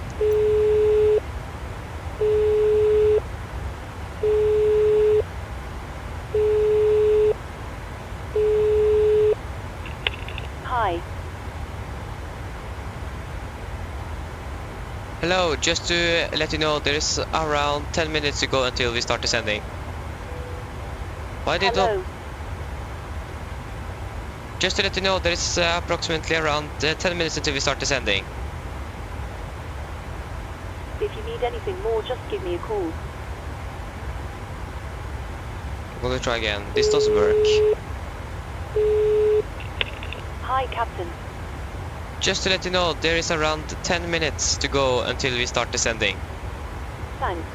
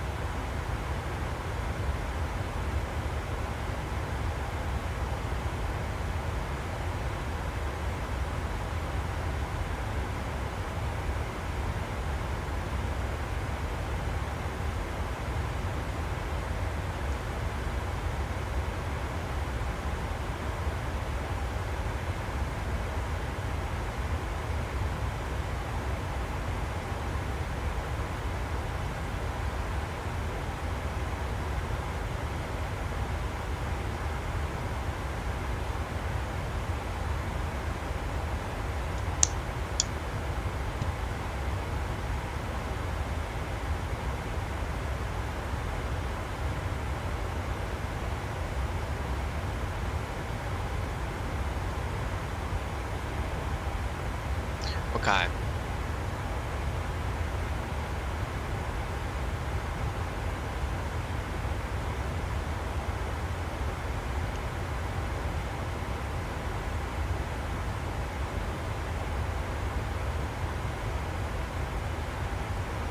Okay, so no ATC currently in Oslo. Wonder how many aircraft that is approaching or landing there now. It is one guy, killing from Amsterdam, and us basically. We are going to arrive pretty simultaneously.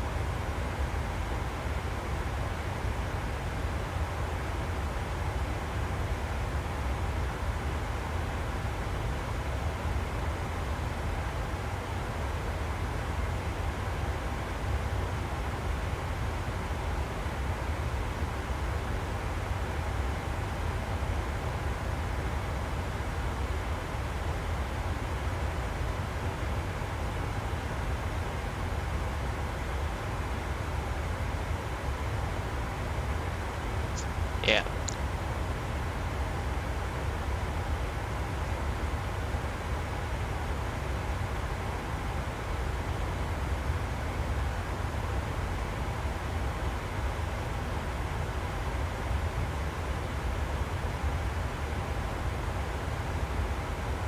Think I got to arrive before that KLM aircraft.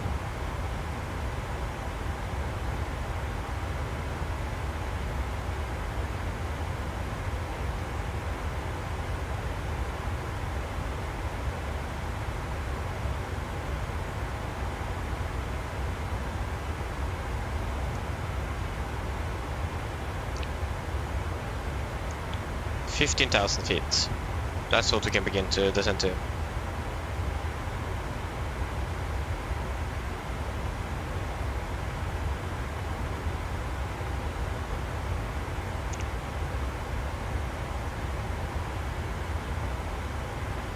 Yeah, 41. So you can say 40.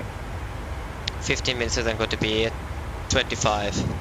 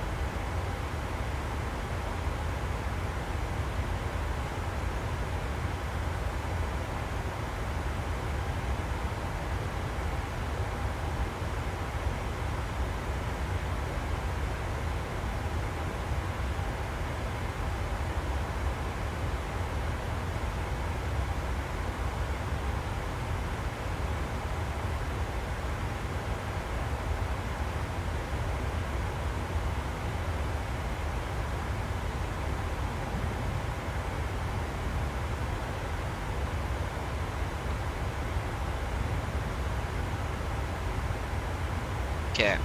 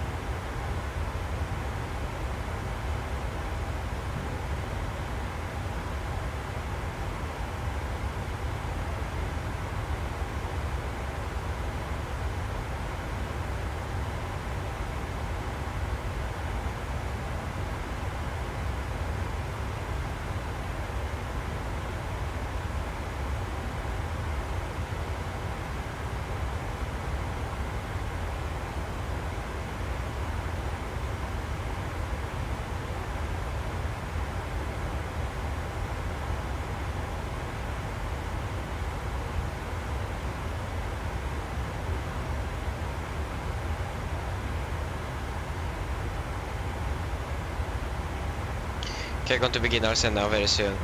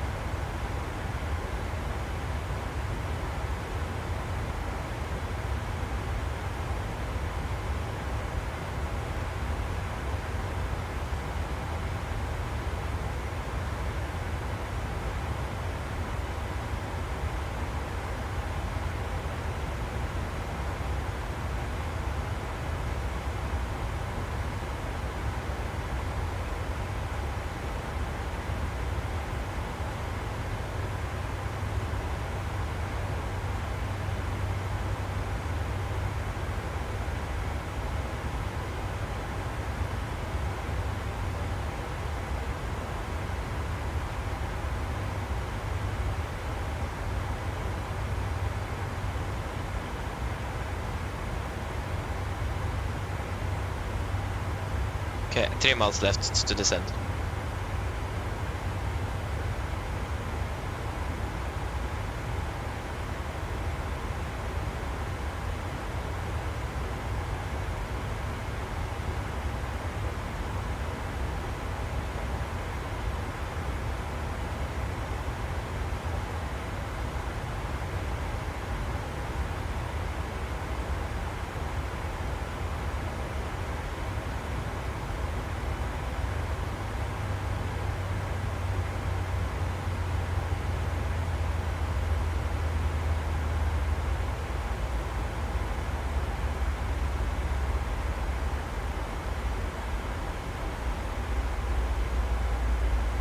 Diego, we are beginning our descent.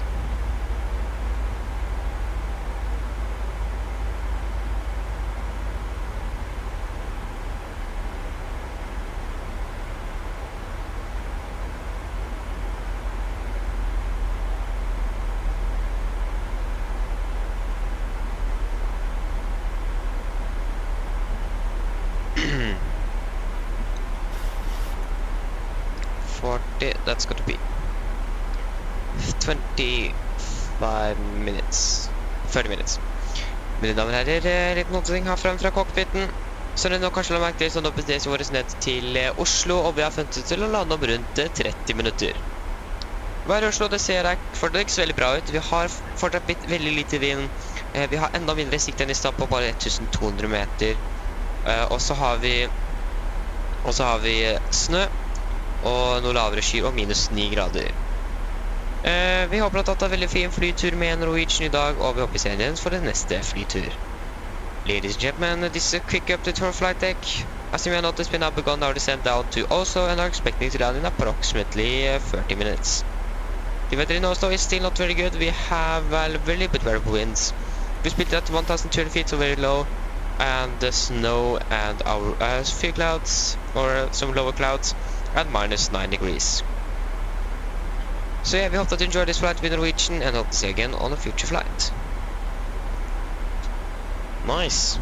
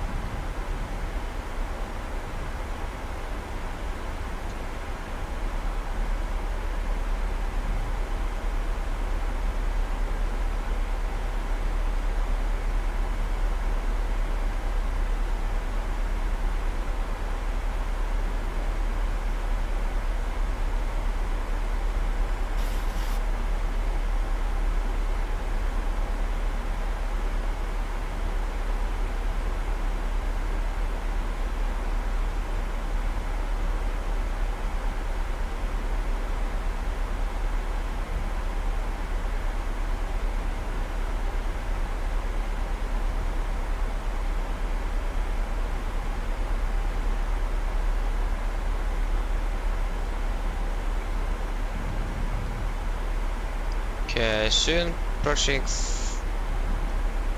30,000.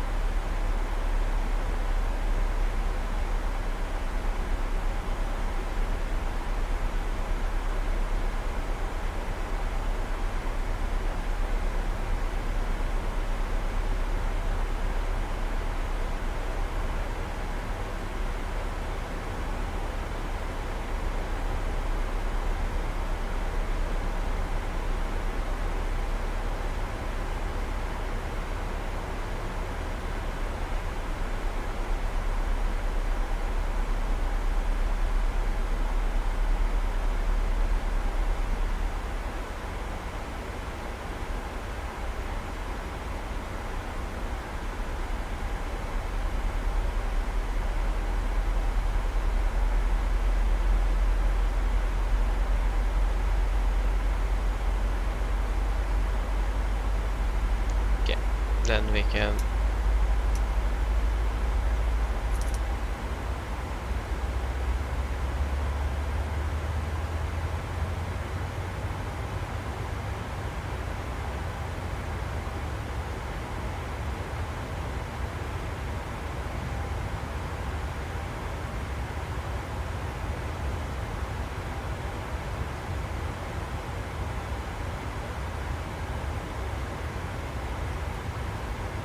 nice.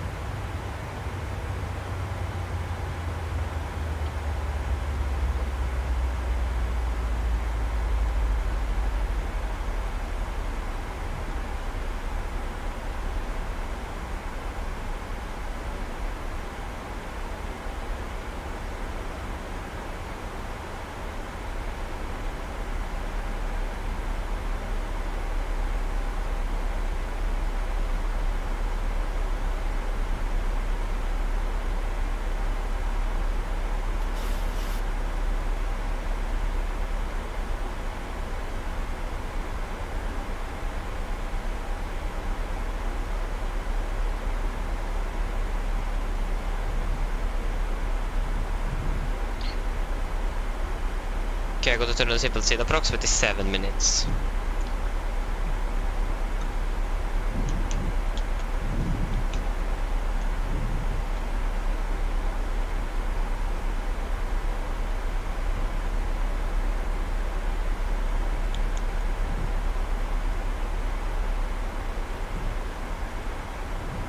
I'm not sure if we actually want to fly that direct, because we have a KLM aircraft coming here from the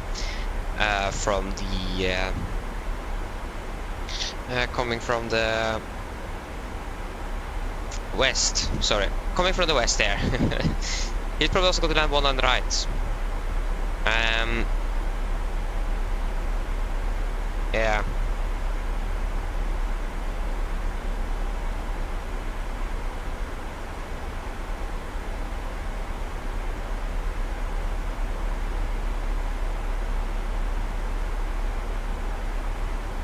So I wait to see how that's going to go. Yeah, many are landing on 01s. They are not landing 19ers. That's the problem. That's going to be a big conflict there. Because they, yeah, of course they follow the flight plan, but here we are following flight 24, and that's what the most people are doing normally, but not everyone. So for example, this guy that is now landing on 01 left or right, that's actually a pretty big jet, and he's also coming from the north. So it would have been faster for him to land 19ers, but yeah. It is an 787 from LAX, north actually. Yeah, but we have one Scandinavian aircraft from Haugesund, and seems like he's going to land 19ers. So just wait to see how things are going to go. I'm just wondering about that KLM aircraft.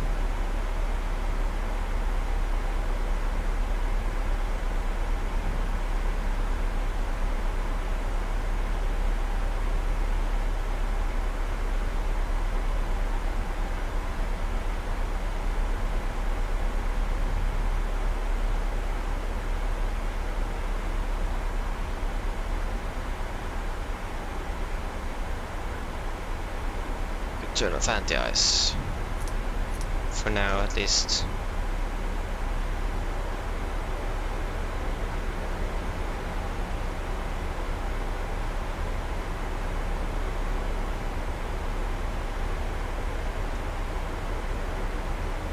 Okay, actually, no, she's departing. We have departed. Flying to Manchester, Scandinavian aircraft.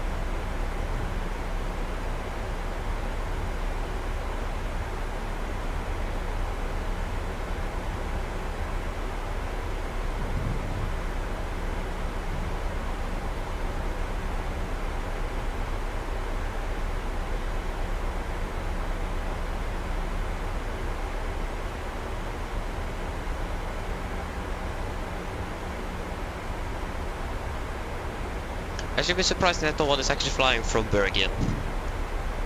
That's actually a bit surprising.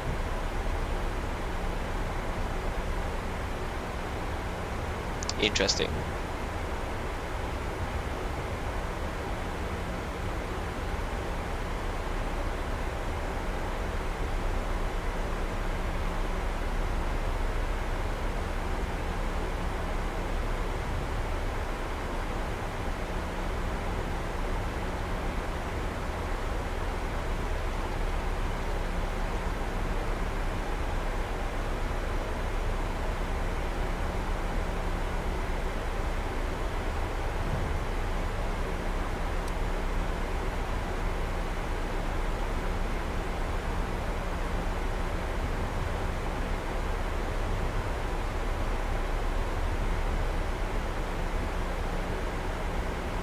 Commerce clock, okay. So should land about 40. So hopefully very soon.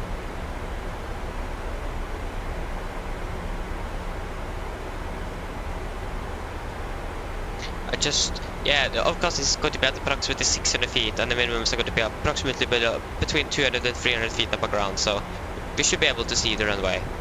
And the visibility is good, or not good, but it is more than required to land at that minimum. I think the absolute maximum was like 450 meters something. But like we have full approach light and so on, so that's going to be that one. With all lights out, then the visibility required was 1,200 meters, and that is exactly what we have now. So should be able to land without any problem, to be honest. So we have to see how that goes. But again, should be or shouldn't be a problem.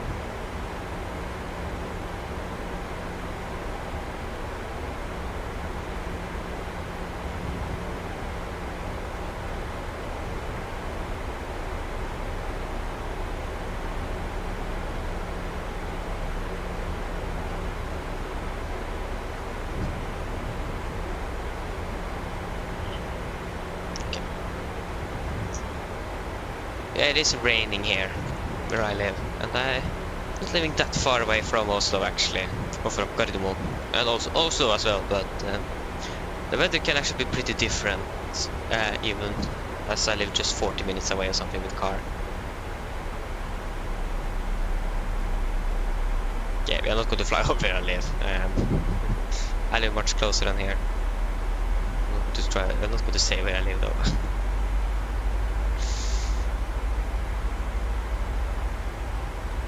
Yeah, I live close to Oslo.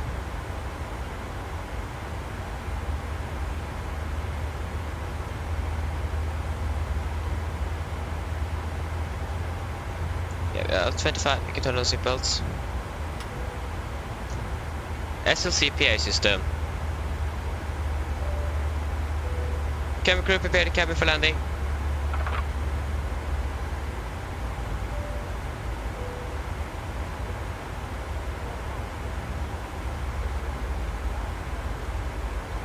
a bit low.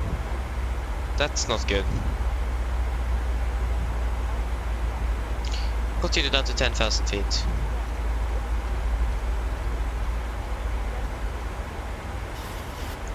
Okay, I just want to see if this KLM aircraft is actually going to land 01s or 19ers. It seems like they're actually going for the 01. He's not turning more to the west and flying northbound. He's more like flying northeast bound. So it seems like he might land on 01s. Makes sense, because that's probably what it says on his flight plan. We have one guy coming from the north here. From Tromsø. It's gonna be chaos in Oslo when people are going to land on different runways like that.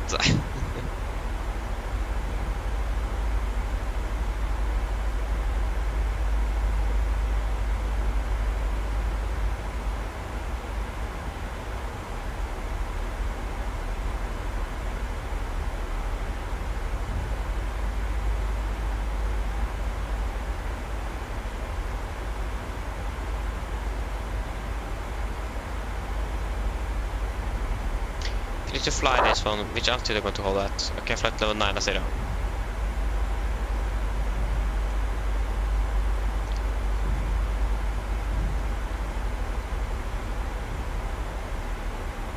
This one on the right, yes.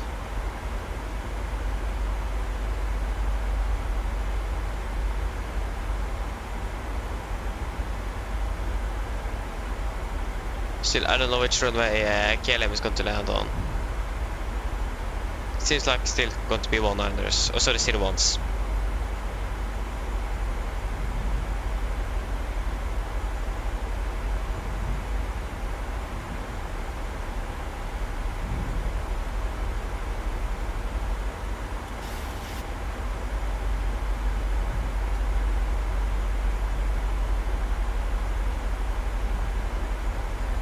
Jag kan flyga direkt till titlar. We can execute. Exactly on profile, nice.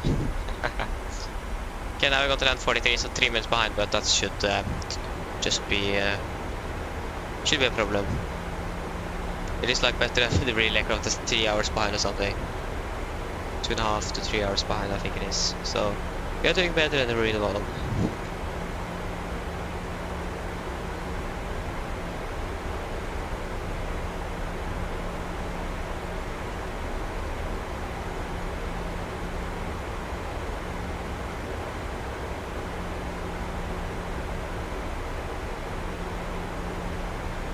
Turn on some engine anti-ice again.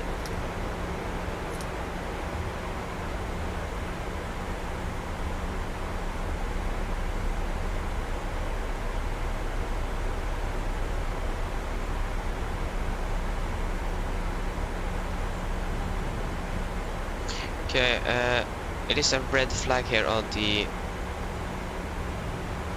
Yeah, that's probably because, yeah, cabin not secure, cabin crew very busy, and securing cabin for landing.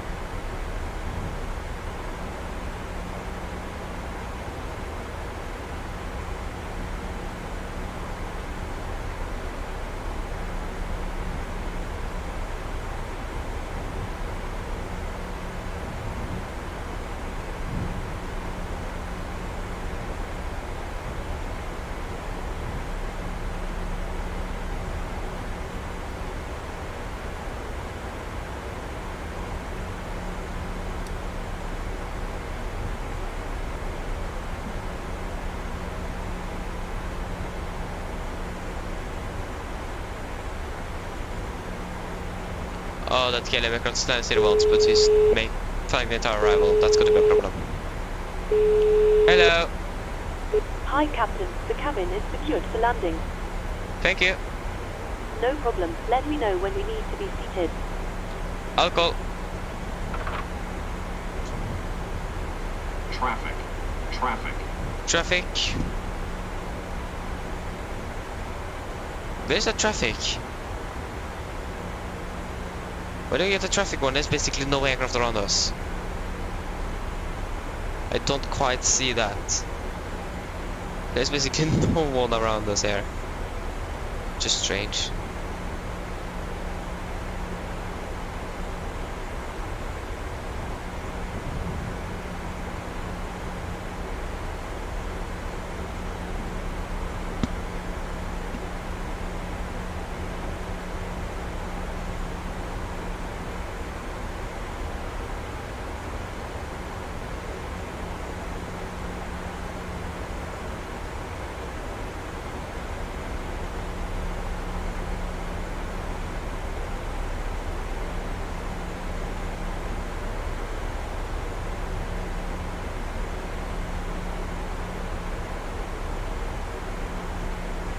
So the good thing is that the cabin crew is the cabin is secure for landing. So that's nice.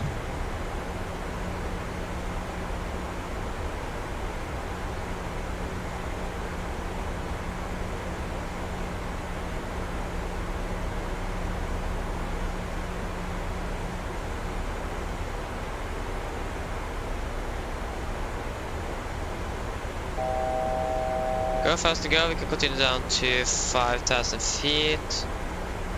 QNH is, good question.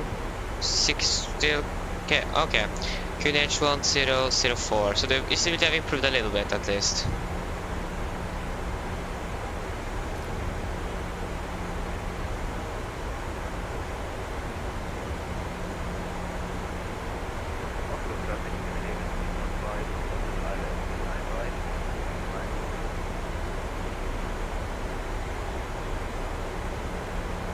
Okay, so the Scandinavian.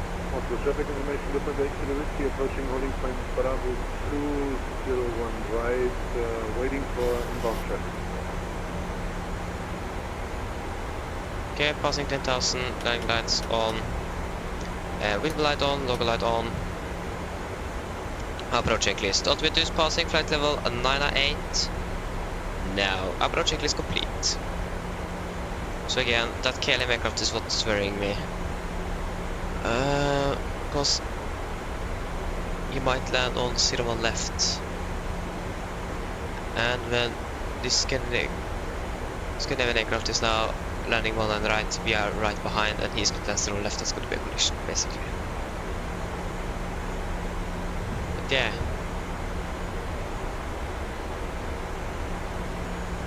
that's the problem with Simba if he doesn't take what they are actually using in real life. So things like this can happen, and it isn't the first time it has happened. So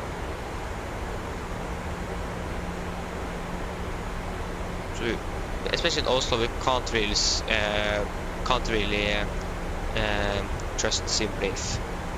They don't know the procedures in Oslo, so yeah.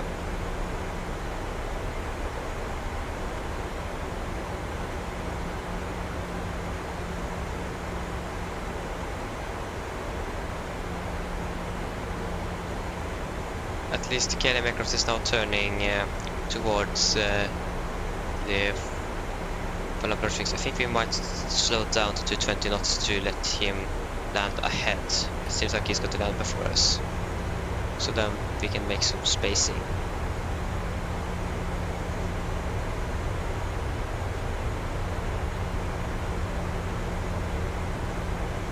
Because he's now flying straight to that.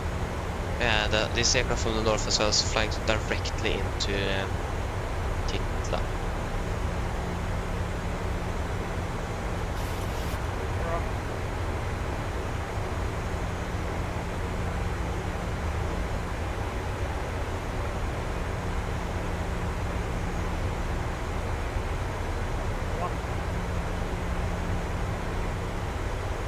What?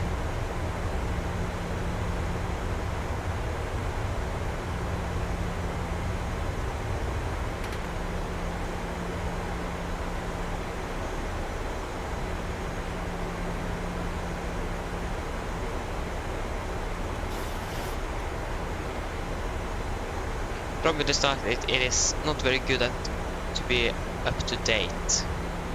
That's the problem with this map here.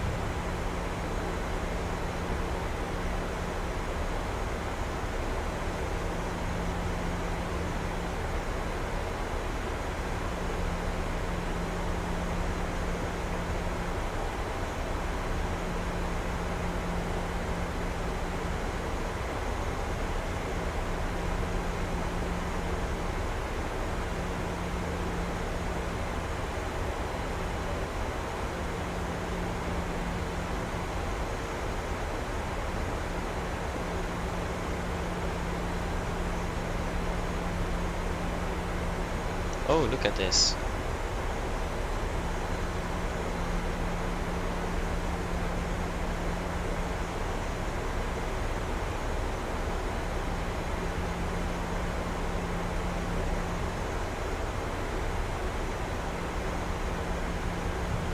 Yeah, this is something you normally don't don't find anywhere else than in the sky. What? This is just insane.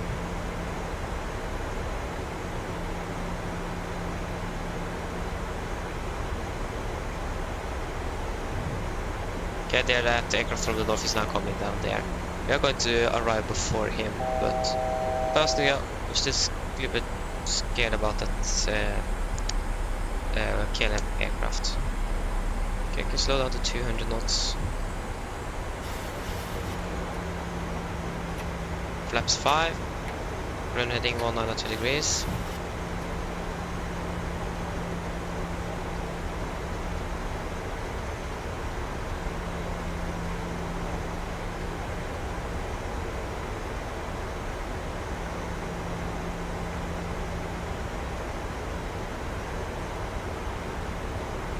Seems like he's actually landing 0 on the right.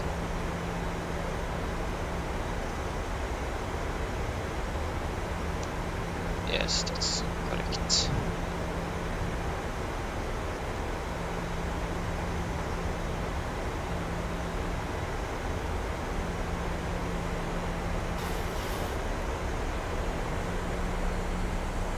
Oslo traffic, Scandinavian 315 located on the 195.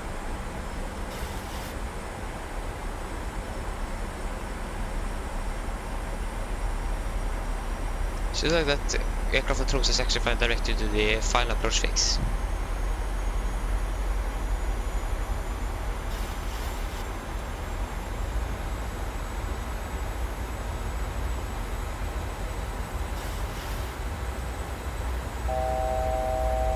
First and go. He's closing in fast. Like, we can't slow down and let him go first. That's impossible for us. You need to slow down and let us go first. That's the only thing. Oh, I think that's him.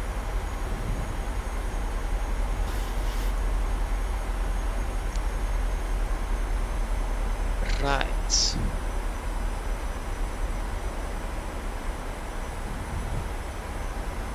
Okay, turning final approach. Warlock.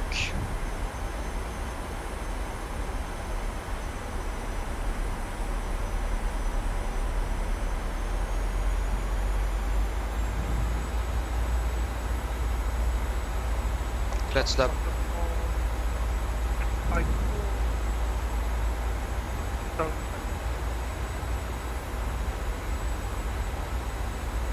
Okay. Carbon traffic Nordic 53 Yankee established LS 19 right, flying 160 to form a final carbon traffic.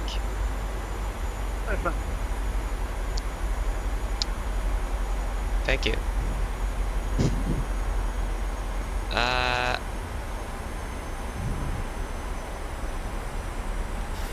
2500. Get out. Slow down to 160. SLCPA system. Cabin crew seat for landing, please.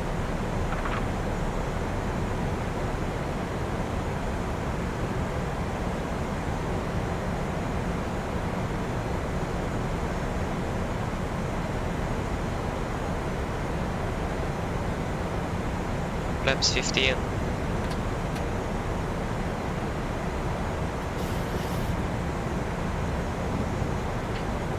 Landing checklist to flaps.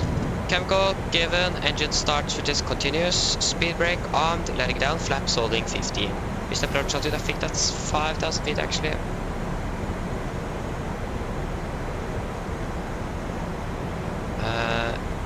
Yes, that's 5,000 feet. Approach altitude 5,000 feet.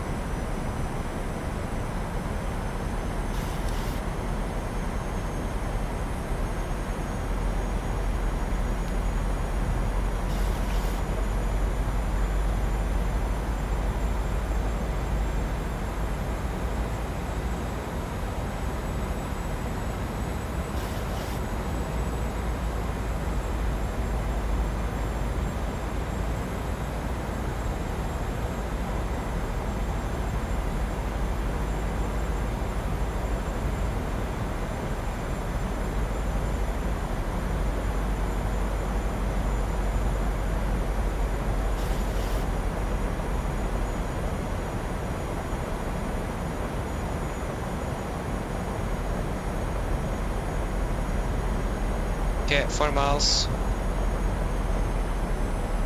Laps 30. Complete land checklist. Laps 30 planned. 30. Green light. Land checklist complete. Can't quite see. Yeah, we can see the ground.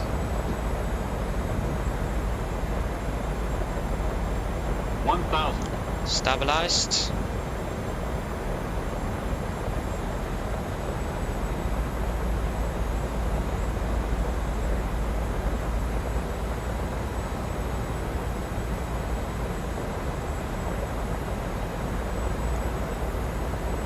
Okay, we have contact with the ground.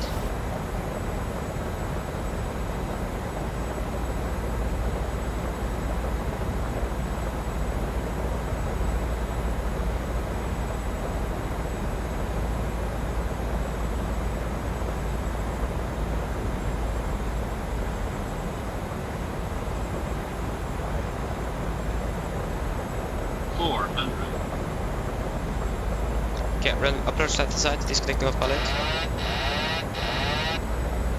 300. Approaching minimums. 200. Minimums. Continue.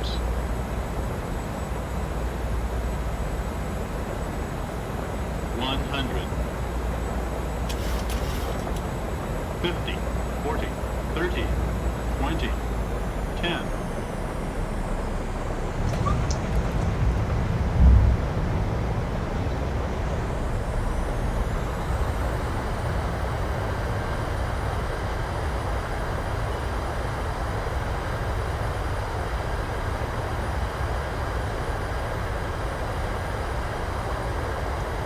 $60 knots.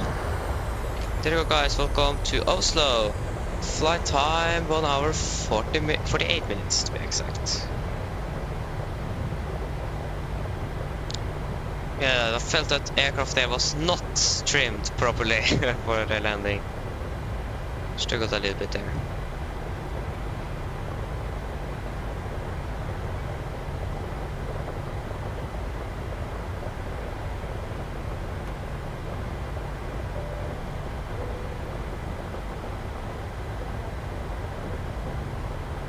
Past that line first. Current traffic in Nordic 53 Yankee runway 1 right vacated.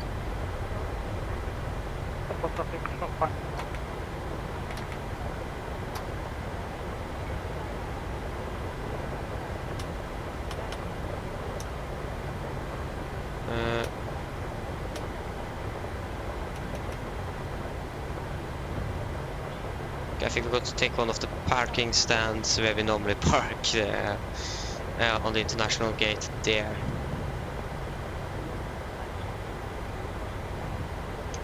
Yeah, the weather is not great at all.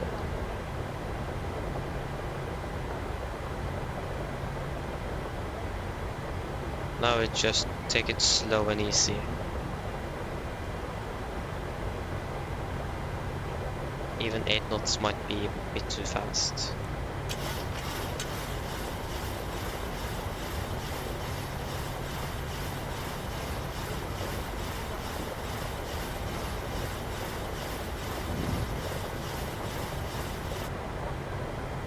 Okay, we can take stand 6-8, so we can just taxi by Golf to stand 6-8. Gates. There you go, that was the traffic. Which airline is that?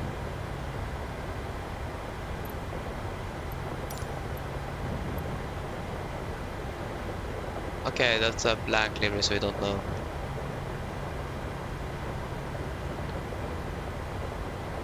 Okay. Alright, turn here. Okay, where is 6-8? Right. The requested position is already assigned to another aircraft. No. I think it meant this.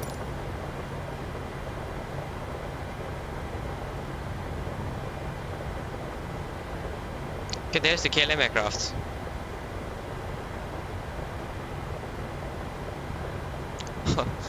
It's cloud coming, so we almost can't see where he's taxiing.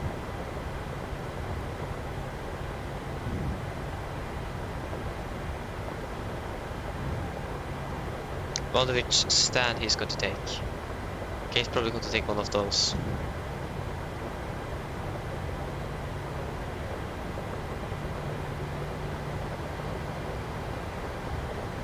No, he's probably going to taxi on this side here. That would have made more sense to taxi via Papa, sorry, than I did. So I don't know where he's going. It is a little bit different here in our taxi speeds. I'm taking a little bit slower approach.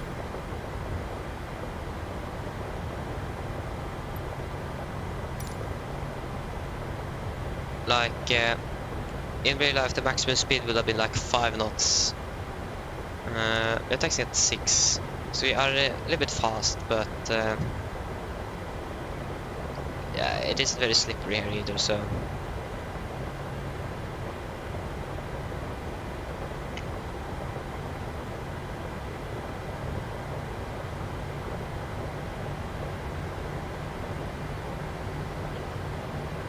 which stand 6-8.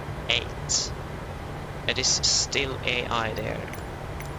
Just a Scandinavian aircrafts.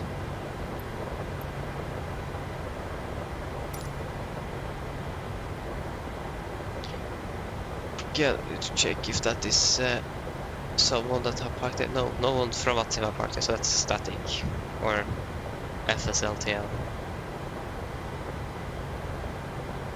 I wished that we could have removed that traffic even earlier than, like, we can't remove it. There you go, now we can move it.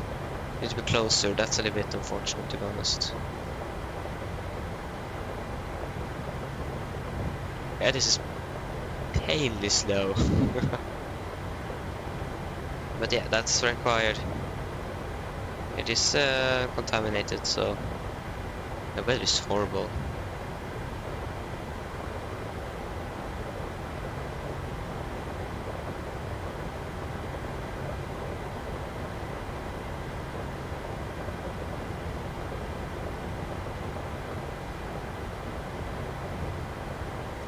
When I say Scandinavian, I mean one Scandinavian aircraft, not 3. I thought it was like 3 Scandinavian aircrafts here, and then we have removed one, so there was 2 left. But oh, that was a Lufthansa aircraft, all of them. Okay, we can shut down engine number 2.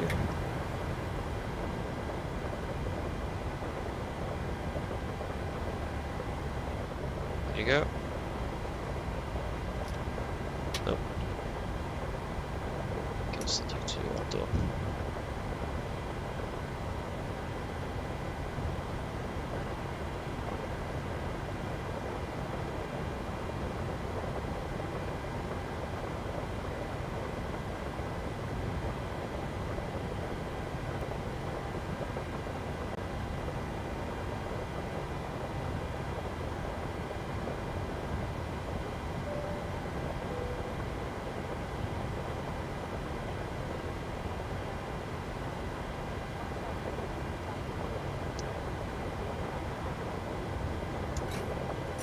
There you go, park brake set.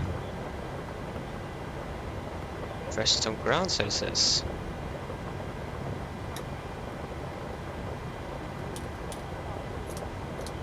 Ground power available. Shut down engine number 1. Pushing back onto Romeo, facing northwest in traffic.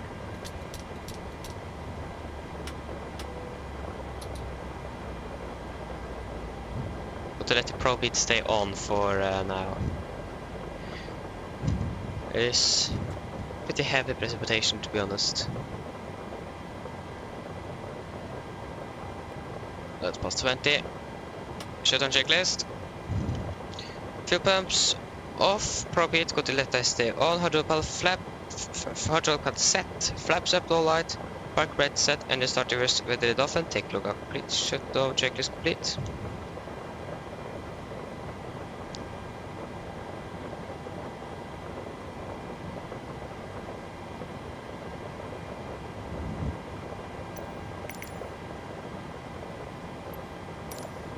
The boarding requested. SLCPA system. SLCPA system. cabin crew, the aircraft is secure and the jetway is connecting. You are clear to start deboarding.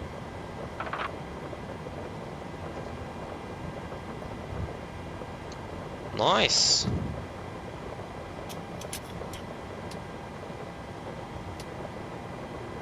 So yeah, landing rate 140 feet per minute. That was a pretty good landing, to be honest, especially for the conditions. Forgot one thing, that auto brake should be on when the runway is contaminated, and I forgot that, unfortunately.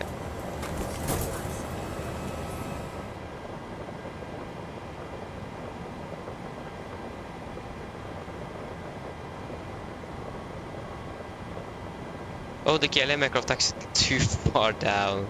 And we taxi up again. Yeah, I know that. That could be frustrating. Especially at airports you have never flown to before when that happens. 1 hour 48 was the flight time.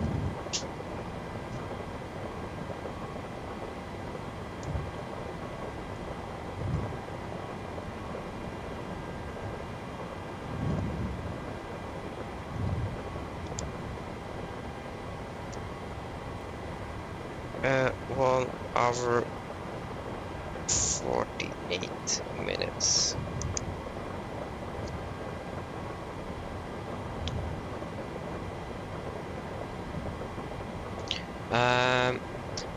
Yeah, we're going to open that cockpit door. Can't hear the passengers. There you go.